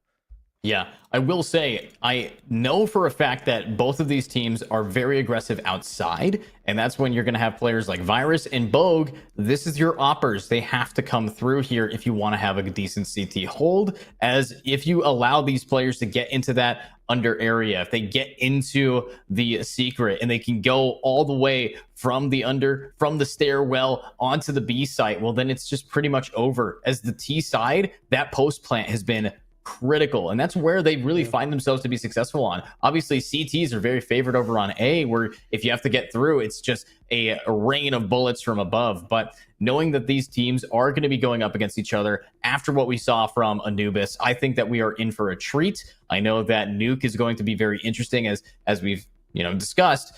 They get aggressive on that T side, and we'll see what happens as we are in the game, and we should have each side picked. So, Copenhagen Wolves starting off on the T side, and even the AI predicts that they are... Never mind. Oh, shit. I mean, 18% now. What happened? I guess it's just armor versus Glocks. Yeah. I mean, that is 62. I guess 38% is... quite a bit of difference, but Copenhagen Wolves, like mentioned, starting off on that T side, so let's see what they have in mind. It seems to be a ramp take, and there is one player patrolling towards that ramp. It's going to be Griller. And actually, I don't know, I see a bit of utility being lined up outside of the lobby, but I'm having a hard time figuring out if this is just going to be an A fake and then go for a ramp take, or if this is just going to be a ramp take overall, because it feels like it's only just going to be Chain who was holding for ramp aggression. So A take seems to be the play on cards here. Well, and let's see it now. Prezi looking pretty all right. You have Equip getting up close and personal. Tops, great flashbang angle. And it is, it's clean. Fester's able to use it to get one. Shane's getting another. Skies has to get two, but can't. It's now up to Griller in a 1v3. And he's already Fake dinked. plant. Fake plant. I mean, they just Stick can't it. commit. He almost fell off to his death. Can he get One the pick? bullet. One bullet would do it. I mean, Griller surely has no chance here. They're just pushing him. They want to finish this round as quickly as possible. And I mean, I think that Prezi, they have the right stack. They had 3 players on the A bomb site. The thing is, I mean, Copenhagen Wolves, they took so much time to make that execute. They waited 50 seconds in lobby before they made that execute. So, I mean, Prezi were kind of, you know, getting a little bit nervous, maybe second guessing themselves if this is the right stack. And, I mean, getting a little bit caught off guard with some good openers in towards that A bomb site. And now a full eco for Prezi to operate with. We see a ramp stack come through. It's gonna be the classic Astrali stack, but on different map than Inferno, of course. And Shane looks to go down the vents, and an outside take coming through. I mean, using a lot of utility are Copenhagen Flames, and they want to guarantee the round, sure, but they should be aware that they are playing against a full eco round. So let's see it. Full eco. I like what we're seeing here from Shane, trying to now get anybody dropping into this ladder. But Shane's getting a little bit aggressive. However, with everybody sitting up here in ramp, it's going to be a long-range fight, and I don't know if these USPSs are really going to find their value here. Should be getting planted here on B pretty shortly, but they're still taking their time. They're hoping that someone's going to make a slip-up for Prezi, but Prezi's taking it slow, and Beck... Wait, they went back up? They went to A! Wow. Okay. I did not expect them. I thought they were going to commit to that site, especially with all the noise and utility they tossed. Yeah, Shane is in for a treat now. A lot of players not looking at him. And here's a lot of eco frags coming his way, and he's gonna be scooping them all up. Great work on the Mac 10. And oh, he's so hungry for more. I mean, not a necessary play. Unfortunately. I mean, sure, going for the ace, but he dies in the meantime. So, unnecessary death. I mean, he could have easily have stayed alive. But, I mean, he has 4 in the round. I mean, I would have probably gone for the ace as well. Wow. Probably going for it. Sets him up pretty well, but I will say, with Copenhagen Wolves now at a little bit of an advantage here, it might be going away. Shane, though, tossing the Mac 10 over after he died, looking okay in Tops' hands. I'm still looking at the rest of this team, and Tops, unfortunately, still not able to do much here. Big pick, Griller, spot the shoulder, but this is a horrible position.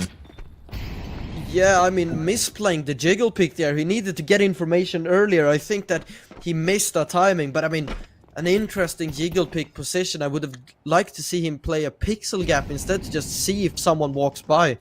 But he wanted to be quick on the Molotov throw, and he wasn't quick enough. So 3 versus 3 as the round continues. A lot of time left on the clock, but I mean, nades open the door. That's interesting. Wants to clear the whole double door position out. Bow Magic needs to be careful. 2 players playing towards the double doors here. Tapeware holds a nade in his hands. Virus is gonna get 2. And Bow Magic, they didn't fully clear double doors, but there's a smoke here. But he has been spotted now. There is no kit though for Prezi. So a 10-second stick needs to come through. He's peeking through the control room. But does he expect someone to be on the bomb anymore? Oh no, it's just pixel off. Oh, it's so and they close. Actually get it. At least Bo gets the save, but wow, that was not a bad round for CPH. I will say, they still get it by here. They got the plant money, they got 3 kills, they saved an M4. Could have been worse. Yeah, definitely. And, I mean, Copenhagen Wolves, they got into that position on the back of a 4v5 as well. You lost Tops in the opening few seconds of the round, so decent work. And a bit of damage made. You have an MP9 now for Prezi to operate with, so winning this round and Prezi are going to be on an eco. So, I mean, still a pretty good position for Copenhagen Wolves to be in. Yeah, pretty solid here. Now, Copenhagen Wolves does have one thing up their sleeve, and that's going to be maybe just... Oh, wait a minute. I'm looking at the position here. Pushed outside, Skies. A lot of the angles I've seen Prezi take have been very hard to recover from if you get swarmed by players. Skies is in another one of those positions right now. If he gets pushed in, he has to rely on Virus to give him that high ground advantage. If he doesn't, if Virus misses their shots, both of them go down. So, yeah. I don't know. They are still taking it pretty slow here for the side of CPH Wolves. They're just trying to bait out some of this util, and unfortunately for them, Prezi's not budging. Yeah, and Copenhagen Wolves throwing those late round outside smokes. I mean, 50 seconds left on the clock as they throw them out. 2 nades to blow open the smokes.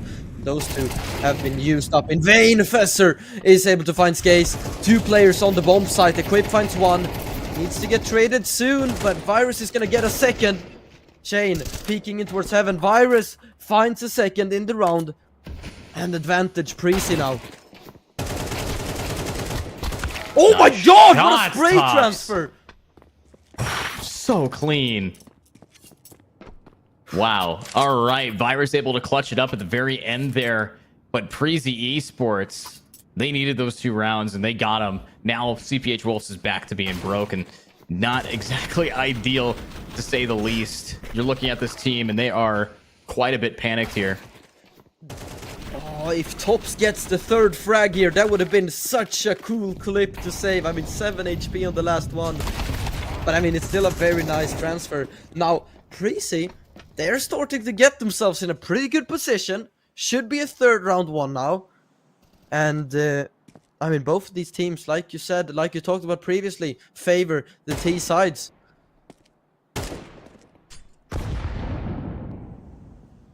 Yeah, they're favoring the T side, but right now, CPH is just, they don't have the weaponry for it. They get flawless, flanked from behind, all gunned down outside. And, you know, I think it's strange that CPH used the outside angle when they're at that weapon disadvantage. Seems like the opposite of what you would want to do. Instead, I would recommend maybe going for a light buy and pushing ramp. You know that there's usually a player that you can get a trade with, but at the end of the day, CPH was just going for a save. Yeah.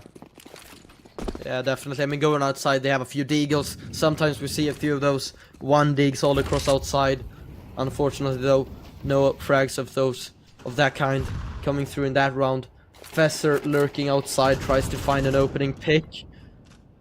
But just gonna be equal standings here in the beginning few seconds of the round.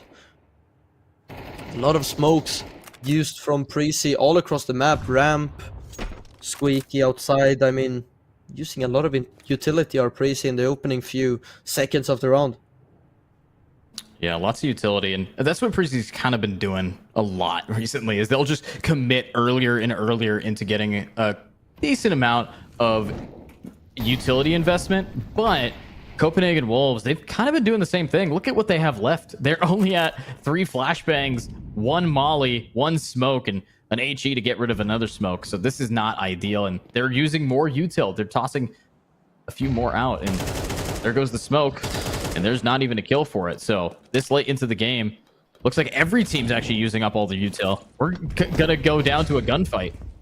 Yeah, and going down B. There is a player in vents though, and actually no, they didn't. I thought they were gonna drop down vents because without utility, that is probably one of the better calls you could make in this position. Shane sees his leg up in the rafters, but he doesn't see it himself. Do they know there's still one there? No, they don't. Fesser with 15 HP needs to do this one on his own. It's gonna be an instant headshot, but he doesn't get it. Griller is gonna find the 3k to finish up the round, and Preezy, things are starting to look better and better for them here. Yeah, better and better. They just keep it moving. I think this is the ideal position that they wanted to be in at the start now. And you look at Preezy Esport, they have all the money. They even have 2 AKs now. Copenhagen Wolves going for a force buy. You got some deagles, you got some armor, you got some... Actually, no buy from Bogue. He's going for an op next round. But Tapeware picking up an SSG to try to get one of those long-range fights. I think he's on top of Marshmallow. Yeah, he might be able to spot Skies here, but no. Ooh. Shane, though, over on ramp, is able to get a quip down. Yeah, I mean, definitely. If Skaze falls here to a quick 1 dig to his head, maybe something could happen here. Trade...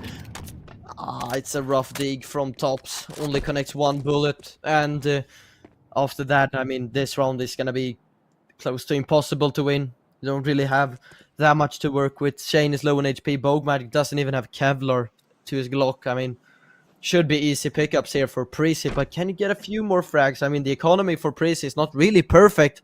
So any frag here helps. And that's a kill. But not a second. Becky is going to be able to trade it out. And, oh, wait a second, maybe something can happen if he finds this kill. That would be everything, but Virus is gonna get both. And that's gonna be a 5th round for Preezy. Not a bad round though. CPH, they saved pretty well. They managed to do a decent amount of damage. Bogue went for a full eco there, so that is a easy op back in their hand. Of course, the shots fired by Skies, pretty clean, but it's going to be pistols versus rifles. Nothing to scoff at. However, I'm liking what we're seeing here. This has been some great gameplay from this team, and they're just going to keep that momentum up. And if you're right now watching this and you're like, okay, Freezy Esport, they should have this. You got to watch out for CPH because they finally have a full buy again. It's been a while, but with it back online, there's some good things coming. Yeah, absolutely. AWP for Bogue Magic here as we enter round number 8, and Virus 10-2. Very nice start for him. Let's see what the play is gonna be for the Copenhagen Wolves. I mean, both of these teams did favor the T sides, and I mean 5 CT rounds already is a good sign for Prezi.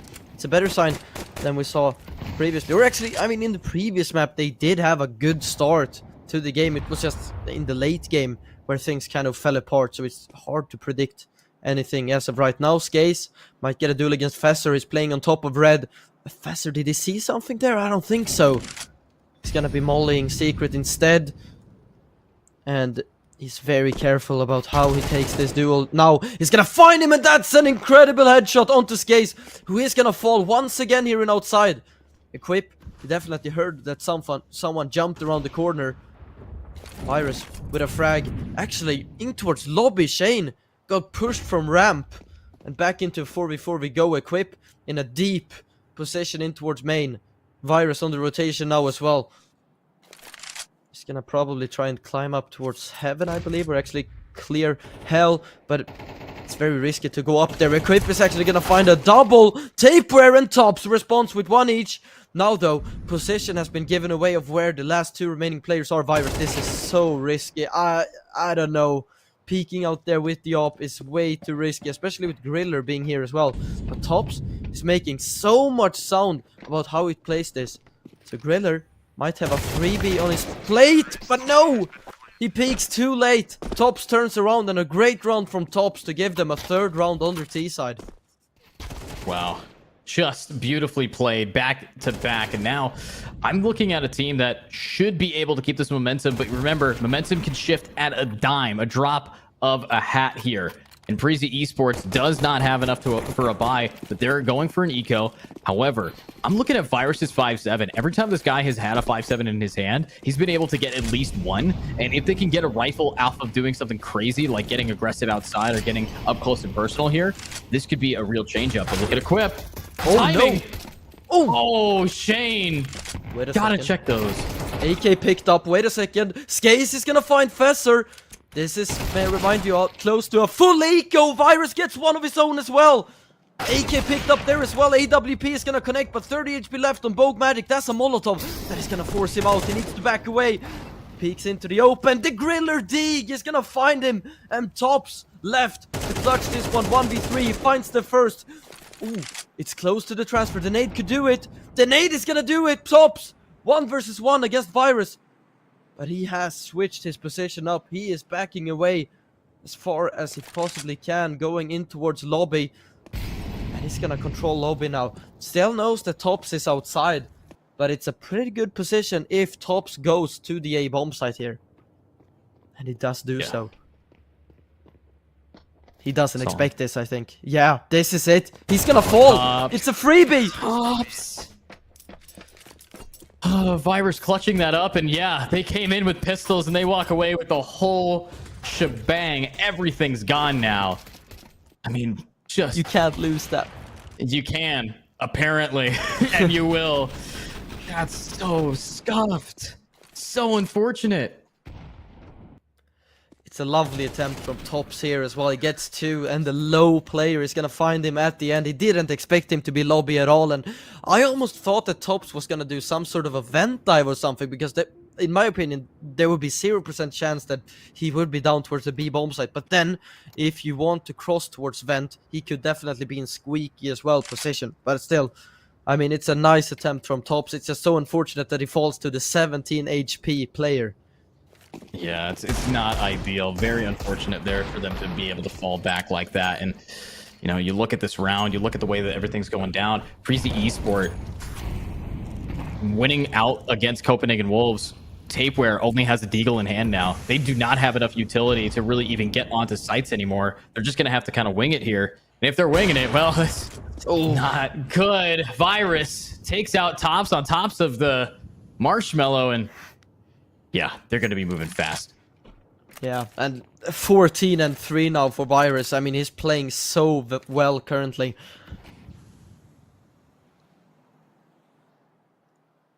Fesser slowly creeping forward outside. He has a teammate behind him. And actually 2 of them, Bomb, also making its way towards outside. So maybe some outside smokes on their way, potentially. Yes, there are 2 of them now landing the deep ones as well. Because Fesser had so much room to work with. And he is quickly going to go down towards Secret.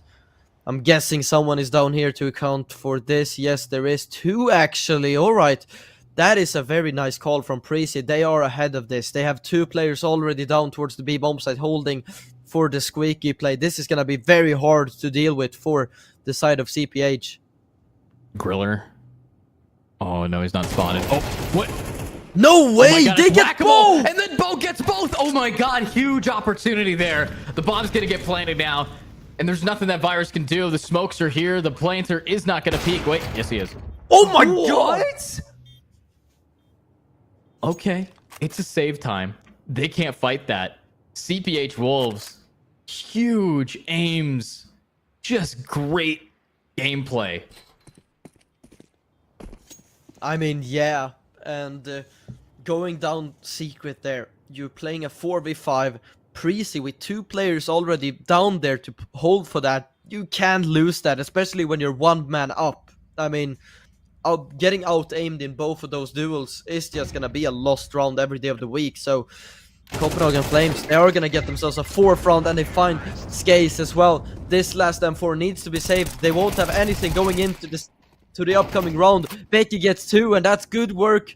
So he is able to hold on to that M4, but now, since he lost the other one, I mean, you definitely cannot buy behind this one. Yeah, there's no way. There's nothing that they can really do here. And you look at now Copenhagen Wolves. They are loaded to the gills. Prezy Esports, 1 M4. What's the strat that Prezy is going to do on their eco? We actually haven't been able to see too many of these pull off efficiently, but looks like they're just going for an A stack, and it doesn't pay off as they get a little bit too aggressive in a perfect angle. Goes all the way into Mini, and the op shot from Bogue takes out Becky. So there goes the rifle. They will grab it back, but oh, nice Virus. And that's the person you want with the op. Yeah. Still, this is winnable.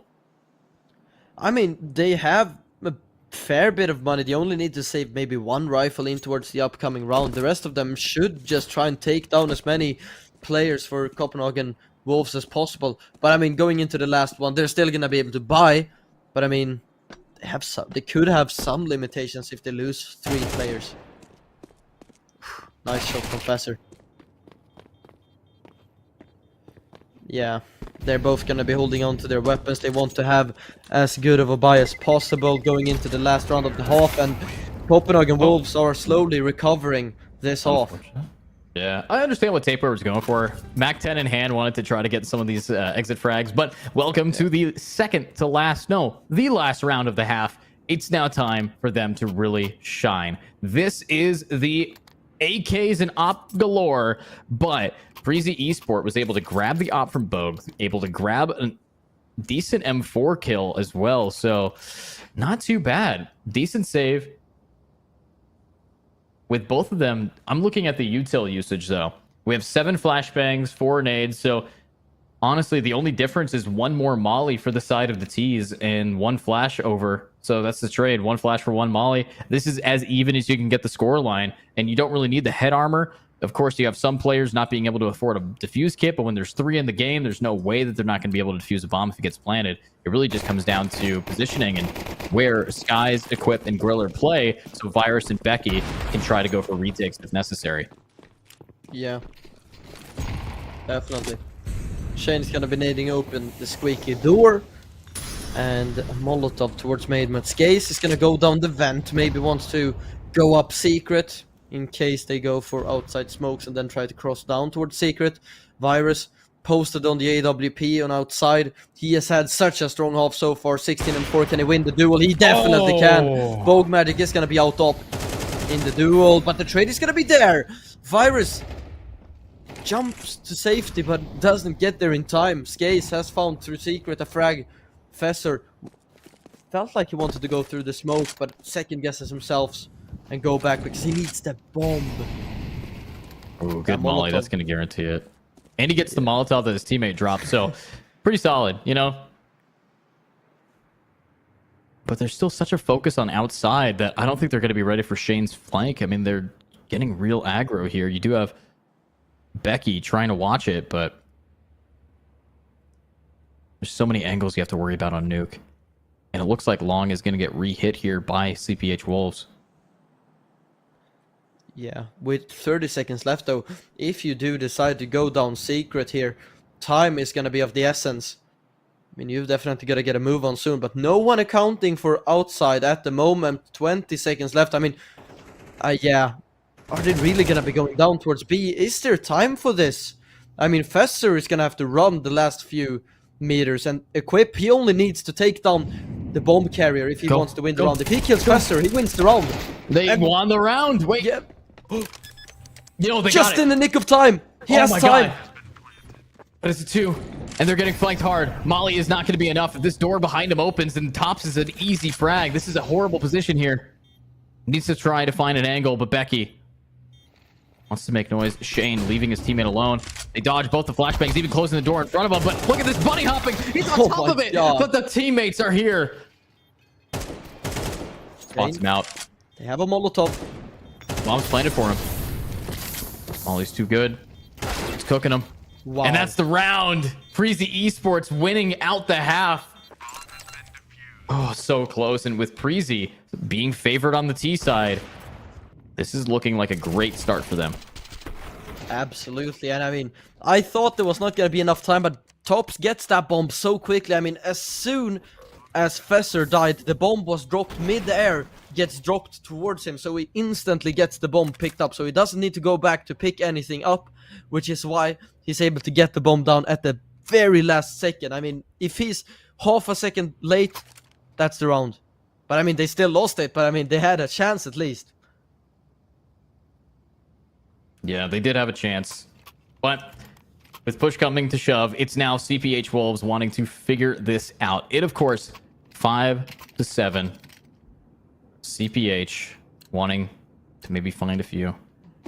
They need to get this in. I like the fact that we're seeing a big buy here. Dualies in hands. 2 dualies. Full armor. Is that Bogue bought dualies for Tops? Yeah. Huh. Guess so. Oof. Oh! Well, he doesn't need them. He doesn't need the dualies. Nice dings. Absolutely clean. Wow. Huge double. Huge double. He doesn't have Kevlar either, so the weakest link in this pistol has found 2 frags. Now his teammates that have the better weaponry and, I mean, armor as well, needs to step up. This round could definitely get out of hand. I mean, it's just a 4v3. No one holding ramp currently. Preezy are moving back. It's the correct call. There is no one accounting for this. It's just Shane in towards Heaven who is holding Hell. Are they really gonna go Heaven here? I don't know. It's a weird call. Shane is holding this. Oh. They peek from beneath him, 50 HP. They peek him as he reloads, but he's able to get out.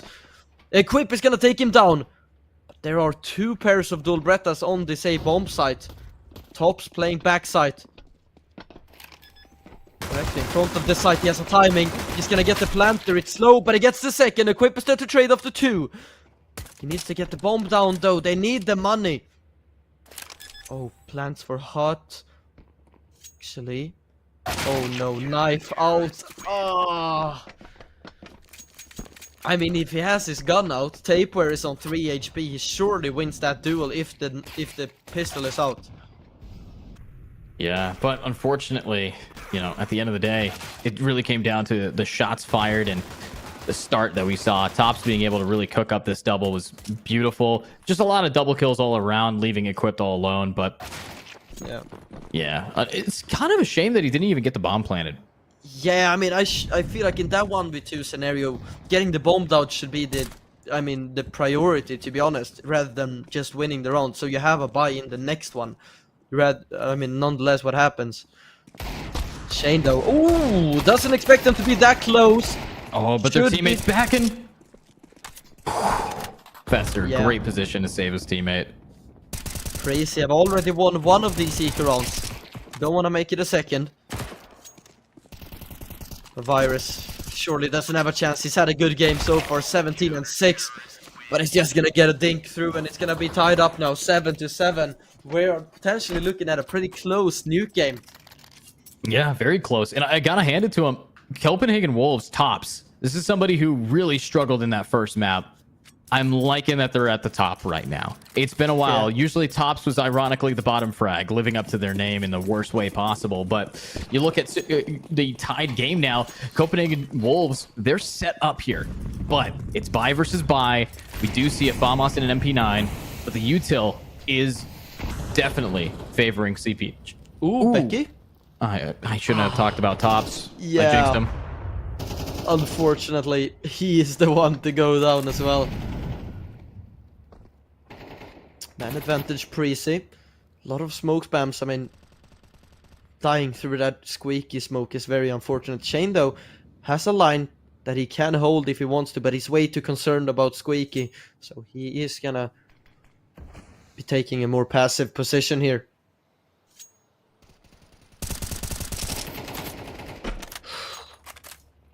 Close There spam. we go. Outside smokes, Bogue Magic could be ahead of the play here, but he actually goes around red, turns around, gets one, gets a second! Wow, Shane, aggressive and squeaky as well, he's gonna get the second, he gets it as well! Copenhagen Wolves, feels like they're starting to get into the swing of things now. Yeah. I mean, honestly, nearly flawless. Fester surviving with 3 HP. Everybody took some damage that round, but 4 only AKs. Tops fell, and a lot of AKs, as you say it. So yeah, they are loaded to the gills right now. That's why you don't want to lose these firefights. You allow two players to get a double down. It's a bit too much. Now Preezy Esport back to the save.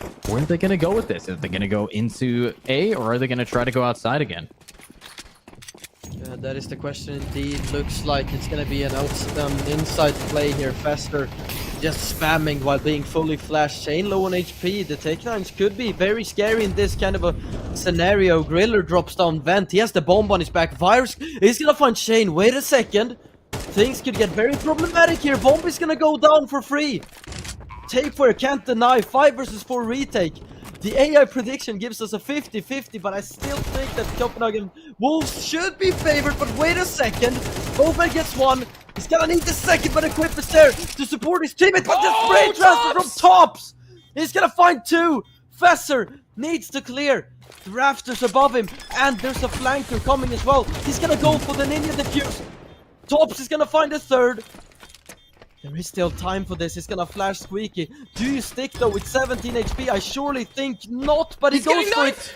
Knifed! Oh! And they're gonna win it! Crazy! With the full eco! I mean, almost full eco at least. But they all die. But they still could buy. Jesus. Copenhagen Wolves. They win 2 of those rounds! Great. I mean, Damn. I think Becky ran out of ammo. I think that's why. Yeah, and then Virus able to get the knife kill at the very last second. They had to stick it. But that is some just devastating round here for Copenhagen. They are going to be able to buy anyways, those. Griller looking up at the sky for some reason. Yeah. Man is glued to the... What is he doing? He's praying to God. I mean, He's praying to God, for winning 2 of those rounds. I mean, close to full eco. And they've won 2 of them so far. That's gotta be soul crushing for Copenhagen Wolves. And Virus, he's up to 20-8. Wow, 20-8. Tied 8-8 score line. We're at round 17. It is looking a little bit rough. Virus does have this op now. Great boost spot to try to get the drop on him. And no, Vogue's not anticipating it. Swings a little wide and gets shut down. And again, we're in the same buy. MP9, Famas doing the same old story. Some shots are fired, but we might be able to see that off get picked up. It's a risk from Fesser. He gets it. He really wants it. He really wants it. You can see how much he tried to pick that one up. And, I mean, sure, gets a deeper position to try and get information throughout outside. Doesn't feel like, though, Crazy want to go outside anymore. They take an opening pick, and then they just slow the round down, try to make Copenhagen Wolves second guess themselves. So I like this. Tapeware, though, dropping some utility to his teammate on top of the silo. Outside smokes are coming through, but I think they're just trying to fake out outside here. Actually, bomb moving towards outside as well. Interesting here. I mean, Crazy are trying to sell some sort of a fake here, I guess, to force rotations down towards the B bomb site. Yeah. Griller wanting to now maybe find an opening. You still have the rest of this team. I like the fact that we've seen a decent recoup, but the Molly's too big. Tapor has to swing. Tapor is good for one, but where are you looking, Shane? Unfortunately, not being able to back up what your teammate can do, and Fesser bringing the op right to him. Tops. 1v3, MP9. Flashbang's going to come through, but it's not going to land. 12 seconds. You can stop the bomb. Maybe? No. Almost gets Griller. Good effort. The funny thing is, if he ran in, stopped the bomb plant, and ran away, he would have won the round. Yeah, I mean, there was 10 seconds left, but he peeks around the corner as the bomb got planted. Now, no money for Copenhagen Wolves. They have a full eco now. They can't even buy any kind of an upgrade. Maybe Fesser could, but, I mean, maybe he's gonna play the teammate game and save up for that op. You know, be a Sanji player, dropping that op to Bogue Magic. And I mean, Shane in the previous round, a little bit sleepy there on top of Hut. He wasn't really aware of the play at all. Let's see it. Oh, shots fired. Shane will not be able to connect any of his, but takes a decent chunk of his HP down. Virus does have that bomb, and he's taking it a little slow. Quip jumping on up, dies to the USPS. We have a lot of players now being able to recuperate these guns. Griller is able to spot one and get it. Might be able to get a second. Unsure. That Tapeware is so pushed up on him. Yeah. Taper tries to find a timing. He could have easily have traded his teammate out there, but he wants the timing. He wants more than one, and he can't get it. And that surely is it, as Shane is gonna fall as well. Could have been something. I mean, you get an opening pick, you get the AK, but Tapeware needed to trade his teammate out earlier, but he wanted to go for the multi-frag there, and he could have easily have lined up two there, but unfortunately, they out-aim him. And with 40 seconds left, looks like Prezi are gonna hit the A bomb site. It's only Bogue Magic here with an USP. Shorty gets not clear, but the Glock, actually, Griller is gonna steal away that frag. So 10 rounds on the board for Prezi, as Tops maybe is just gonna try to get an exit frag here. Ooh, Tops takes a big op shot to the body, but this guy's actually whiffing the second. He's just going to go for it with the Glock, and yeah, they win the round. Round winner goes over to Prezi, but that was against a save round there. So Copenhagen Wolves will be able to buy. Remember, Prezi was at the same score line in our last map.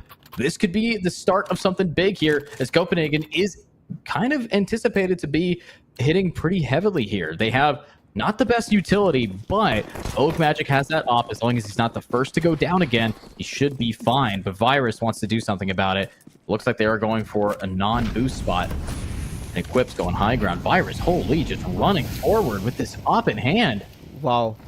So much information gained as well. There is no one really holding towards outside. It's only one play towards Garage, and that's Fesser.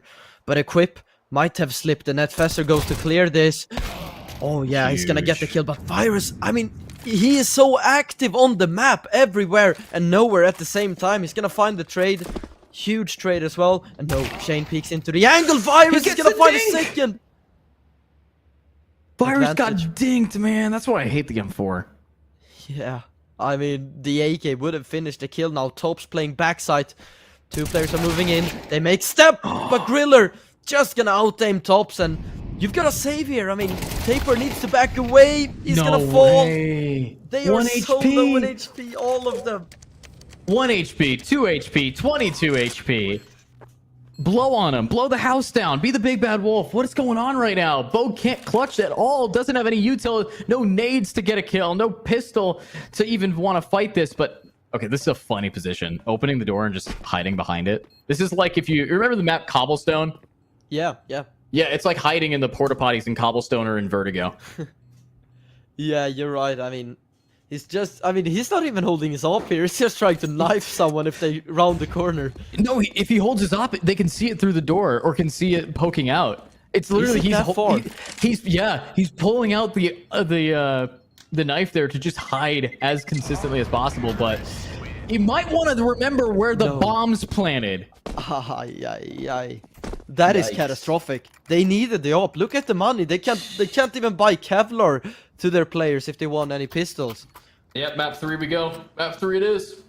Yeah, it definitely feels that way. And I mean, you gotta remember where you can save on the map. I mean, Nuke is a 2-layered map, right? It's like Vertigo, for example. You know, if the bomb is planted above you, you're most likely gonna die if you're right under it. Yeah. Big pushback now. Even after that fumble, what can they do with the pistols? Looks like we're seeing the entirety of Prezi Esports just running onto the B site. The retake nearly impossible unless someone can make a misplay. Ooh, oh my god, no. How are you alive? Luckily, you got Becky from the sidelines. Huge, and Bug is down. Wait, he got killed by a smoke? He got hit by a smoke and died? That's not often you see. I mean, the last time I saw something like that happen was with a flashbang, but with a smoke, I don't think I've seen that. I mean, at least not in a couple of years. Yeah, it's the first time I've seen that in competitive play for a game I've casted, but wow. Seeing a smoke kill. Copenhagen Wolves, I mean, they have to win 4 in a row if they want to bring us to OT. And I don't think that it's going to be an easy fight. Luckily, they have some decent equipment, but Prezi Esports is loaded. They have everything that they need. Tapeware needs to do a buy soon, but this tack pause, I think what they really have to do is they have to focus on long. That outside control, you see what I mean? Prezi Esports, they're a T-sided team. They love getting aggressive in long, especially when you have players like Virus able to just walk right into garage and start opping your back end. Insanity. I mean, it wouldn't be the same either if Virus wasn't having such a great game. I mean, he's just patrolling outside, peeking in towards garage, picking a player off, then taking a deep position, taking the player down in towards hell. I mean, he's just everywhere. You can't peek in towards outside without taking a duel against this guy. But now, what's the player? But there's 2 of them. Fesser finding the opener, and that's a huge opening piece to take out of the round.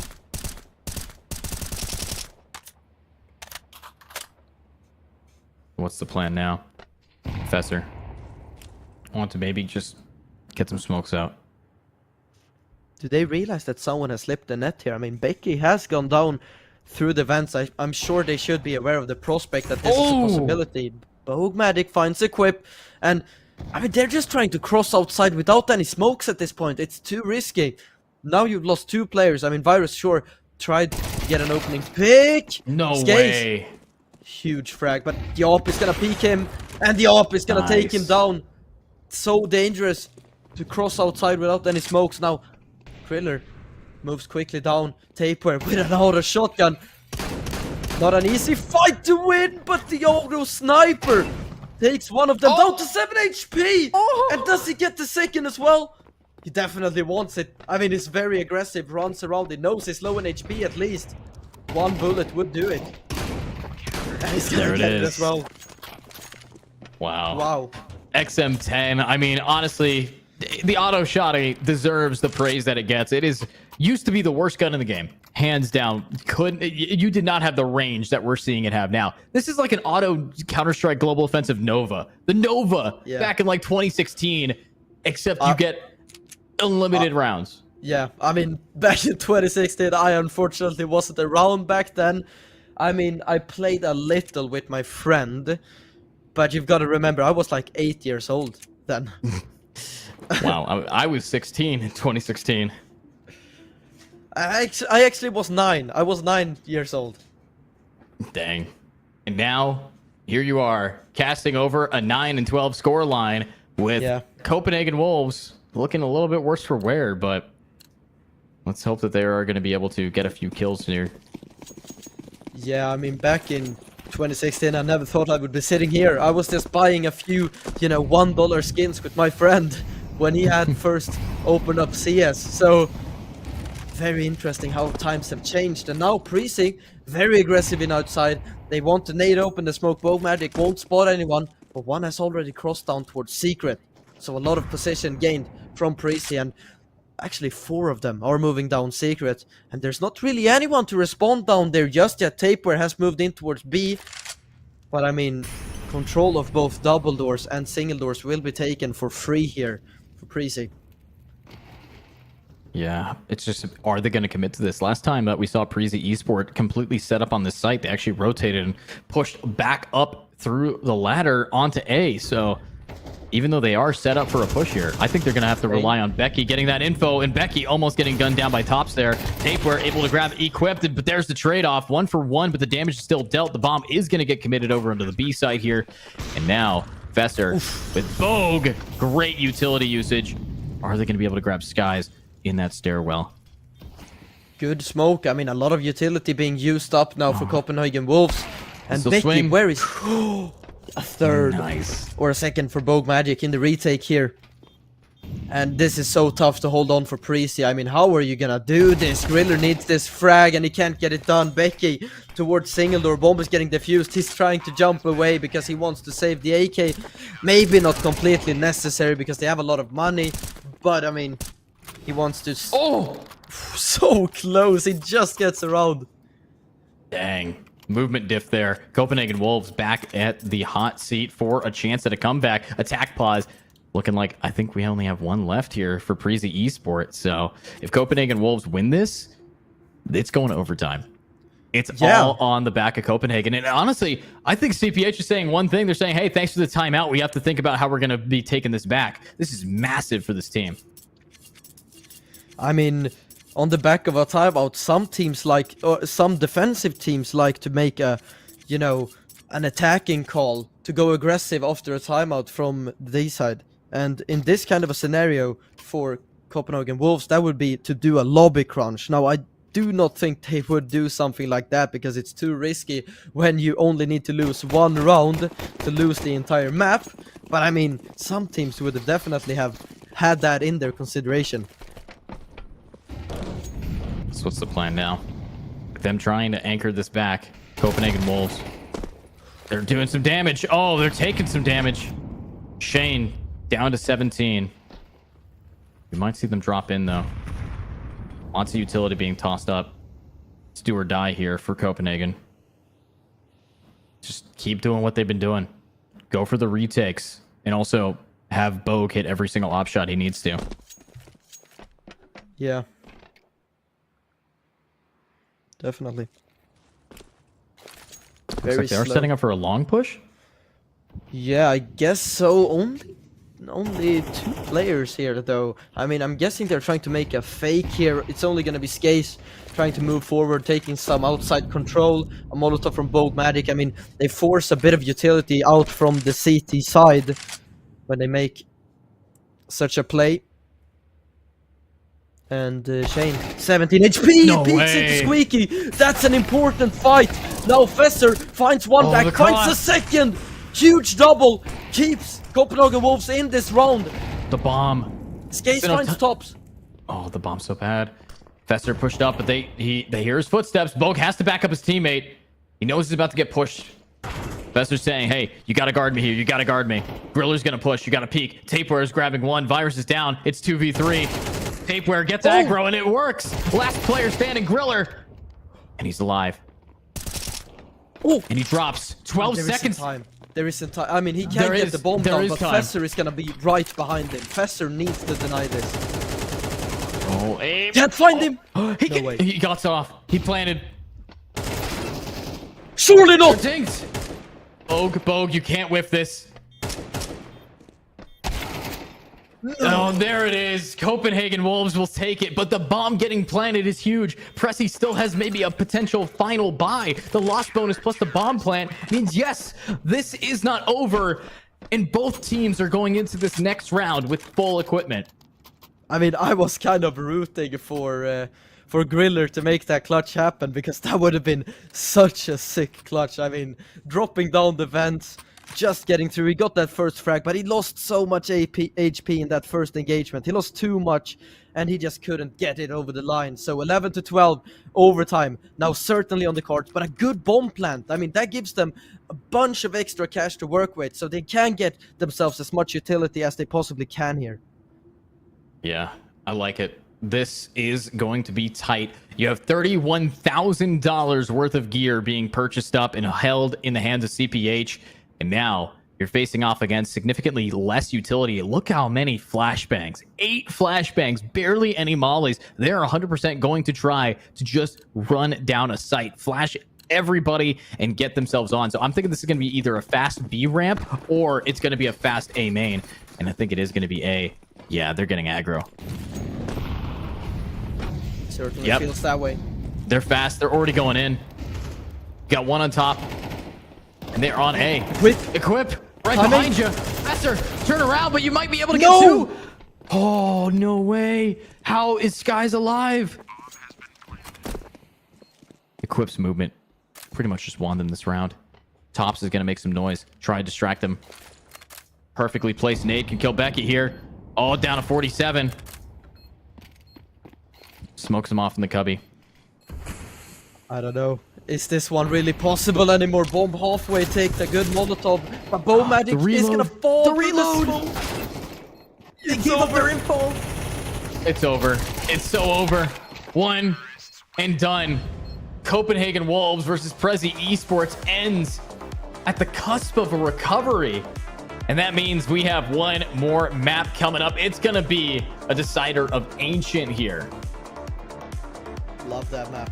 I mean, personally, to play it, it's one of the maps I hate the most out of the map pool. But to watch it, it's so much more fun to see what kind of plays, especially the CT side, can pull out. There's so much aggression you can make down towards middle, you know, taking control of B lane. It's such a fun map to watch, in my opinion. But to play it myself, I just don't get it, why people like to play it. Yeah, I mean, here's the thing. It is for the aggressive CTs. And what we just watched were some aggressive CTs. Just an aggressive team. You like to do it. And the meta right now in Counter-Strike has been take space early into a round and fight for that space at this elo. So with that being said, we're going to be seeing some very hot and bothered fights. We're going to have them going back and forth. It's going to be a Rock'em Sock'em Robot, just a boxing match between these two teams in the final best of 3, game 3, do or die elimination round. We'll be right back, and hopefully they're going to be good. Bets on esports, bets on streamers, impressive bonus system. Welcome bonus up to $600, cashback, artifacts, regular promotions, daily giveaways. Try yourself as a bookmaker. Great lines. EGB.com, more than just a bookmaker.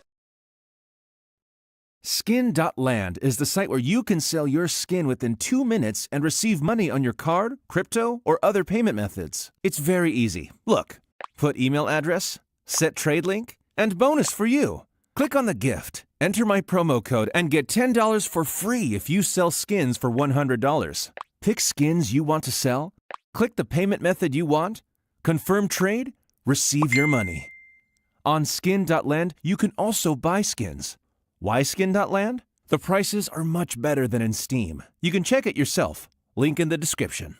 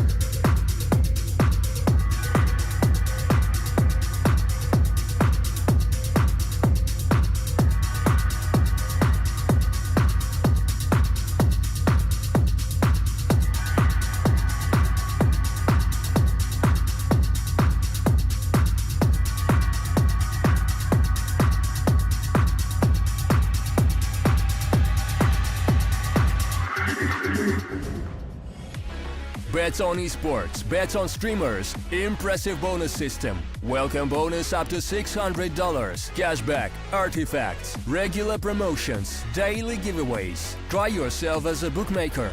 Great lines. EGB.com, more than just a bookmaker. Skin.land is the site where you can sell your skin within 2 minutes and receive money on your card, crypto, or other payment methods. It's very easy. Look, put email address, set trade link, and bonus for you. Click on the gift, enter my promo code, and get $10 for free if you sell skins for $100. Pick skins you want to sell, click the payment method you want, confirm trade, receive your money. On Skin.land, you can also buy skins.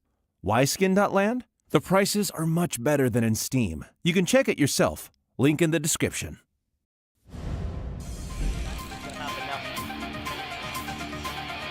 That's exactly what's gonna happen now as well. Easy checks it along, saw the mid, now has to go. Blue White on one, Blue White on two. What was that? Blue White! Oh my goodness, could have been another frag. Easy. Lead pushing in through here aggressively. On the line once more. Lampada thinks there's only one. Checks to the left side and now takes them all. Oh, Lampada on the spray transfer gets scored. He hasn't had the greatest of games right now, so he has to pull through for his team. How much can he find? That's what we want on music. Oh, the transfer! Down the spray transfer, beautiful. He knows where the last one is as well. Lampada on the scout. Oh my God! What? Lampada! What was that? What is that? What just happened? Wow. And welcome back, everybody, to the Apollo Series Phase 2. This is the final map for this entire thing. This right here. The lower bracket, the fight between Prezi Esports and Copenhagen Wolves. One team is about to be eliminated. So, with that being said, my name is Edu. Welcome back. How are you doing, Emil? Are we ready for this? Yeah, I mean, started to get a little bit tired. I mean, we're moving into the 6th map we've casted so far today, but I mean, we had such a close affair, or at least a decently close affair on the previous map.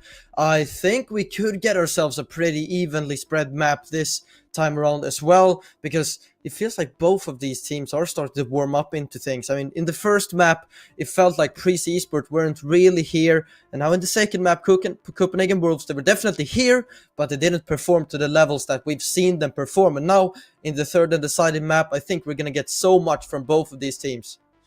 Yeah, I expect only the best of the best gameplay, as we have really witnessed so much of these two teams being able to fight against each other. We've seen comeback, we've seen horror story, we've seen odd buys, forced buys, strange ideas that didn't quite make sense in the moment, but they managed to bring it back a little bit. But overall, it's been rough. It's been like a rough series here for both of these two teams. So I couldn't tell you who's going to be taking it, but I do know that you guys could be taking home a decent chunk of change if you do check out our sponsors, EGB Bet, and of course, Skin.land, places to sell your skins and places to place your bets, because now it's time to place our bets. It is these two teams against each other. Honestly, good luck to knowing which one's going to win, because I have no idea with the way that they've been performing. And, you know, Copenhagen Wolves are a team that hasn't really played together that often. This is a new roster.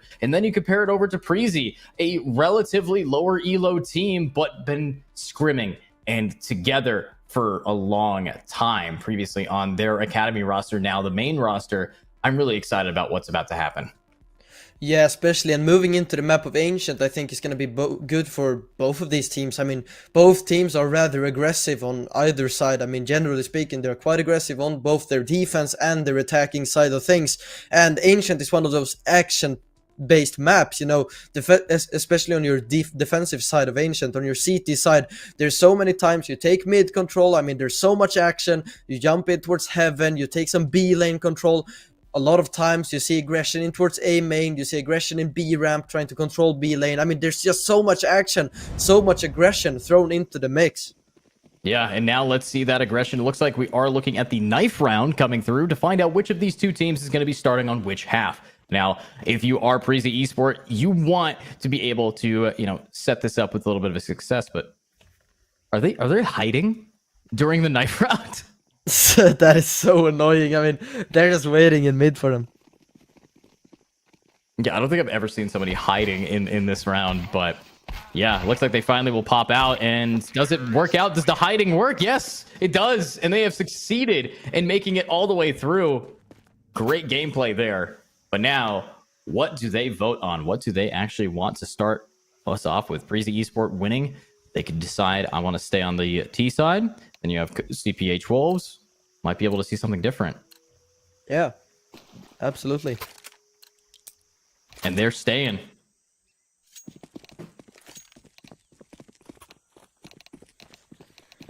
A lot of writing in chat. Yeah, I can hear it. The clicking going on. Yeah. Interesting. All right. Let's get it going. Yeah, looks Look like at how Breezy- close this game's been going, though. 13-10, 13-11. Yeah, I mean, it's a very close series, and Breezy starting off on that CT side, Copenhagen Wolves over towards the T side. Seems like it's going to be a rather quick B play here for Copenhagen Wolves, and the Breezy taking mid control. They're going to jump up in towards lane. This is going to be good information. Oh, nice shot from Virus, and he had such a great second map of this series, and he's starting off off form. But I mean, ooh, a lot of damage. Given to the T side. I mean, Equip answering with 2 frags of his own.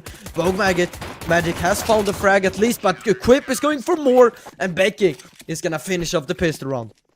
Wow. Great start here for Breezy Esports. Now, Copenhagen Wolves, they got a lot to showcase for themselves. They are not going to be able to buy out. They didn't get the bomb plant. And yeah, not ideal. But with this, I'm a little curious. Will Copenhagen Wolves be able to bounce it back? And apparently I was wrong. They did switch sides. So with CPH Wolves on the T side, they are getting immediately thrown back by a ton of utility dumped in this connector. Yeah. Tops, it's a plant. What? Is Tops okay? Is he? He's becoming a decoy. He's just shooting everywhere he walks. I'm really confused at what Tops is, what he was just doing there, but yeah, he's just a decoy. Decoy that just ate a nade and got sniped. So, oof. The living flashbang. Alright. And Tapewear gets one, but yeah, I mean, think this is what Tapewear's not going to get any more. Yeah, no. They can Yeah. go for his deagle too.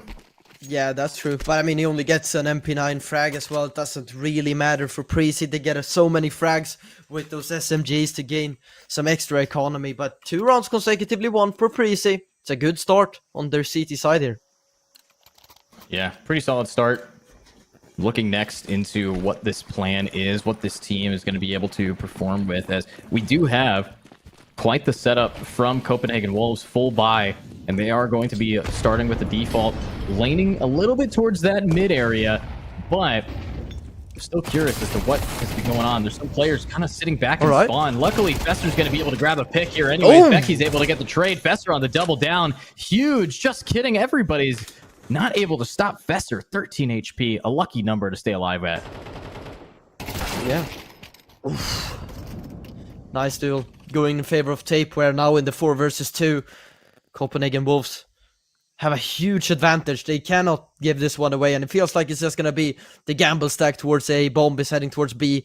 Copenhagen Wolves are going to go towards the B bomb site, and Breezy Esport, they will just try and hold on to their guns for dear life as they head in towards a 3rd round afterwards, or a 4th round afterwards. So what's the plan now? With Breezy Esports not being able to really go for this. Copenhagen Wolves, incredibly passive. Assuming that Breezy is going to try to get the flank on them. They have done it many times, but right now they're just burning down the clock. So in the 40 seconds we have, maybe we got, what, a minute and a half left in this round? if we were to not have this bomb planted, if they keep taking it as slow as they are. But no, they're going to plant. And Tapeware. Shout out to him. Honestly, great shots there from him and Fester so far in this early round.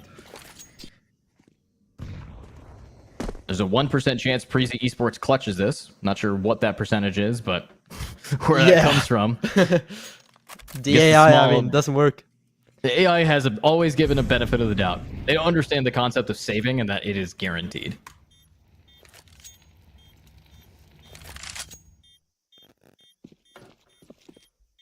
Alright, well, Copenhagen Wolves are gonna get a first round. It feels like Ancient, it feels like we see so many saves on Ancient the last couple of times I have casted it, and starts off the same way when Prezi lose their first round. Here we go. Round winner. We are now in a close game. Officially on the board for Copenhagen Wolves. Prezi Esport. Decent save. They get a bye now. Makes sense. Round 3 that they weren't going to be going for. Now they're going to be able to pick it back up, right? And if they could pick that back up, well, Prezi should be able to slow down Copenhagen Wolves, as even though they just managed to win that last round, they only have so much lead that they can keep. And we've seen them really get yoinked back before, but that kind of aggression from Tapeware is beautiful. And they actually get the trade-off, though. A little bit too much than they can chew. Yeah, man advantage Prezi, but they have lost a lot of HP as well here. 5 HP on Griller and 50 on Skaze. Skaze holding down towards Donut. Might be mollied off position. Actually, Tops decides to throw it a bit closer. Ooh, very nice smoke spam. Deals a bit of damage, but he's getting pushed from the backline. Shane is gonna prioritize the duel against Becky. Huge stuff. And Copenhagen Wolves are put in such a comfortable position to close this round out. They have such a good position, but actually Tops considered about Red Room, but the trade is gonna come through. Skaze needs to rotate towards the B bomb site and take him down, but I mean, Skaze, I feel like he's just gonna save here. He's just so scared about every single position when he tries to cross through CT, because they can be anywhere at this point. Here we go. Skaze wanting to maybe find an exit. I think we'll just be going for the save no matter what, as you said, but if Bogue wants to get aggressive, hold up, Prezi could be in for it. Bogue likes to get a little bit closer for comfort, but I think Skaze knows that. With about 15 seconds left until this bomb explodes, Bogue is going to be going for it. But is Sky's going to get time in? No. No push-ups. Unfortunate.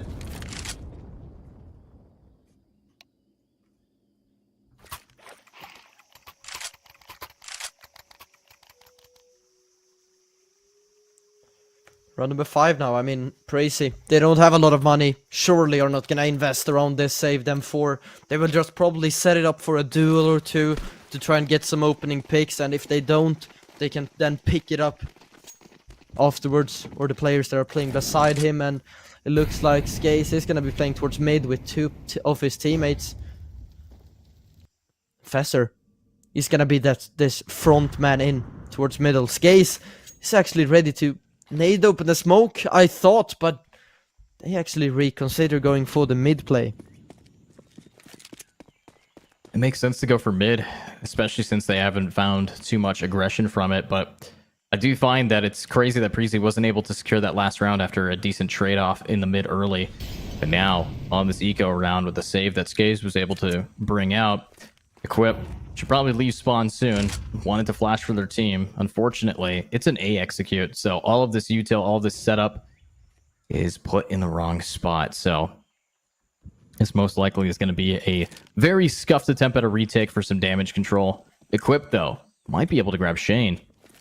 Shane, alone against all of these players, could either get a kill or be killed. Yeah, Shane Good timing. finds the M4. Oh my god. Wow. He's going for the ace. He gets the 4th. Can he get the 5th?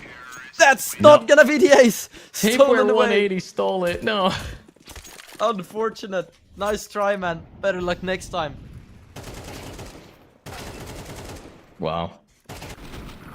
So what's the strat here now? With Shane able to get all those kills. You know, the funny thing is, usually in an eco round, it's not that impressive, but 2 of those players were holding rifles. So that was a clean flank from Shane. And honestly, the fact that Copenhagen Wolves were just able to take A for free and Prezi didn't check anything, I'm concerned. But you say, oh no, what's the problem?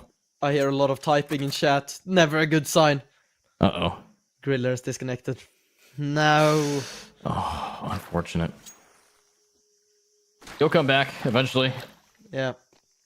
Yeah, well, also, I mean, 5 rounds in, Tops having another one of these slow starts now into the map as well, and I've been a little concerned about him. I mean, in the previous map at least, he starts to step up a little, but throughout the whole of, I mean, all the matches I've seen with Copenhagen Wolves, it feels like he has been having a little bit of a rough period. Let's see it, yeah. I mean, I think Prezi Esports having a little bit of a rough period. They've lost 3 in a row now. And 3 in a row, not ideal. Losing a player as well. They're going to have to wait out this entire round. Most likely going to try to go for a remake. Maybe some match medic is what it's called. Get everything fixed up again. But you look on over at Prezi Esport and I don't know. This is worse for wear. Luckily, both teams have agreed not to go kill each other for the funds of it. Last time they did go fight. Yeah, I mean, last time it was a lot of suicides as well.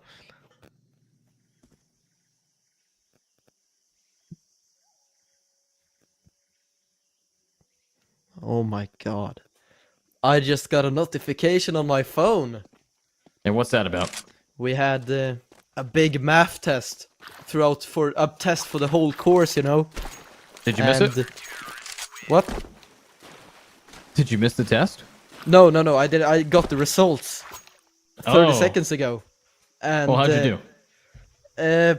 Not the best, but I did pass the test, so it's fine. But I realized now that 3 of my friends didn't pass the test. So Ooh. it's gonna be an interesting day at school tomorrow.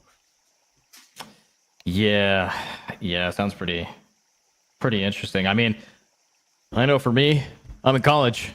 I don't know Yeah. what my classmates got on the test, but I did fine.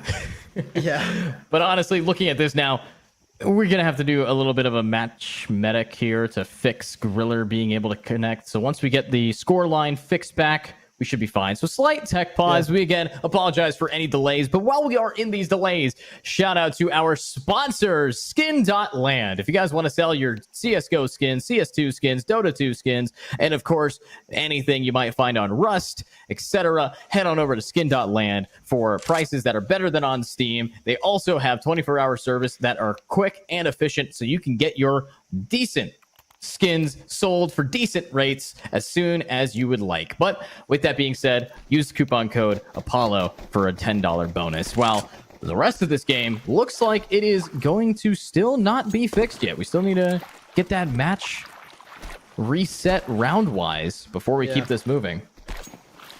Yeah, hopefully it doesn't delay too much further. I mean, it's always fun to get things on its way, never fun to watch these technical difficulties.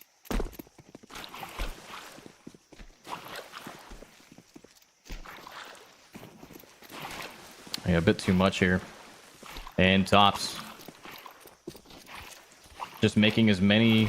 I think he just likes the noise that the CS2 water makes. Yeah. I think that's the whole goal of what we're seeing right now. Just play by jumping play, around. walking through the water. No, seriously, I wonder what's going on. Yeah, I mean, everyone was connected to the server, right? We're getting to see the replays. Maybe some server issues, potentially? Well, if everybody else is connected, then I don't think it's a server. I think it's a Griller issue. I mean, at least we got to live up our best shots ever with how things are going. But as we still do not know what is going to be happening next here, this match looking worse for wear for Prezi Esport every single second that Griller is not able to reconnect. As this late into the matchup, if he can't reconnect, I mean, it's over. That's going to be a technical FF. Yeah, I mean, that's the worst kind to go out on. To lose on technical issues. That is never fun.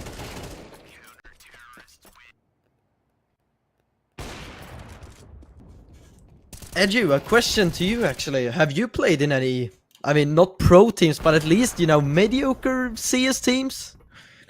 Well, back in the day, I used to play Dota professionally. So I was, of the Valve games, I played Dota 2 at the tier 2 level. But now I used to be like, I would say Supreme was like where I would be averaged at for Counter-Strike Global Offensive back in that ranking system. Yeah. But yeah, As for me, you know, casters can't play. No, I'm kidding. No, I never played on a official roster for Counter-Strike. For Team Fortress 2, though, I was on really? official. Yeah, that's where I got my start in esports. Oh, all right. Yeah, well, to be honest, I mean, esports, I mean, probably CS was the game that introduced me. Before CS, I played Roblox and Minecraft. Nice. When I got started, I think I started playing Dota 2 when I was 11, which would have been the same year Minecraft had come out. So. Oh, yeah, right. Oh, Minecraft, that were good days. That just gave me so many flashbacks. Yeah, but honestly, looking at Minecraft, you know, have you ever played on those high pixel servers where you get I the have Counter-Strike Minecraft, Counter-Craft? Yeah. Yeah, what was it? What was it called? The casual something, I think it was. I'm gonna have to double check that one now. I played it a few times. Oh, Cops and Crims. Yeah. Honestly, so many different games, but I was always, when I played, I used to be a builder. I used to play Minecraft all the time. My buddy Misto, he's actually one of the guys who made a lot of the big maps. Me and him used to work on really large maps together. So if you ever played on the Twilight Princess replicated Minecraft map, me and him built that one. So Twilight Princess. like from Legend of Zelda. I'm Yeah, it might be a little bit too old. I'm gonna have to Google up how the map looks, but I don't think I've played it. Yeah, you might be able to find us on Planet Minecraft. But anyways, as we've been waffling for a little bit of time here, we will probably still be waiting for Griller here, but we are going to send it to a short break. We'll come back. Thanks again for listening to podcast here, but we will be back for the actual cast, for the gameplay. Hopefully, Griller will reconnect, but if you hear from us and it's cam on, that means that Griller did not come back, but we will find out in just a little bit. Stick around. We'll see you soon.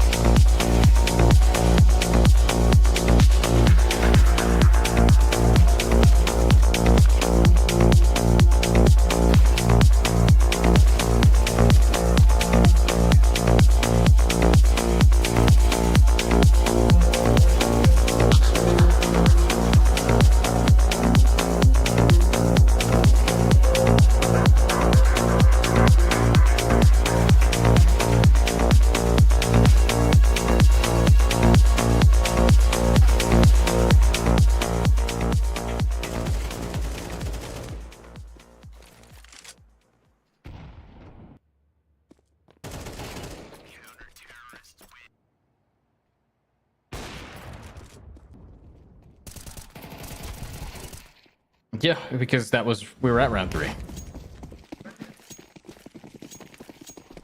Huh. Well, now we're on round 6, so let's go. Welcome back, everybody. Griller has come back, and now we are in the same position. 2-3 scoreline for these teams. Yes, it was this position, because last time, remember, they went over and then went 3-3. Yeah, this is where we were. So, Virus with an op. Let's spot him. Oh, right in the noggin. Shane, gone. Might be able to find another one here, and nope, the op shot is going to whiff. Flashbang now comes through. Oh! Still manages to get it. Doesn't need a C to get the timing down. wait. The Vogue Magic and Tapeware get it down. 2v2, but they're both so low. Yeah, 5 versus 2 made into a 2v2 in just in a couple of seconds. Tapeware. The smoke spam is huge from Becky. Huge stuff. I mean, he's just, the game sense is on. He knows exactly where to spam if he wants to connect bullets onto the player planting in the corner of the bomb site. And Tapeware is trying to make a 1 million IQ move. He moves out of the bomb site. Should know B is supposed to be clear right now. But I think he's looking for a fight here before he goes in towards B. I don't think that with the... Yeah, no. I think he's actually going to wait. He might be able to hear somebody use some util. You know, you got a flashbang, 2 smokes available for the CT side. And they've rotated. So 30 seconds, it's going to be a re-hit onto A. It's not going to be a B push. Or maybe it's even worse. Maybe it's a flank. Nope. Okay. Yep. Re-hit on A. Wow. Easy bomb plant. Wow. That is 1 million IQ. He just outplayed both of these players.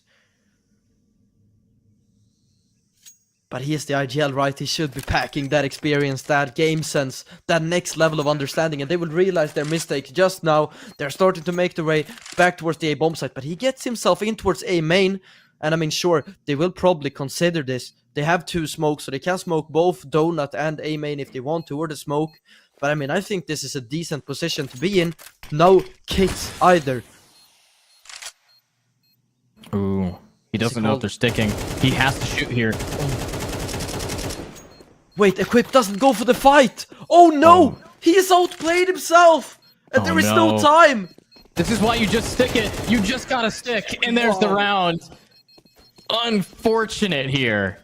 And that is going to be the bomb. Still taking him out. So I'm glad you picked up the op. Yeah, that helped. He could have gotten out.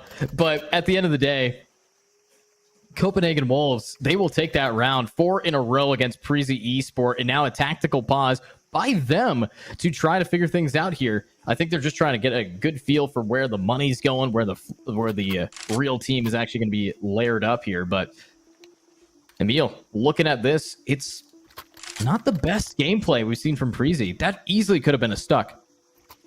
Yeah, I mean, Prezi, they want to play together, and I understand why. In a 1v2, you don't want to give him individual fights, but the fact is, he was just so good at playing it. He outplayed both of them. They thought he was going to rotate back towards the B bomb site. He stayed towards mid, and then went back to a free A bomb site. When he plants the bomb, gets himself in a good post-plant position. But the thing is, Equip after his teammates fall, he needs to be there to trade him out. I mean, he goes first for the fake tap in the smoke, and then tries to take the fight by his lonesome, and afterwards loses the round. And now, eco round for Prezi. It's going to be tough to win.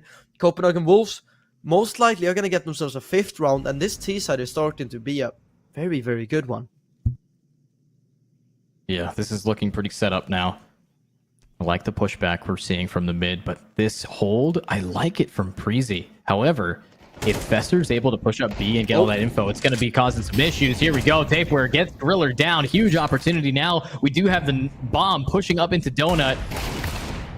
And you're gone. Bomb is lost in a terrible spot. Luckily, Fester's able to get the trade, but now you have to fight for it. The Molly kills, and it's just 1 remaining. From the advantage to the disadvantage, thanks to 1 piece of util. Oh, no way. Almost got 2. If he got the double there, that would have been crazy, but only the 1, and it's going to be a 5th round for the Copenhagen Wolves. Now, I mean, Tapeware. I am so impressed by Tapeware. I mean, he's playing so well. He is playing so well while being the captain as well. A captain's performance. This is the opportune moment. Tapeware able to now lock this forward. Skies wanting to push up. We have Fesser almost Jumping up, Tapeware's gonna grab Griller. You are getting flanked though, but Tops backs you up beautifully. The blood on the wall says everything you need to know. The flashbang tries to get these players into Donut, but that smoke is a bit too much. And the whiffed op shot, somehow they stay alive. Virus away from the nade. 3v5. Everything's going in the way of Copenhagen. Yeah. Bomb outside of A main. Skaze, the only one to defend here. I think that if he falls, actually he rotates back. I think they're just gonna gamble stack towards B. And if they don't go B, it's just gonna be a 3-man save. But Fesser has always been high on their heels. We've seen him hunt down these saving players a couple of times in previous maps. And I definitely think we're going to be seeing the same thing here. But I hope to see more of the Copenhagen Wolves players go for the hunt here as well. Because every weapon that you're able to take out of the picture here is going to be huge impact. It's going to be one less weapon in towards the upcoming round. Yeah. Let's see it now. Rogue Magic setting themselves up for a decent amount. We got Fesser wanting to maybe find any of these saving players. But no one is actually pushing away from B site. They're watching and guarding every single angle pretty well, but wait a minute.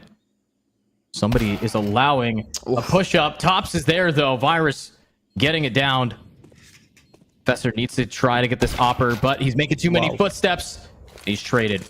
A perfectly placed nade could get a kill. Little damage over just one, but Virus can't swing anymore. And this is so aggressive. And they're just getting punished for it. Tapeware gets it finally, but... Wow. At least Tapeware is too good. He is, but Virus stays alive with the op, and that cost them 3 of their lives. They had a flawless. That was nearly 5 players still standing, and they kind of just went for it. They had the money to do so, so it makes sense, but still. Yeah, but in my opinion, I think that was a good decision. I mean, losing 4 players to get 2 of them down. Looking at the economy for Prezi now, since they lost 2 M4s, you might even not go for the buy here anymore. I mean, you don't really have enough money on the back of it, and then playing against pistols instead on the back of losing a few pairs of extra rifles and kits and, you know, Kevlar and such. But I mean, still doing it to play against mostly pistols in this round, I feel like is definitely worth it. Yeah. But now, is it worth it to see these teams now being forced to go back? Is it worth it for Prezi Esports to not be able to successfully save? Virus has to prove what this op can do. He is the only man who made it out of that last skirmish alive. And if Virus is able to do what he does best, using that op, it might all be worth it. Prezi Esports pushed up with Skaze. This could be it. I do like Fesser's angles and the rest of this team, but wait a minute. Tapeware getting so much space in mid. Becky, aggressive. I mean, it's a nice position with the 5-7, but I don't think they will be going through just yet. Fesser just waiting. Wants to throw a Molotov first. Oh no, the team kill coming through. And at least the trade is there. Virus, he's there to support his teammate. They should know that's the saved op from the previous round, and now you definitely don't want to go towards ramp. Tapeware though, they're waiting for him. The flank is a round winning position. He has 3 players served on a plate, but they push too early. But Tops gets the double spray down through. It's gonna be Griller left in a 1-on-2 situation. Bomb site lost. He's coming in through long, and this is gonna take so much to win. Tops doesn't consider it. He's gonna plant for long even. Tapeware loses a duel, and he's gonna get both. Ooh. Oh my god, Griller, this is why we wait for you to reconnect. Great shots. Prezi Esports stopping the streak. 6 in a row for CPH is not enough. Now, this final map is getting tight. It's getting hot, and Griller's aim is what to talk about. Honestly, you now have Prezi Esports setting themselves up for success, but Shane disconnects. Might have to reconnect real fast. Yeah, there has been so many tech pauses throughout this best of 3 series, and feels like they're gonna keep on coming our way. I mean, can we be more unlucky than this? They've got this. They have what it needs to do. Looks like we have a little bit of internet issues coming out. It makes sense because quite a few of these players are from the same country. So, Yeah. you know, they are in regions pretty similar to each other. So maybe they are on the same ISP. Who knows?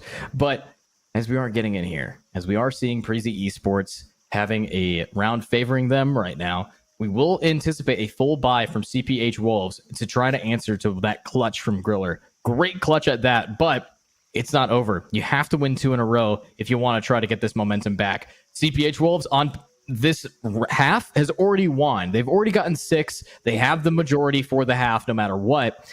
And now, if they do want to keep it up, they can allow Preezy to get one more round here and still be fine. The goal is to get 8-4 to win a half. Yeah. Yes, I mean, such a huge round from Griller. I mean, 7-2 otherwise would have been such a comfortable position for Copenhagen Wolves to be in. But now, when it's 3-6, Preezy can easily get a couple of more rounds in at the end of the half here. 3 rounds definitely enough to work with if, I mean, you lose the rest of them, but it's not going to be a good position. It's just going to be possible to make your way back. But, I mean, 3 is the bare minimum at least that they've been able to secure now.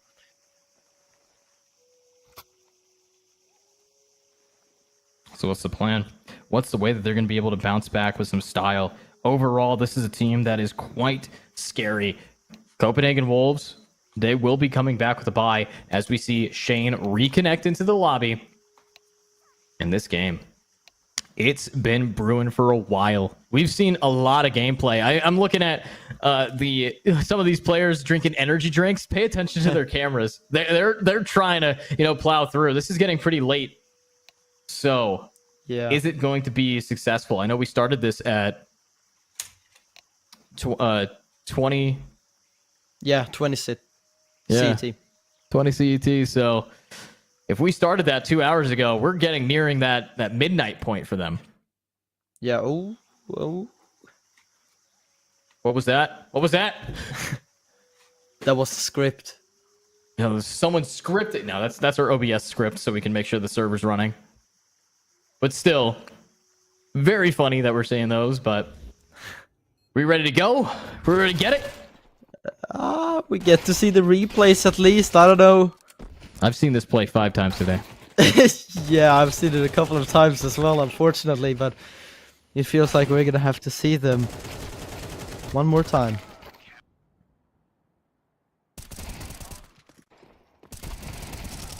And there's some shots, and yeah, let's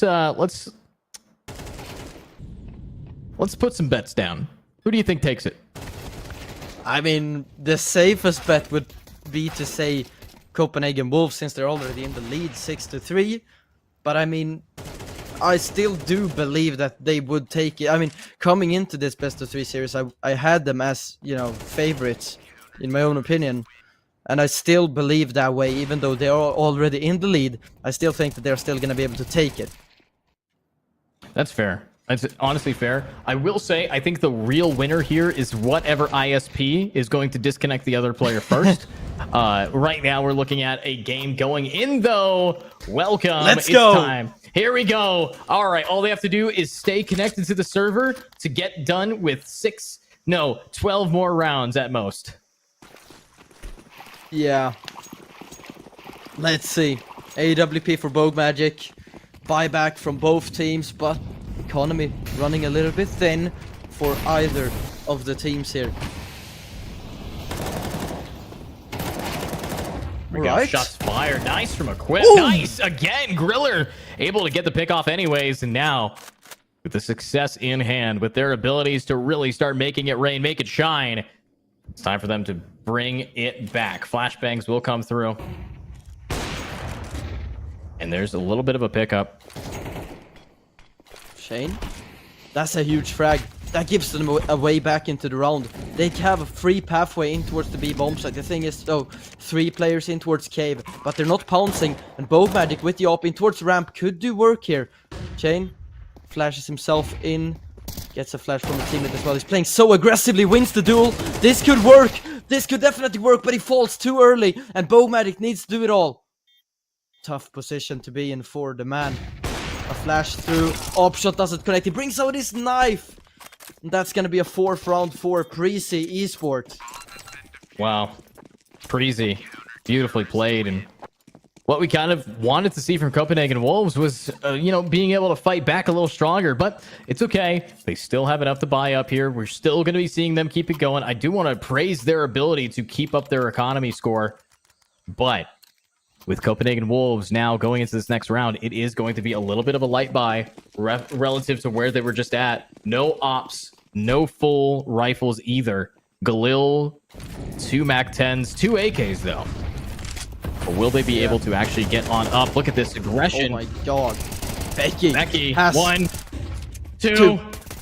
Get 3, get 3. Yep, get 3, get 4. This could be an ace here for Becky. Look at how calm that player is.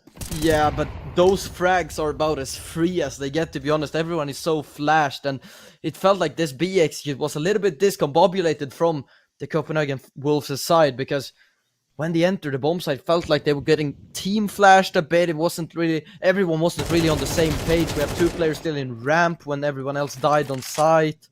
That nade guarantees a frag, and Bow Magic once again in the clutch, but it's not gonna have a chance. Crazy are gonna find a 5th round, and maybe they are actually gonna be able to tie up the scoreline here at halftime. Definitely a capability here, but with it being 5-6, it's gonna be tied. I'm pretty standard unless we see Fesser, Shane, and Bogue really start to carry with these pistols or these rifles. I don't know if Tapeware is gonna be able to catch up, but Tapeware is the top frag, so yeah, 14 and 6. That's a good stat line, to be honest, especially when you're IGLing. Fesser gets destroyed in the duel, but the trade is gonna be instant at least. At least. So what's the new rule? Becky wanting to maybe find a pick here. Do see some pushback. Rays come through. Lots of damage to Becky. None dealt over to Shane. Griller. This is aggressive. Wants to get information. They're accounting for this. And Bowman gets both! Huge double! And Shane is gonna find Virus in Donut as well. That should be the round. But where is the bomb? It was in Red Room on the back of Shane. But he's gonna be moving in towards Donut. A bomb site will be taken, and Becky surely has no way to win this one. Yeah, and there's no opportunity to save. This ain't Inferno. You're gonna have to start going in and keep it moving. Copenhagen Wolves. Oh, wow. Executed. Will build up their momentum towards the end there, but Breezy Esport will be happy that they were able to at least get those 3 rounds. This was Copenhagen dominating 6 rounds in a row. Completely shifted here now, but it's now time for the second half of our 3rd game of our 2nd match of the day. And again, it's it. These are the last 12 rounds that we will be seeing played today or played at all from one of these 2 teams in the Apollo Series Phase 2. Yeah. I mean, that's true. The nerves gotta be high now, everyone. Maybe starting to get a little bit more nervous than they previously were. Pistol round, such an important round in almost every single game, you know. You get so many rounds on the back of it and you put yourself in such a strong position. Now a triple B setup from Copenhagen Wolves. Looks like Priest are just gonna run through B lane down towards mid.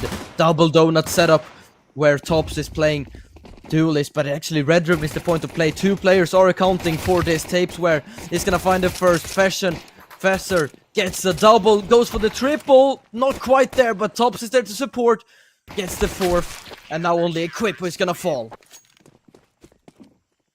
What Let's a pistol. see it now. With that pistol going on over, Breezy Esports is still at a disadvantage. Copenhagen Wolves needed to start off strong to keep their momentum from that last round of that last half, but now Breezy, they are not able to get the bomb money, so they're not able to get a buy. Copenhagen Wolves should be able to keep up their 4-round lead now. Full eco, Tapeware with an MP9. Looking to farm up some cash here. There's a lot of plays. This nade could be huge. He gets out the MP9, gets 1, gets the 2nd, gets the 3rd. Fesser there to clean him up. And Tapeware is gonna be up to 19 and 6.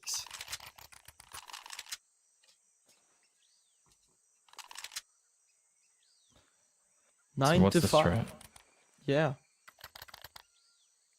So now, 9-5. We have a bye coming out. Honestly, Copenhagen Wolves, if you remember, they always are okay with having 2 MP9s. They're usually at this bye, even during like quote-unquote bye rounds. So I'm not really too concerned about them. I am concerned though, Prezi Esport, they have barely any utility.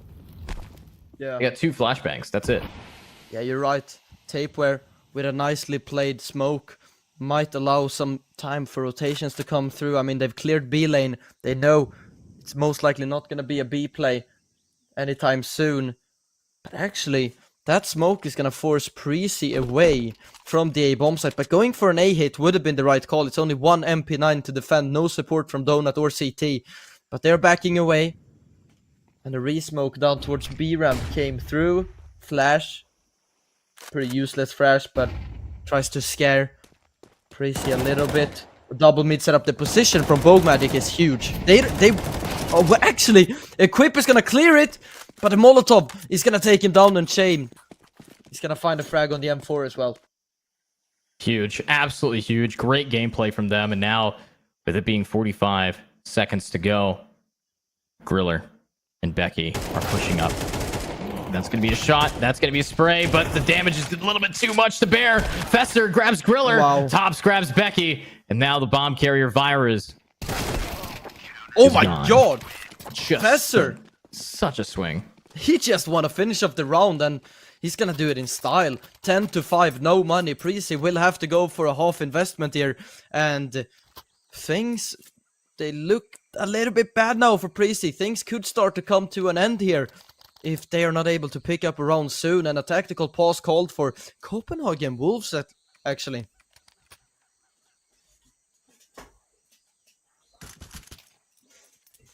See it. Copenhagen Wolves calling a tactical timeout. Very interesting. I think this might be a called timeout from Prezi. I doubt that Copenhagen would want to slow down their momentum halfway through here. I mean, Tops, yeah. Wait. Tops is bonusing? No, Tops, you better be full buying. Is he actually committing to the dualies? I don't know. I hope not. I mean, surely there's an AK on the ground. Yeah, I see it. There's an AK on the ground. I mean, that would have been a very interesting call.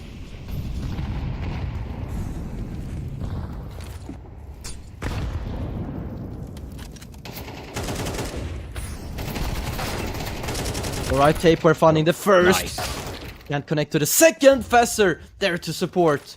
4 versus 2.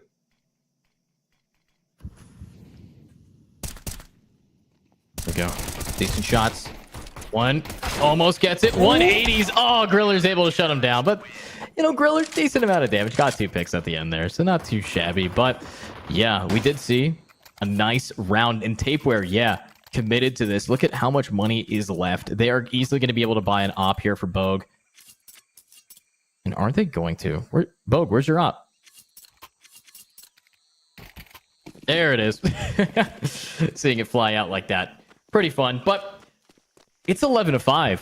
I think this is just Prezi's last leg. They have to win these rounds. Yeah, last chance in this round, definitely. And Shane has such a great position. So much information gained and a bunch of damage dealt to a few players as well. Not a good start for Prezi, and they are pressing forward as well throughout A. Even more damage. Fesser is gonna find Becky through the smoke. If things couldn't get worse. Yeah, I don't know. Prezi, how do you get back? That's a start from Virus. Big start. Yeah, and look at this position from Skaze. They don't should have be the aware bomb. though. They don't have the bomb. They have to worry about this flanker, but I don't know. I think Skaze is actually going to be able to get gunned down here. You have numbers advantage for CPH, and wait, no. Yeah, he's threaded the it's needle. timing. He's gone all the way around. He's going to get the jump down onto Bogue. And Bogue only has an op. Bogue is not going to be expecting the turnaround here. Bogue! Bogue! No. Bogue! No! Oh, trade. But that's all they get. Oh, and they drop the bomb down. No. 2 versus 2. Both are on B site. They need to rotate fast. We're actually Precy may be overthinking this a bit. I mean, they cleared A site, they cleared Donut, they should be aware that A should have been cleared, but now they heard Shane rotate in. Fesser is just trying to hold them if they try to cross back through heaven, but Shane, if he gets flanked here with 15 seconds left, he might be aware of the possibility. If he turns around soon, but he doesn't. Oh, no, no, no, oh no! They started running. They were too worried about time. He doesn't have it. Yeah, he has it, I think. Oh, just in time. So close. And now they're both low, both at half HP. Fesser. How does he clear this position? He doesn't. That's the answer. And that's Preezy Esports taking it back.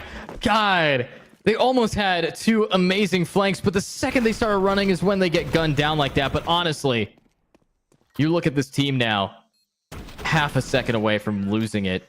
If only that firefight took a blink of an eye longer. Yeah. I mean, so close. And Precy, they're living on such a thin margin at the moment. It's just so close. And another technical issue. Who could have thought? Now we're back quickly. Yeah, thank God. It's not that much of a tech issue. We do have a few more. At this point of the game, you can't worry about tech. You got to worry about just being able to absolutely fight this out. These two teams being pretty strong. Yeah. What's the real plan?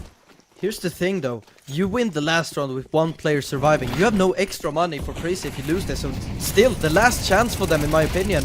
And that's not a good start. Tapeware finds him. A good flash to set him up for the second frag.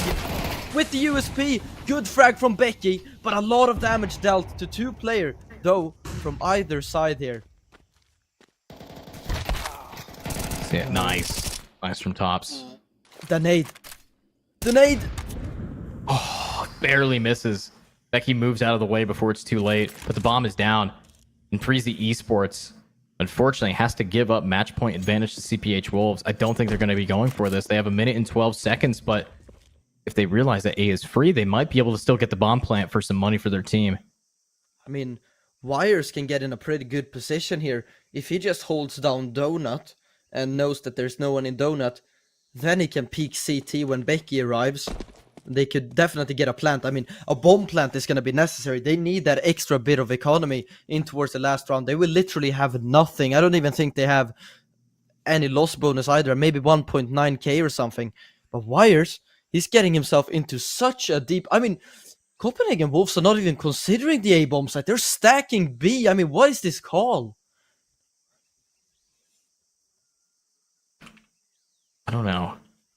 This is an interesting call, but if the bomb gets planted, I think they know that they have life advantage for a retake. Let them plant. Yeah. We get match point advantage. It's GG. We win. So at the end of the day, it's now, do they clutch a 4v2? The answer should be yes, but that's been proven wrong before, and especially with Becky getting real aggro here. Duel of the round. I mean, whoever wins this duel, if Becky wins it, they still have a chance, but if Tops takes him down here, it's over. And Becky wins it. Oh no, but Virus is dead. The flashbang from Bogue was too strong, and Becky has to clutch, has to fight. Almost giving up the position. Ooh, wait. Oh, yes. 1v2. Oh, no, time, it's I think. Into the left. It's left. Oh! Oh my god, it was half a second away. So many timings, it's so close, everything that has happened currently. But now, with him saving the M4, with them getting a bomb plant down, means extra economy for the team. So Precy at least will have a decent buy for the potentially last round. Wow. 12-6 now. Flashbangs. All online. We do have some decent util. Smokes are going to be coming up. Nade, near perfect. And there's some shots fired, but it's not going to connect. And look at this. Fesser wanting to fess up to a fight will be downed by Becky. So much damage has been dealt here to CPH Wolves. But this is a stack site. 3 players still here. And Tapeware getting aggressive with that 8 HP. Pushing with 8 HP is crazy. Shane! He gets 2, but Bogue has to save. Yeah. Unfortunate. I mean, if Shane gets the 3rd there, he can probably drop a smoke behind him and hold down the bomb and wait for the rotation of Bogue Magic, but since he didn't get that third frag, that means round over, B bombs are taken, and Bogue Magic is just left to save. And I don't remember how the economy for Copenhagen Wolves were looking, but I don't think the economy is too strong for their side. I mean, Prezi could definitely get a couple of more rounds here.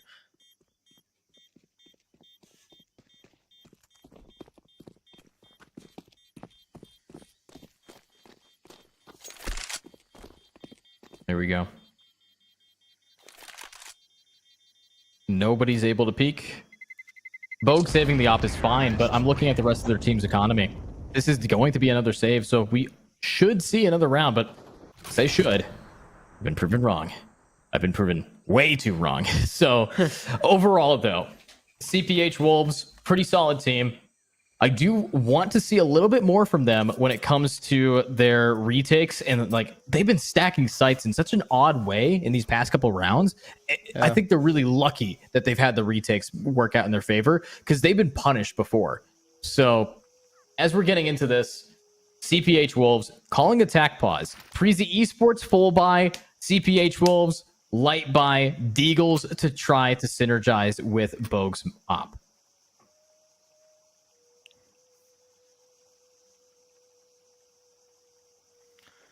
Round number 20 now on its way. Tactical timeout is now over. AWP from Bogue Magic is going to have to do most of the heavy lifting here. And, I mean, an AWP on Ancient. Ancient is kind of known to be an AWPer's paradise, just like Nuke. And Dust 2 as well, to be honest.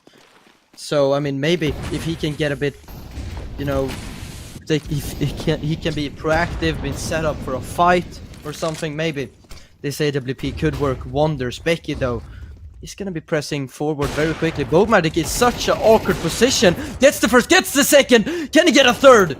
That would be huge. He's going to be mollied out of position. Surely he can't get more. He gets a third. No. Almost a fourth. Tops, you cannot lose this lead. Your teammate Brenner has made it falls. worth. Oh my god, it's just Tops, don't get too aggro. Don't do it. Let your This team could be the reset. end. This is insanity. Bogue Magic. I mean, with magic in your name, something's gonna disappear, and it happens to be the odds that Prezi wins this. Yeah. They are smoking for A. Pushing up mid now.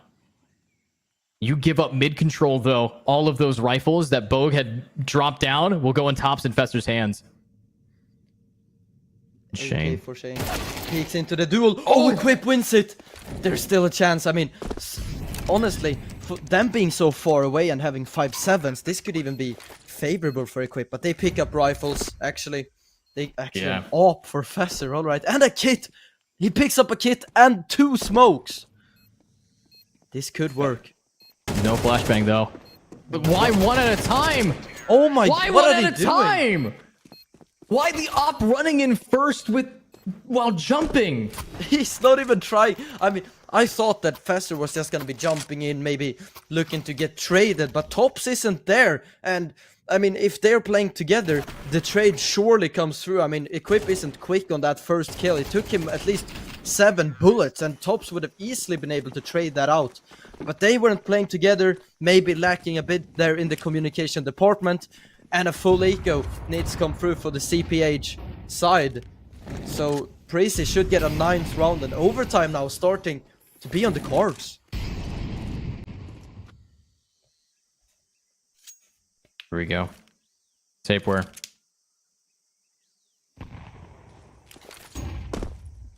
Able to see some flashbangs.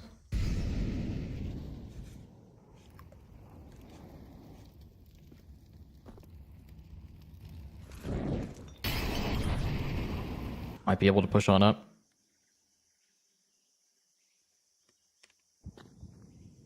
I like Tops, though. This angle with the rest of his team following. As long as Virus misses a shot, they might be able to get him. But no. Gotta keep watching that. Yeah. All of them running through T-spawn except for Fesser, who is still in CT spawn. Skaze, he wants some eco-frags with that Mac-10. Virus needs to hold T-spawn. I mean, actually, they're just gonna look into contain here. Fesser hiding in towards CT. Skaze finds him, and they're just gonna try and kill someone on the exit. And I mean, it's not a bad call from CPH Wolves here to just make this sort of an Astralis boost on Ancient, as they try to say, because they can easily kill one or two players if they try to save through T-spawn. But unfortunately, they clear out CT spawn, and they will be winning a 9th round. What kind of totem pole going on in this swamp? I love that. Just everyone's stacked on top. I mean, funny that they're going for a full save. I guess to limit the amount of money that the enemy team gets if they kill them. You know, 100, 200 each kill. Not too shabby. But Copenhagen Wolves does have a full buy. However, if they lose this full buy, there's a good chance at overtime. We're at that stage of the game where it's a domino effect. And yeah, I got to hand it to them. I got to hand it to the entirety of these academy teams. These have been some insanely close matches in the playoffs. So great seeding, great teams coming out of the group stage. Absolutely. I mean, we love it. And no one playing towards A. It's going to be a B stack from CPH Wolves and mid being taken. Bowmatic with a huge opener onto Becky. This round now could be the one where they do it if Bowmatic gets a second here. Spots the elbow! A lot of damage onto Virus. Fesser, ooh, gets destroyed in a duel. Griller has had a rough map so far, but that is a huge frag to find. Though Shane has pushed into mid and is now in T-spawn. The question is, if they go into mid now, his flank will be useless. But they are still sticking around in towards heaven, and he is gonna have a few frags on his plate if he gets around the corner in time. But wait, it's a game of timings. This flank is gonna be completely useless if they get in towards middle in time. Oh no, it's too sweaty. It's too much stress. I don't know if they have what it takes, but wait a minute. He gets They're now the trying frag. to fight. Tapeware gets One. one. It's Two. And this is my bit. Oh, it's not. Another clutch needed from Equip. 1v4 mid 1v3. He won the 1v3 previously, and it's almost the same scenario except for everyone having weapons. But Shane is low on HP. Top's the one to defend the A bomb site, and it's playing much more of a passive angle here. Wants to wait for Equip. I mean, 15 seconds. He makes a sound. They need to be rotating through now. Wow, Tops is peeking There early, it is. and he wins it out. Wow. Copenhagen Wolves, they have ended it off with style, but honestly, I thought they could have ended it earlier. What was going on with those bunny hopping hoppers? But anyways, they managed to make it through. They're going to be moving on up and fighting a different team later. Whoever gets knocked down from that uppers, it's either Ents Academy or Monty Gen. Who's going to be fighting Copenhagen Wolves today? Of course, looking at the way that they played, we do want to say shout out and thank you for the show here from Prezi Esport. Prezi, you guys played so clean, and you managed to be the first eliminated in our playoffs, but at least you made it to playoffs. Yeah, I mean, that's an achievement in itself. We have quite a few strong names here in the second phase of the Apollo series, and yeah, both academy teams that they might be facing again, and it feels like it's mostly gonna be academy teams they are facing in general. I mean, 4 academy teams already in the semifinals. Yeah, and these are some pretty heavy hitters. Na'Vi, Ninjas in Pajamas, you got Monty Gen, you got everyone. Ents Academy still standing in here, but Young Ninjas, whoever they fight against, whoever wins, Nexus Gaming versus Agency is going to be an interesting fight. But with that being said, that is all that we have for you guys today. Thank you for watching. We hope to see you again tomorrow. With that being said, again, shout out to production. I know we've had a little bit of tech issues, but without Prod being able to put our faces on screen or replays up, we'd be lost within the sauce. So, Emil, any final thoughts before we move on with our goodbyes? Yeah, well, GG's, and like you said, thanks to the production team. Well played and good work, and good work from you as well, Edu. I appreciated casting with you tonight. Yeah, it was a long day, but I'm glad that we could be here. It was morning, now it's the afternoon for me. So with that being said, we hope that all of these players get some nice rest. We hope you guys get some rest. We'll see you again tomorrow. Have a great day. Bets on esports, bets on streamers, impressive bonus system. Welcome bonus up to $600, cashback, artifacts, regular promotions, daily giveaways. Try yourself as a bookmaker. Great lines. EGB.com, more than just a bookmaker. Skin.land is the site where you can sell your skin within 2 minutes and receive money on your card, crypto, or other payment methods. It's very easy. Look, put email address, set trade link, and bonus for you. Click on the gift, enter my promo code, and get $10 for free if you sell skins for $100. Pick skins you want to sell, click the payment method you want, confirm trade, receive your money. On Skin.land, you can also buy skins. Why Skin.land? The prices are much better than in Steam. You can check it yourself. Link in the description.